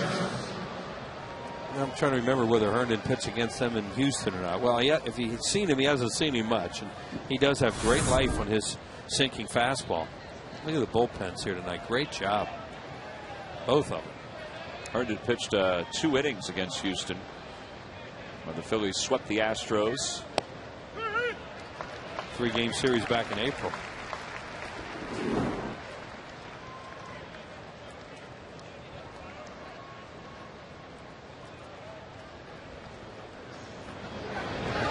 There's some nights when you have 2 hits in a ball game, and that'll lift your average up. There's Kendrick talking to Jesus Tiamo. He's to the right. Mick Billmeyer, of course, to the left. Jesus is the Phillies bullpen catcher. And man, can he throw BP. Over to third, right past Polanco into left field. A base hit. Guarding the line. You take the chance here to take the extra base hit away, and then a routine ground ball can go through. That's what happens there. Johnson not really a threat to run. He's stolen just 2 bases this year, but we'll see. With Manzella up and Castro in the on-deck circle. They don't have anybody up in the bullpen. The pitcher spot after Castro, and they don't have any extra men.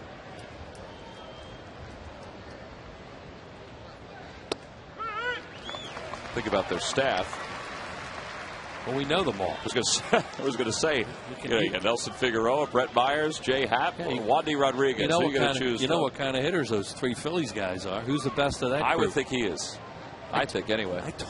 I told Brad Mills that tonight, and he laughed because he hasn't done much with the bat so far.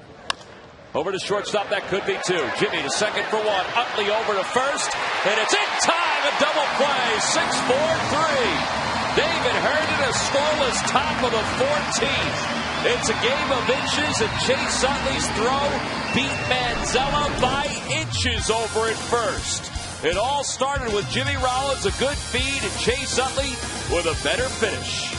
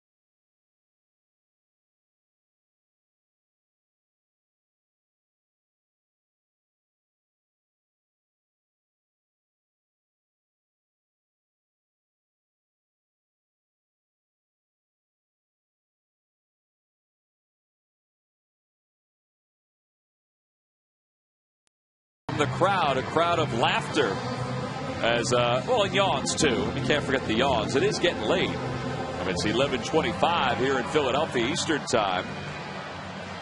That youngster's already taken 15 naps today. Well, it's the 14th inning stretch, so had 2 7th inning stretches tonight for that. That's right. Plenty of seats, but whatever's comfortable. Brian Schneider will lead it off here in the bottom of the 14th. First at bat of the night for Schneider. 3rd inning for Melanson. And still nobody up in the Astros pen. A swing and bunt just to the right of the mound and one away.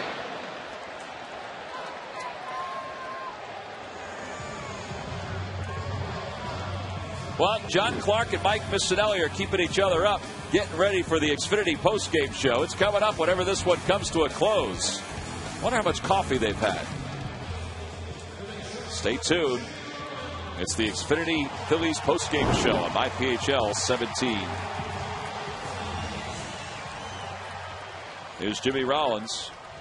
His home run sent this game into extra innings. It came in the bottom of the 9th. Just trying to get something going. Yeah, that's the way you can win a lot of these extra inning games.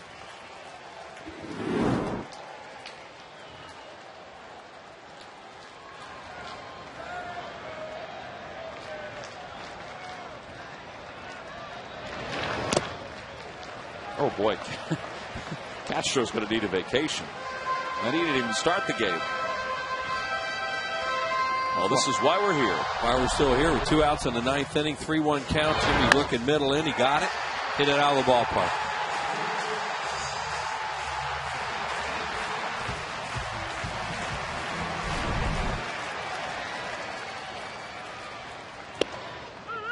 Oh, nice strike there. But a good pitch to lay off, because not much you're going to do with that except pop it up.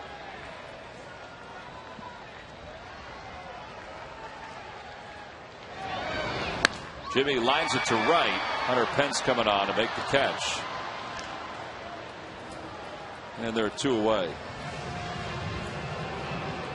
It's probably the hardest hit ball the Phillies have had here in extra innings. It looked like an off-speed pitch of some kind. He did. He hit it right on the nose, but it had too much hang time. So 2 outs.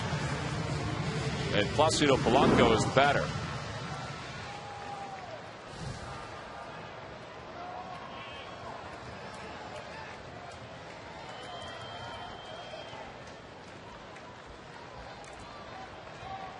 Polanco's been on base twice tonight, a walk and a single. And it's 1-0. There's other times he didn't hit the ball out of the infield.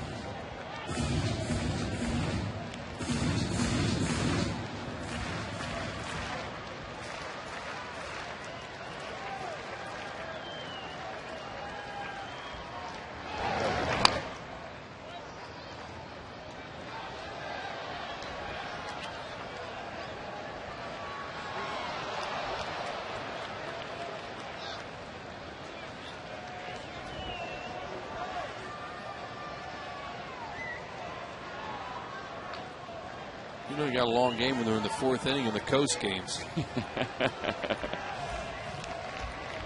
they've already finished some of those West games. Colorado. Well, that's the Mountain Time Zone. It's just 1 hour difference. Yeah, 1 hour compared to the West. 1-2 the count to Polanco. Largest crowd of the year, and there are still a lot of people here at the ballpark.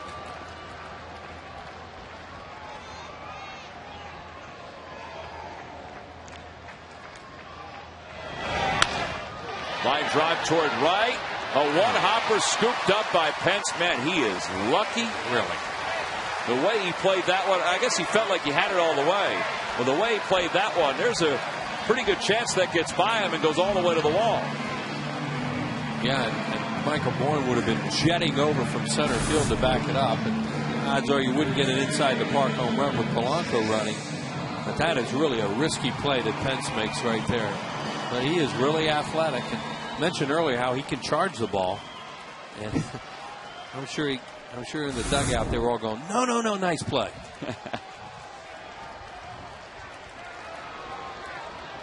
Well, here's Chase Utley. 2 hits tonight.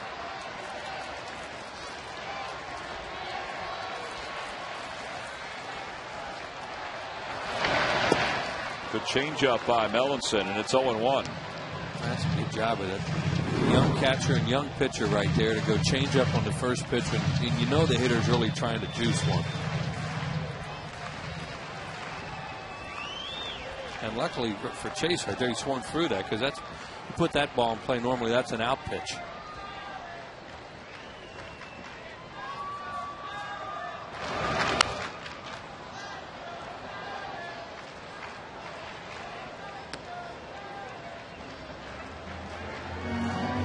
It has been more than 50 games since Chase's last home run. 43 games on the disabled list. He has 2 hits tonight.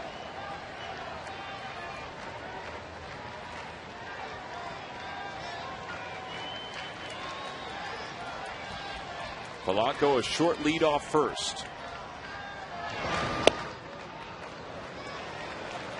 Not a bad 0-2 pitch. Near the zone. Yeah, and a good one to take. You know, because that's a tough pitch to do anything with.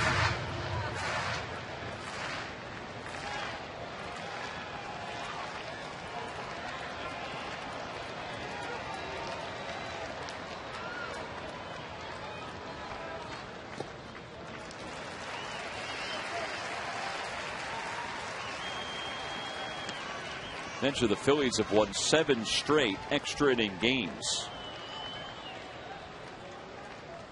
Yeah, they haven't lost since the Braves beat them back here. In what, July? July 6th, I think it was. Yeah. Melanson's pitch count up to 41. He doesn't seem to be bothered by it. Well, what a long man he's been for them tonight. 2-2 the count. The toss over to first. Polanco back diving. Pretty good arm the Yankees gave up. Well, and when the trade was made, there were a lot of folks that wondered if the Astros received anything of value for Lance Berkman. And they got rid of his salary. And, you know, one game does not make a pitcher, but this kid looks pretty good. He's got a pretty good live arm. And he's got good off-speed stuff to go with it. Curveball changeup.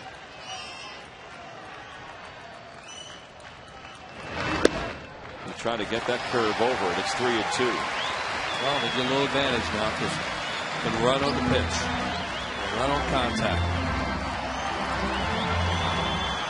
Ryan Howard pretty much playing Chase straight away in the outfield, slightly to pull with Michael Bourne. Jason Michaels cheating a little bit back. Crowd comes to their feet. Of the three outfielders, Jason's arm is probably the weakest, but it's fairly accurate. Polanco leads off first. Wallace is behind him. He'll get a good start. And now time is called. Ellenson took a long look in.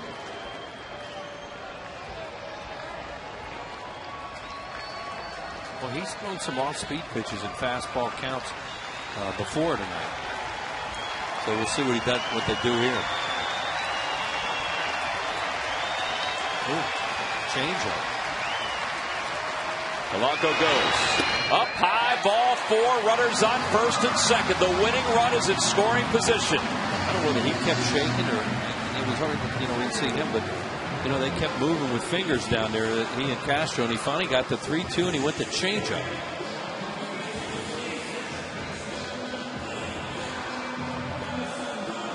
This series has not been friendly for Ryan Howard. Brad Mills pacing through the steps of the dugout. Ryan is 0 for 6 tonight. 4 strikeouts. Lined out to first his last time up. A base hit. And the Phils have a good chance to win it. As you said, they have two good throwers in Bourne and Pence. Swing and a foul tip, and it's 0-1. Houston played a 14-inning game against the Mets on the 18th of August. And they lost that one 3-2. Did the same thing to Ryan Howard they just did to Chase Utley. Threw a first pitch changeup.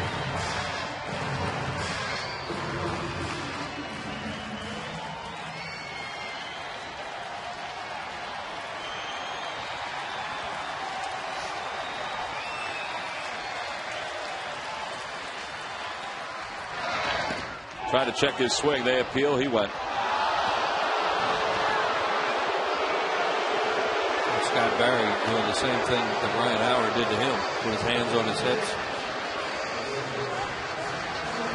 Ryan's got to be careful.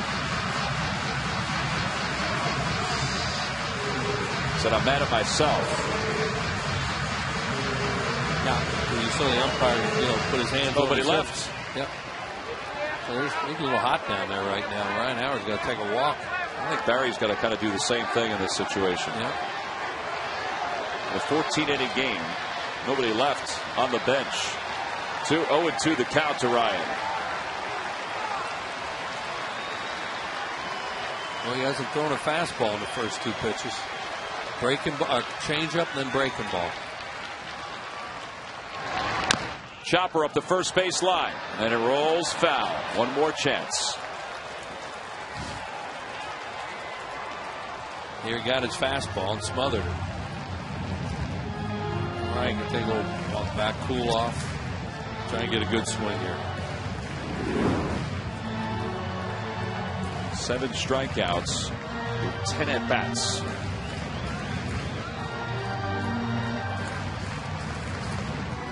Polanco's on second. That's the run that matters. Trying to get him off second. He's saying Perlaza with a walking lead. Give him a chance. And Manzelo's way back at short, so he can do that. The 0-2 pitch. In the dirt. Blocked by Castro. Polanco's trying for third. He's going to get there. Utley fouls in the second. Oh, may put him off. See how they feel about that. That's a tough decision because he's 0 for 10 in the series with 7 strikeouts. Right. And with that first base is just so inviting right now that it opened up. It's a tough decision. They're going to talk. They're going to go out there and talk about what they want to throw here. Through another off-speed pitch or another breaking ball. Tough pitch for Castro to block. Good base running by Polanco. There's Polly sees it in the dirt and he knows he can get there, so there he goes.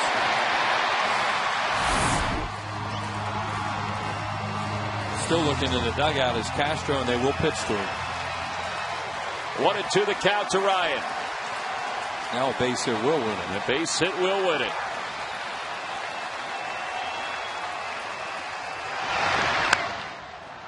He's just trying to protect that he stays alive into the Hall of Fame club. On a high fastball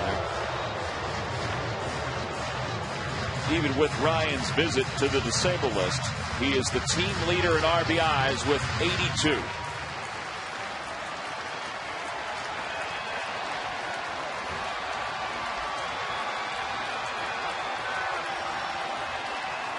The 1-2 pitch.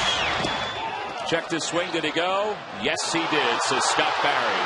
And he's been thrown out of the ball game. How about that? They have nobody left. Ryan Howard has been thrown out of the ball game, and the Phillies have nobody left. Somebody got to grab him. He is hot. They better get him. He never liked to get. They got to get a hold of him quick. Polanco is using his shoulder to push Ryan Howard away. Has he ever been thrown out of a game? That's a good question. I don't think so. I know that he was hot. I know that Scott Barry was hot. You can't do that. I think you got to use restraint. Cannot get thrown out of the game now. They don't have any players. They're going to need to use a pitcher to play a position. Yep. Wow. Ryan Howard has been ejected from this game.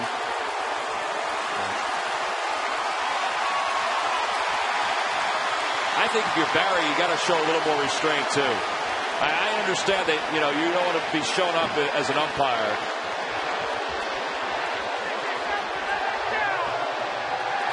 No runs, 1 hit, 2 men left. Ryan Howard down on strikes and out of the game. We'll see which pitcher is at which position.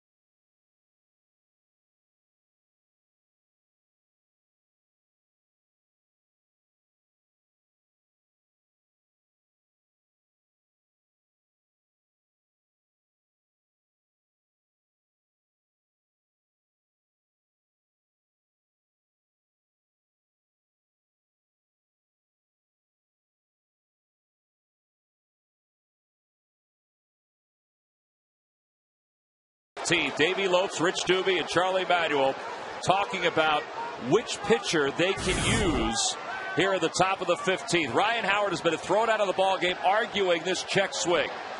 This is the final out in the bottom of the 14th. Now, whether he went or not, he's got to cool his jets a little bit. Scott Barry says he went on the check, and then after he throws his helmet, and you make the decision, it's tough to tell there. It looked like he may have broken the plane. Ryan, not happy, throws his bat, and at that point he's thrown out and then tosses the helmet.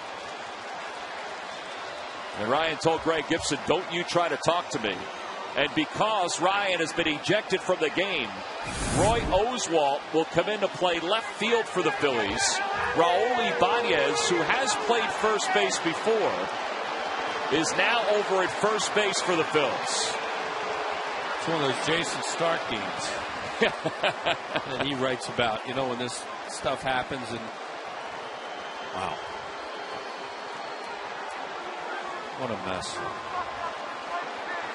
I wondered if they would bring Kendrick in, because if they ever have to use him,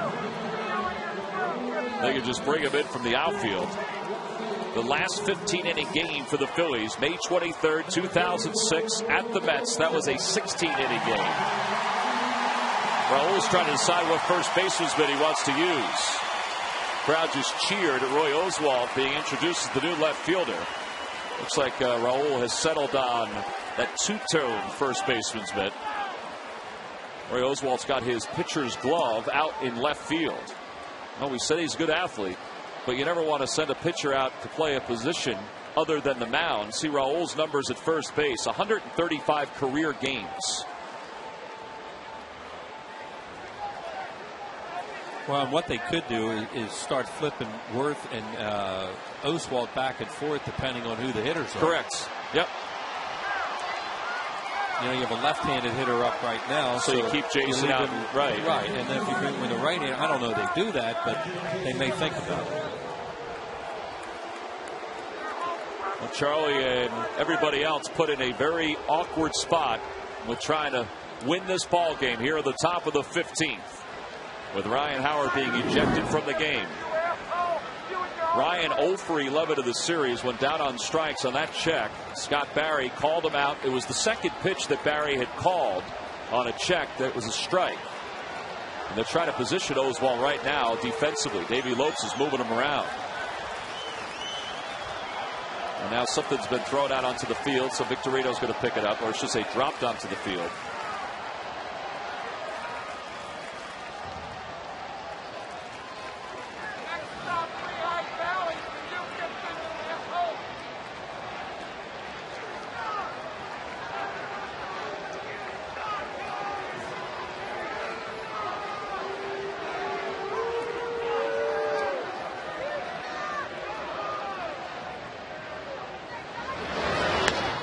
Toward left field. It always finds you. And he makes the catch. Roy Oswalt puts it away for out number one. As the kids say nowadays, that's sick. That's flat out sick. As Sarge says, that's right. Look at him, look at his smile. And against, and how about the team that's happy? Yeah. I mean, come on. All the irony in this. Now, where do you want me to go now? That was easy. Well, Wandy Rodriguez is going to pinch hit for the Astros. Look at Roy. On the balls of his feet, he was ready. Well, those guys shag all the time. You know, before games, the pitchers are out there shagging. But, you know, they aren't taking balls off the bat in a big league game. A little different. Yeah, with all the folks standing around watching.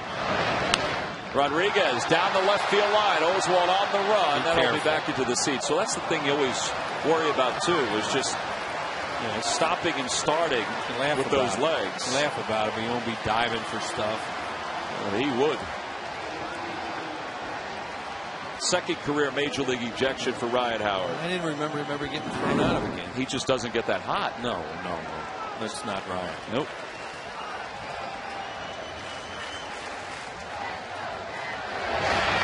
Swing and a miss, 0-2.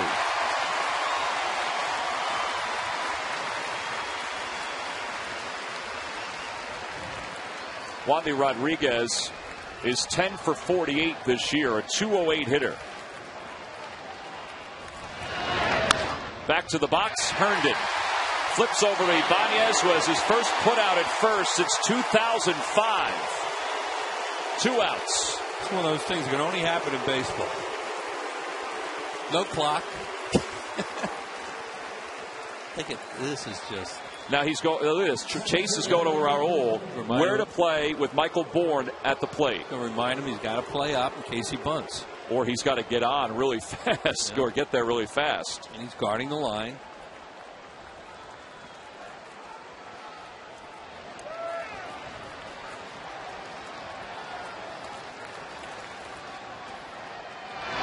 Bourne does show bunt. And that pitch is inside and low. It's 1-0. They'll dig all this stuff up, but I can't remember the last time the Phillies pitcher had to play the outfield. I was trying to think the same thing. Mitch Williams? That really, I don't know. A bunt, foul. That would really be reaching right now to think to who it could have been. Remember what Carl Graber could do with this one. Yeah, I remember when the Dodgers had a couple goofy games. Fernando used to go out and play the outfield to go back and forth.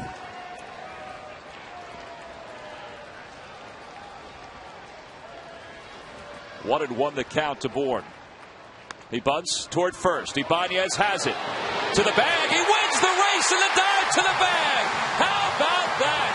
Michael Bourne tried to capitalize on some inexperience from Raul Ibanez. But it's Ibanez who walks off with Roy Oswalt and walks off with a smile. Both play a role defensively here in the top of the 15th inning. Ibanez, perfect form. The ball butted hard. He has it, and then he finds the first base bag. We go to the bottom of the 15th here at Citizens Bank Park.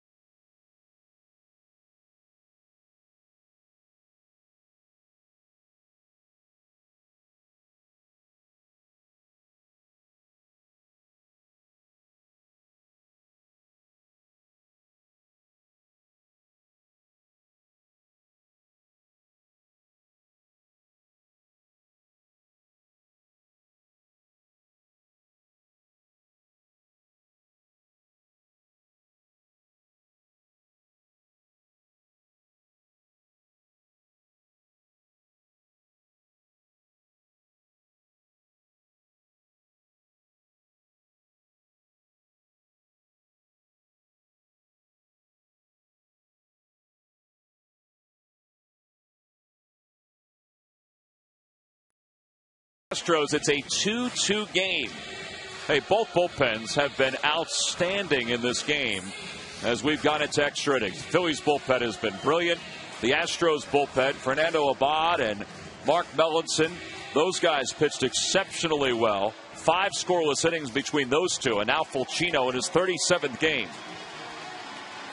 And Wheels, you wonder what kind of energy the Phillies have now because of what has happened over the last inning or so. The ejection of Ryan Howard, the insertion of Roy Oswalt into left and Ibanez to first, and plays by both of them in the top of the 15th inning that has energized this crowd, which there's still a ton of people still here. It's amazing how many people are still here, and they're doing a great job of hanging in there and trying to will this team to a win tonight. Standing up all over the place. By the way, we've just been informed that Ross Glode was ejected during the argument with Ryan Howard. In the air to left center field. Not that deep. Jason Michaels calls off Michael Bourne. 1 away.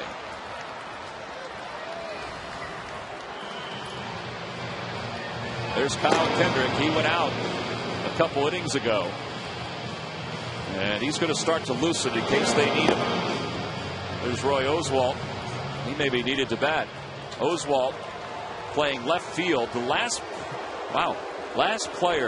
pitcher to play another position, Bill Wilson. Billy Wilson? Not from the Phillies ticket office. No, he was a pitcher. A hard-throwing right-hander. Had 9,000 surgeries on his arm. One of the toughest human beings you ever met. He played third base. 71. I don't remember it. I remember a lot of stuff. I don't remember that one. What month was it? August. I was here. Of 71.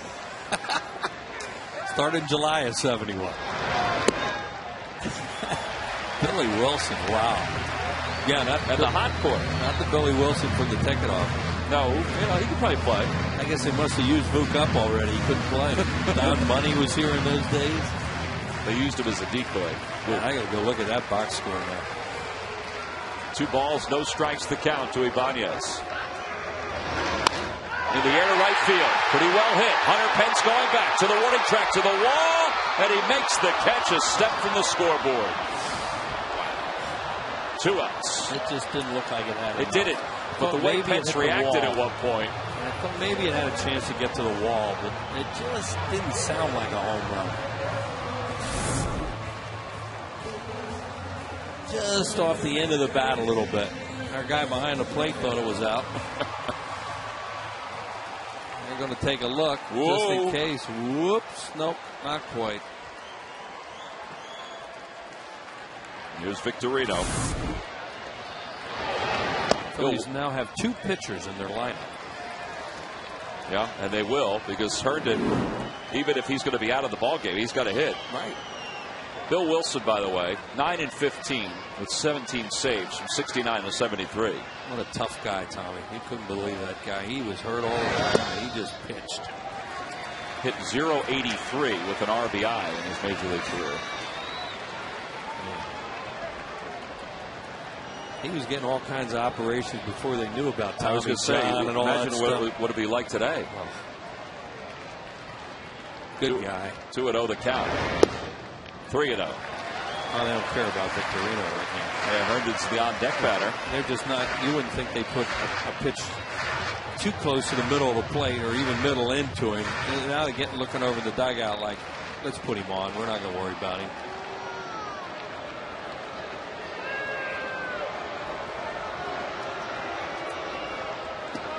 Figured sooner or later you're going to get to one of these spots when one of these guys was going to come up. And, you know, they were going to be able to do something, you know, not to have to face a hitter in front of them. How soon do you think Victorino takes off? Or does he? Pitcher's up? Well, they're going to hold him on just for that reason. Because if he gets thrown out, then you have to lead off with the pitcher next inning. David Herndon 0 for 1 in his career with a strikeout. That's a good point. He'll be up there just taking. Yeah.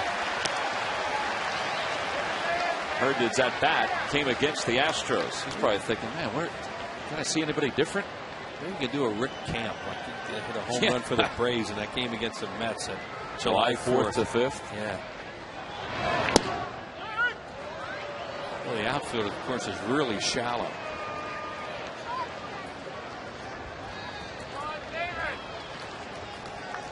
Seen some beauties, but this one ranks right up there. Would be poetic if he hit a home run. It went into the gap. Hit a gap. Yeah, even with Michael Bourne's speed, a ball to the gap, I don't think Bourne could outrun Victorino. You know, get to the ball and get it in before Victorino scored. 1 ball, 1 strike to count. Although David might have to get a little closer to the plate. One of those "are you kidding me" situations. You know, they're just forced into it.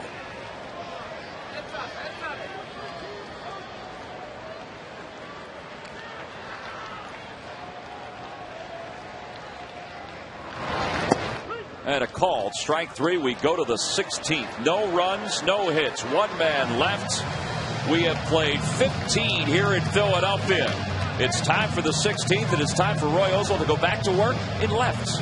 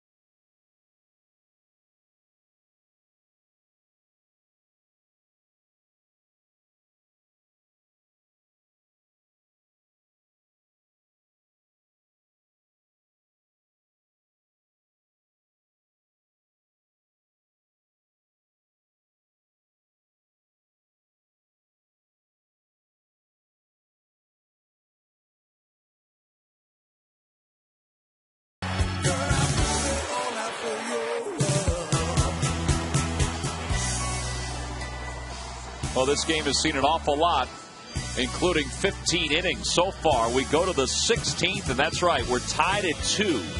2 runs, 11 hits, 1 error for the Astros, 10-0 for the Phillies, and we're about to flip the calendar to another day. Just a couple minutes shy of midnight. And David Herndon getting set for his 3rd inning of relief work. Look at the bullpen comparison. Phillies bullpen 8 scoreless innings. Phillies bullpen 8 scoreless innings. And that's why we're still here, because they gave up 1 on the home run in the 9th. And let's not forget about the outing that Cole Hamels put together tonight. He was outstanding. Bud Norris pitched well for 6 innings for the Astros. Been a lot of good pitching here tonight. Well, here is Angel Sanchez, and he swings at the first pitch from Herndon. 1 away. Well, my book only goes up to 15 innings, so we're doing a little artwork. Mine went to 10, and then I have different categories for series notes, team notes, runners in scoring position. That would take me to 14. Now I'm into some white space to the 16. Yeah, this is an improvised night. I don't understand half of it now. No, it's going to be a little tough to figure all this out later. Hunter Pence is the batter. Good slider, 0-1.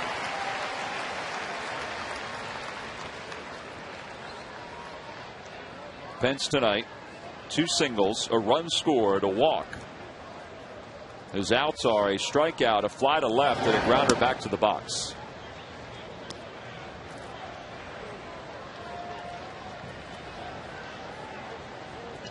Looking ahead to the bottom of the 16th, it'll be Schneider, Rollins, and Polanco for the Phillies. Off the plate, Herndon lets it go. Jimmy bare hands, no play, and Pence is aboard, and now you got to keep an eye on him. Yep. Because he can run. That's the thing about a sinker ball pitcher like Herndon. He throws such a heavy sinker that once in a while a guy's going to hit one of those big high choppers like that. And nothing you can do about it.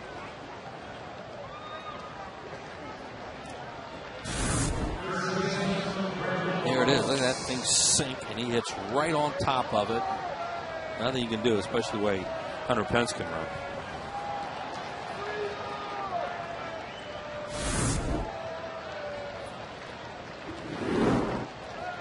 Brett Wallace is 1 for 2. He came on as a defensive replacement for Carlos Lee at first. And now he's getting his 3rd at bat. To keep an eye on Pence. Pence has stolen 15 bases, or I should say 16. He has 1 tonight.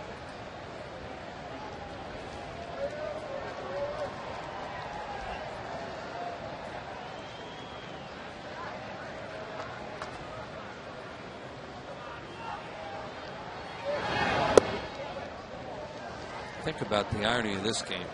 You're trying to pick up a game on the team in front of you, and you're in the 15th, 16th inning with a Rule 5 pitcher on the mound and 2 pitchers and a pitcher playing left field. That's why this game is just the greatest. You never can figure it out. I kind of forgot about Oswalt being in left. Runner goes, pitch is hit foul, and it's 1-1. You know, you watch Roy Oswalt, and I know it's tough because this is a key moment of the game with Pence on first. And I mean, he's got his reactions down. I mean, he's just not standing out there. He might be right now, but as the pitch comes in, I mean, he's getting down and he's getting ready. Oh, just keep it away from him. Well, the Phillies trying to gain a game on the Braves on the Toyota Major League scoreboard. The Rockies defeated Atlanta earlier tonight. And another toss over. Roy's already had a play if you're just tuning in right now, thinking this is a replay. The first batter that came up with Roy in left field popped out to left. He had pretty good form. 1-2 the count to Wallace.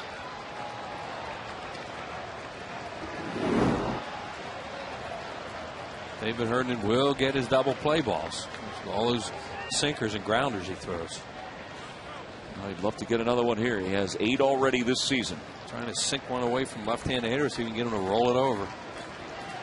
1 every 5.8 at bat, so he's right there.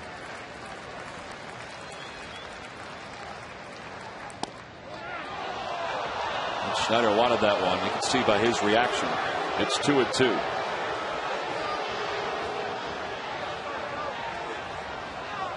as we have seen, reactions have to be careful. Look at the fan. Ready? Where was that? He did try to tail back, that's for sure.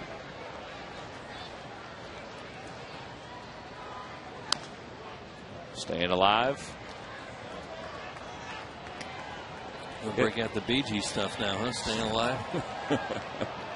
I was just thinking, looking around at the crowd, it's going to get to the point where what's left of the crowd, they're not going to leave. 16th inning. We're going to hang out for now. We waited this long. No school tomorrow. Not yet, anyway.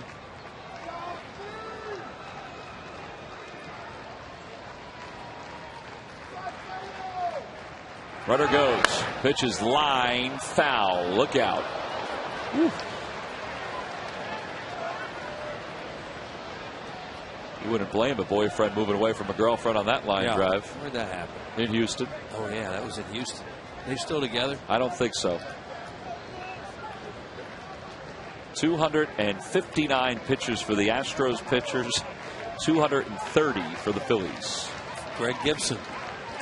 He's had to call all those pitches tonight. Oh, he's about to call pitch number 490. Nope. Except for the fouls. Game is 5 hours old. Neither catcher's pulling a Yadier Molina tonight. Molina caught all those innings of all those pitches in that Cardinals Mets game. They went, what, 21 innings? Yeah. Earlier this season. That was nothing. Ooh. They had him leaning, or at least frozen. He may have hurt his shoulder. I'm okay. Yeah, he was going too. Awkward slide back. Yeah, he jammed it. He doesn't go. Another foul.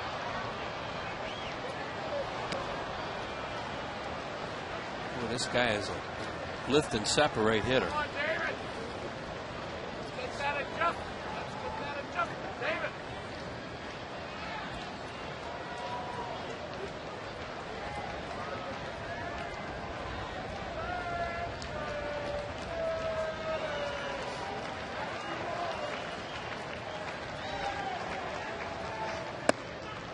Inside, 3-2. Well, at this point, you figure they're going to run. Because Hernan isn't a strikeout pitcher. He's a ground ball pitcher. Everything points to starting a runner. Jason Michaels waits on deck. 3 balls, 2 strikes the count. 1 gone here in the 16th inning.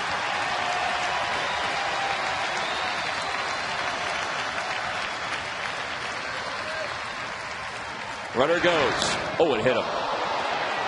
And there are runners on first and second.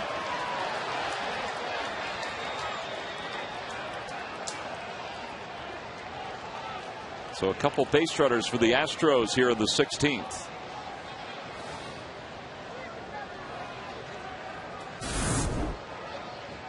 David Hernan trying to make a pitch with a sinker there and gets him right on the calf.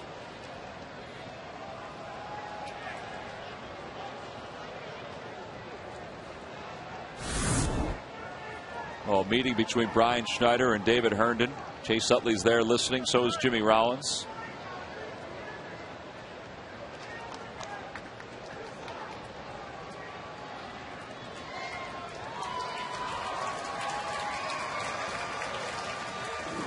Jason Michaels has a hit tonight. He's also been hit.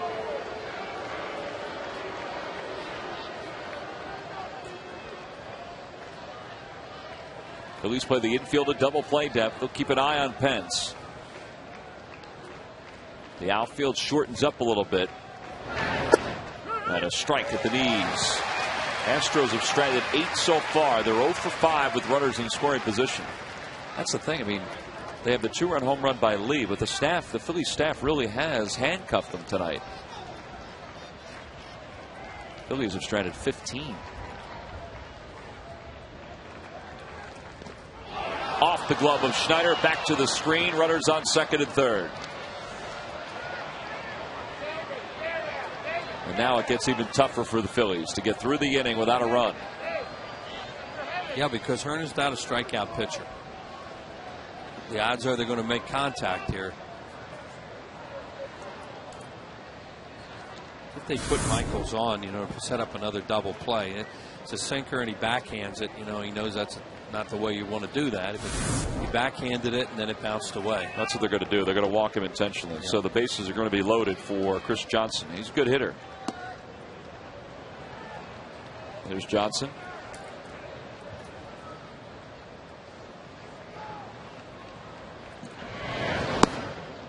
Ball 3.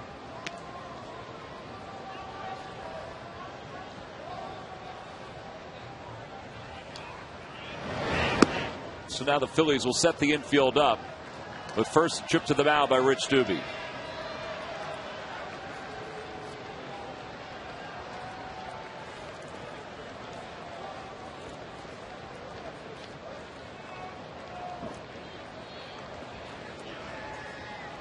Everybody from the infield coming onto the mound. Shane Victorino is calling Roy Oswalt over in left center field. Shane just signaled him to come on over. And they'll kind of set up where he's going to play too. Johnson has grounded into just 4 double plays this year. David Hernan already has gotten a double play tonight. There's Davey trying to get the outfield set up. They're in for 2 up the middle. Ibanez in on the grass at first. And over toward third. Diving play. Polanco bobbles. Goes to second. Not in time. To first. Not in time. And the Astros take the lead. Pence scores from third. It's 3-2 Houston here at the top of the 16th. And they'll score that a base hit and an RBI for Johnson. And the bases remain loaded. Well, there's David Hernan's going to throw a ground ball, and you hope it's at somebody, and it's hit hard. It's a double play ball, but it's a tough play for Polanco. Hard to his left, and they get nobody. Good job by Jason Michaels to get to second base before the throw.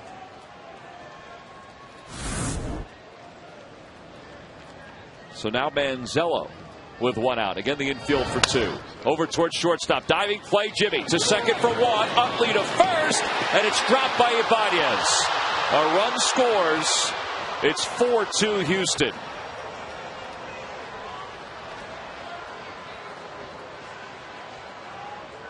Boy, that was a heck of a play by Jimmy. There's a long wait down there, too, by Brian Knight, the first base umpire. I don't know whether he was going to call him out or not.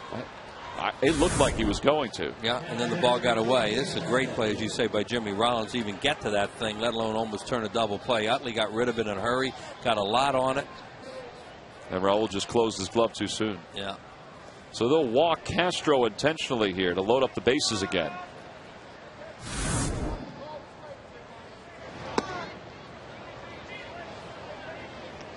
The pitcher's spot is due up next, and Fulcino's coming out to hit.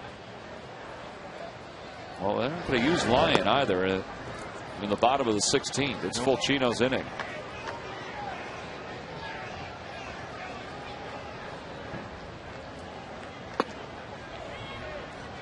So the Phillies trail it by 2 here in the top of the 16th.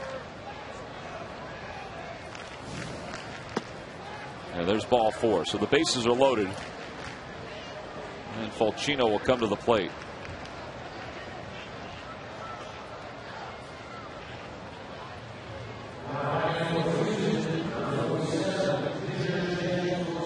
Well, Fulcino does not have an official at bat this year for Houston.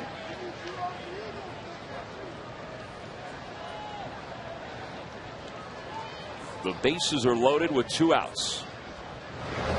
And a strike, and it's 0-1.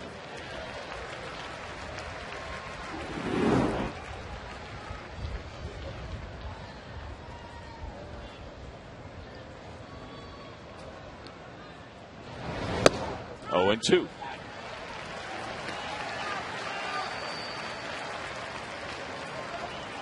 The Astros without a hit, with a runner in scoring position until this inning, and they get an infield hit that drives in a run, and then a fielder's choice that drives in another. Yeah, and the hit they got, to get this whole thing going was that high chopper off the plate. Yep. And that's the kind of pitcher David is. He's going to throw his ground balls, and you just hope they're at people. And in this inning they haven't been. 1-2 the count. A chopper foul.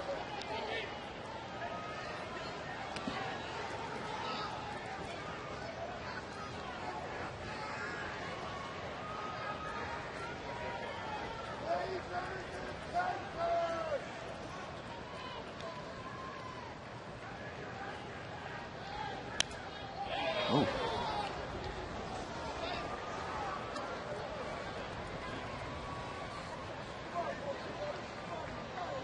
He took his big guy, took a pretty good swing.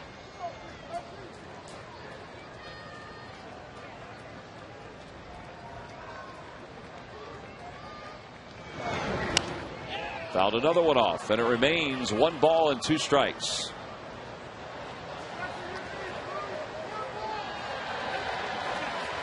We're laughing in the dugout.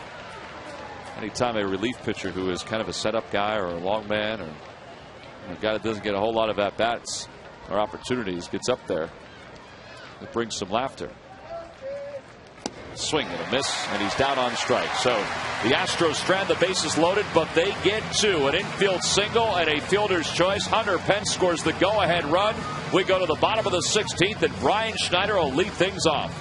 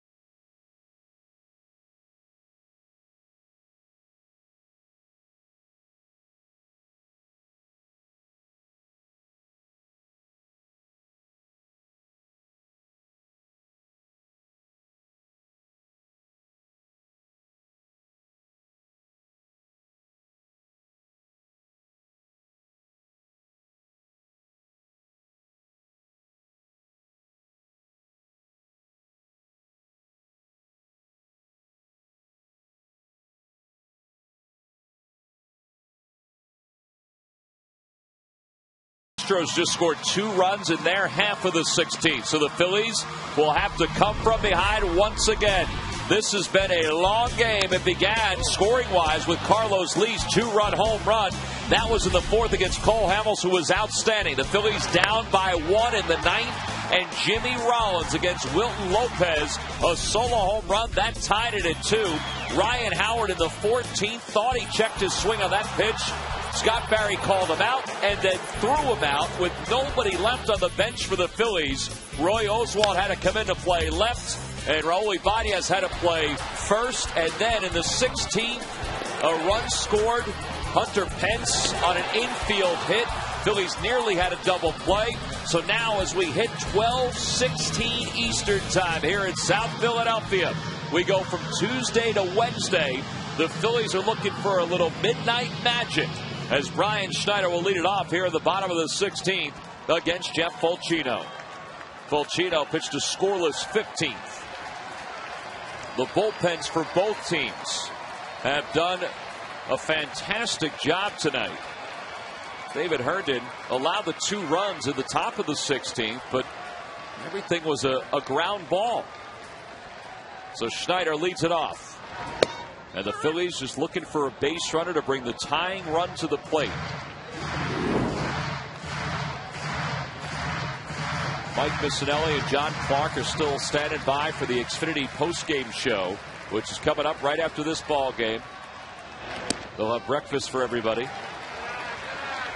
1-1 the count to Schneider.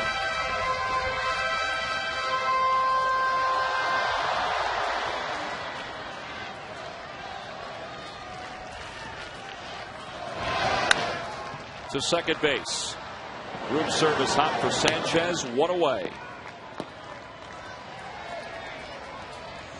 And back to the top of the order for Jimmy Rollins.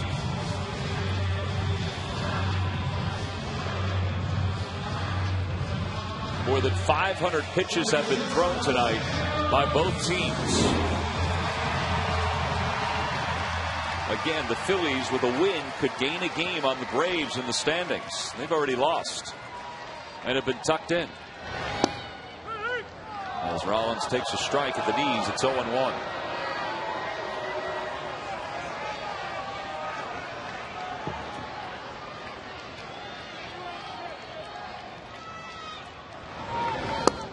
Change up, and it's 0-2.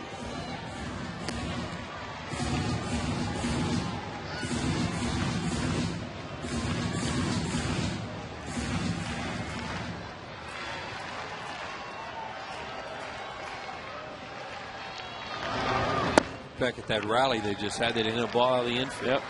That's what, when they get in these crazy games like this, and there'll be all kinds of things you remember. And that inning right there, all the hits were in the infield. And it started with Hunter Pence's little topper over the mound. Hit that high chopper.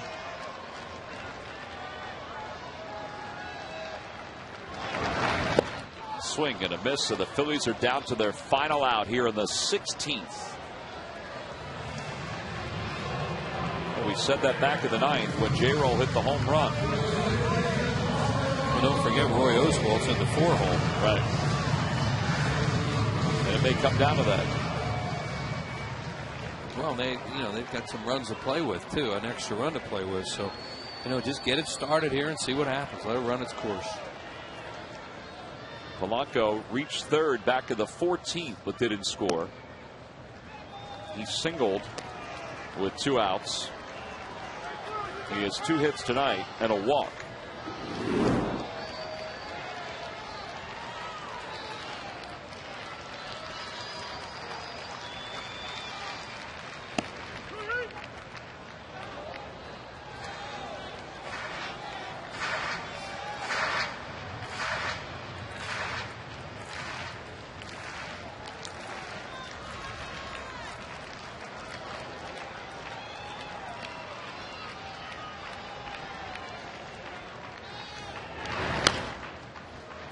Now the Phillies are down to their final strike.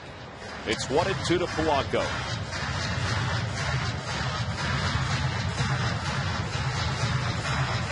Fulchino's the 7th pitcher used by the Astros in tonight's game. Bud Norris started.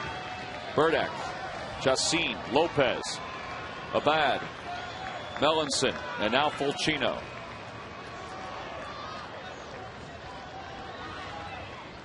In the dirt, 2-2.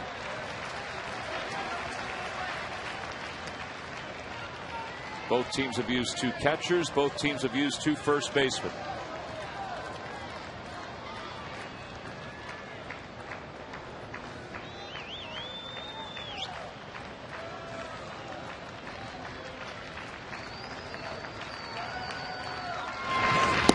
Three and 2 the count.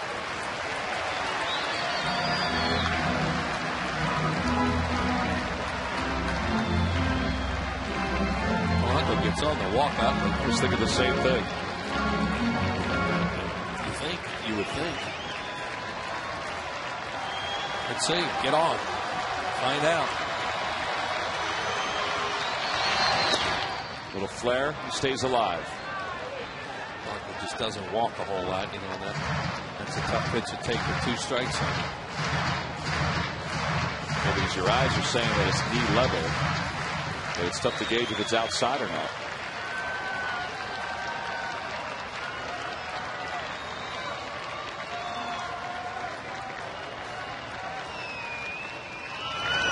Inside, ball 4. The tying run is coming to the plate. Well, let's see what they do. It'd just be surprising if they. Well, of course, all Utley can do is tie the game. Right. Can't win it, so. For a 1-run game, they would walk it. Wallace is going to go talk to Fulchino and let him know that he's playing behind him. They're going to walk him. They're going to walk him as Oswalt steps out of the on-deck circle. I mean, they're going to make Roy Oswalt continue to make this game Go on. The way this game has gone on, it may just happen. Well, you figure to come down to something like this where one of these pitchers we're going to have to hit in a big spot.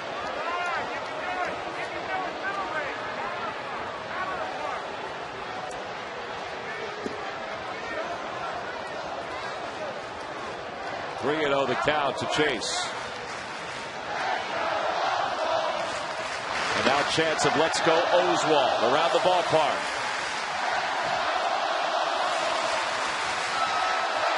This is what Roy Oswalt signed up for, but he's having some night.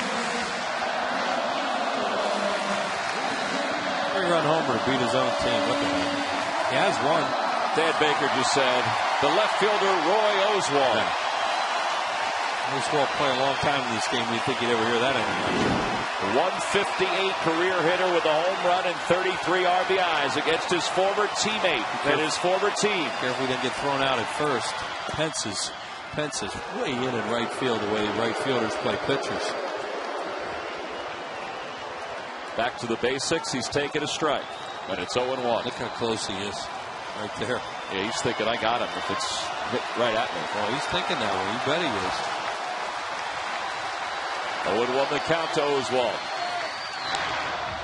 He got a hack, and it's 0-2.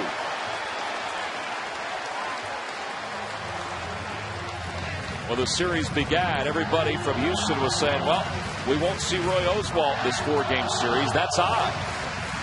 A lot of times, 4-game series, you figure you're going to see the best of the other team, and he pitched on Sunday. Well, they're seeing him here tonight. No balls and 2 strikes the count to Oswalt. The tying run is at first.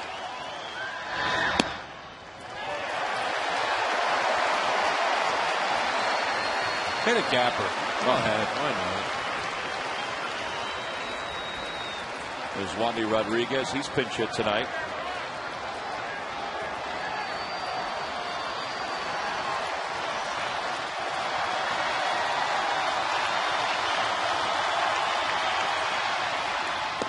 Two and 2 the count. Crazy. This ballpark's been known to get no pitcher's head. Maybe it's creeping into Fulcino's head. He's shooting one down to first baseman. 2 balls, 2 strikes the count to Oswalt. Chopper toward third. Johnson's got it. He's decided to throw it instead of go to third, and the ball game, more than 5 hours old, with more than 500 pitches, is over. And the Phillies lose it by a final score of 4-2. Their 7-game extra inning winning streak is over as the Astros hang on with 2 runs in the top of the 16th to pull out the victory. Chris Johnson, the Chevrolet player of the game, 4 for 6. Turned out that he had the game-winning RBI. Roy Oswalt makes the final out on a night which he thought he would just be a spectator. But he got a put out left and an at-bat, and the Astros hold on to win it by a final of 4-2. We'll be back after this.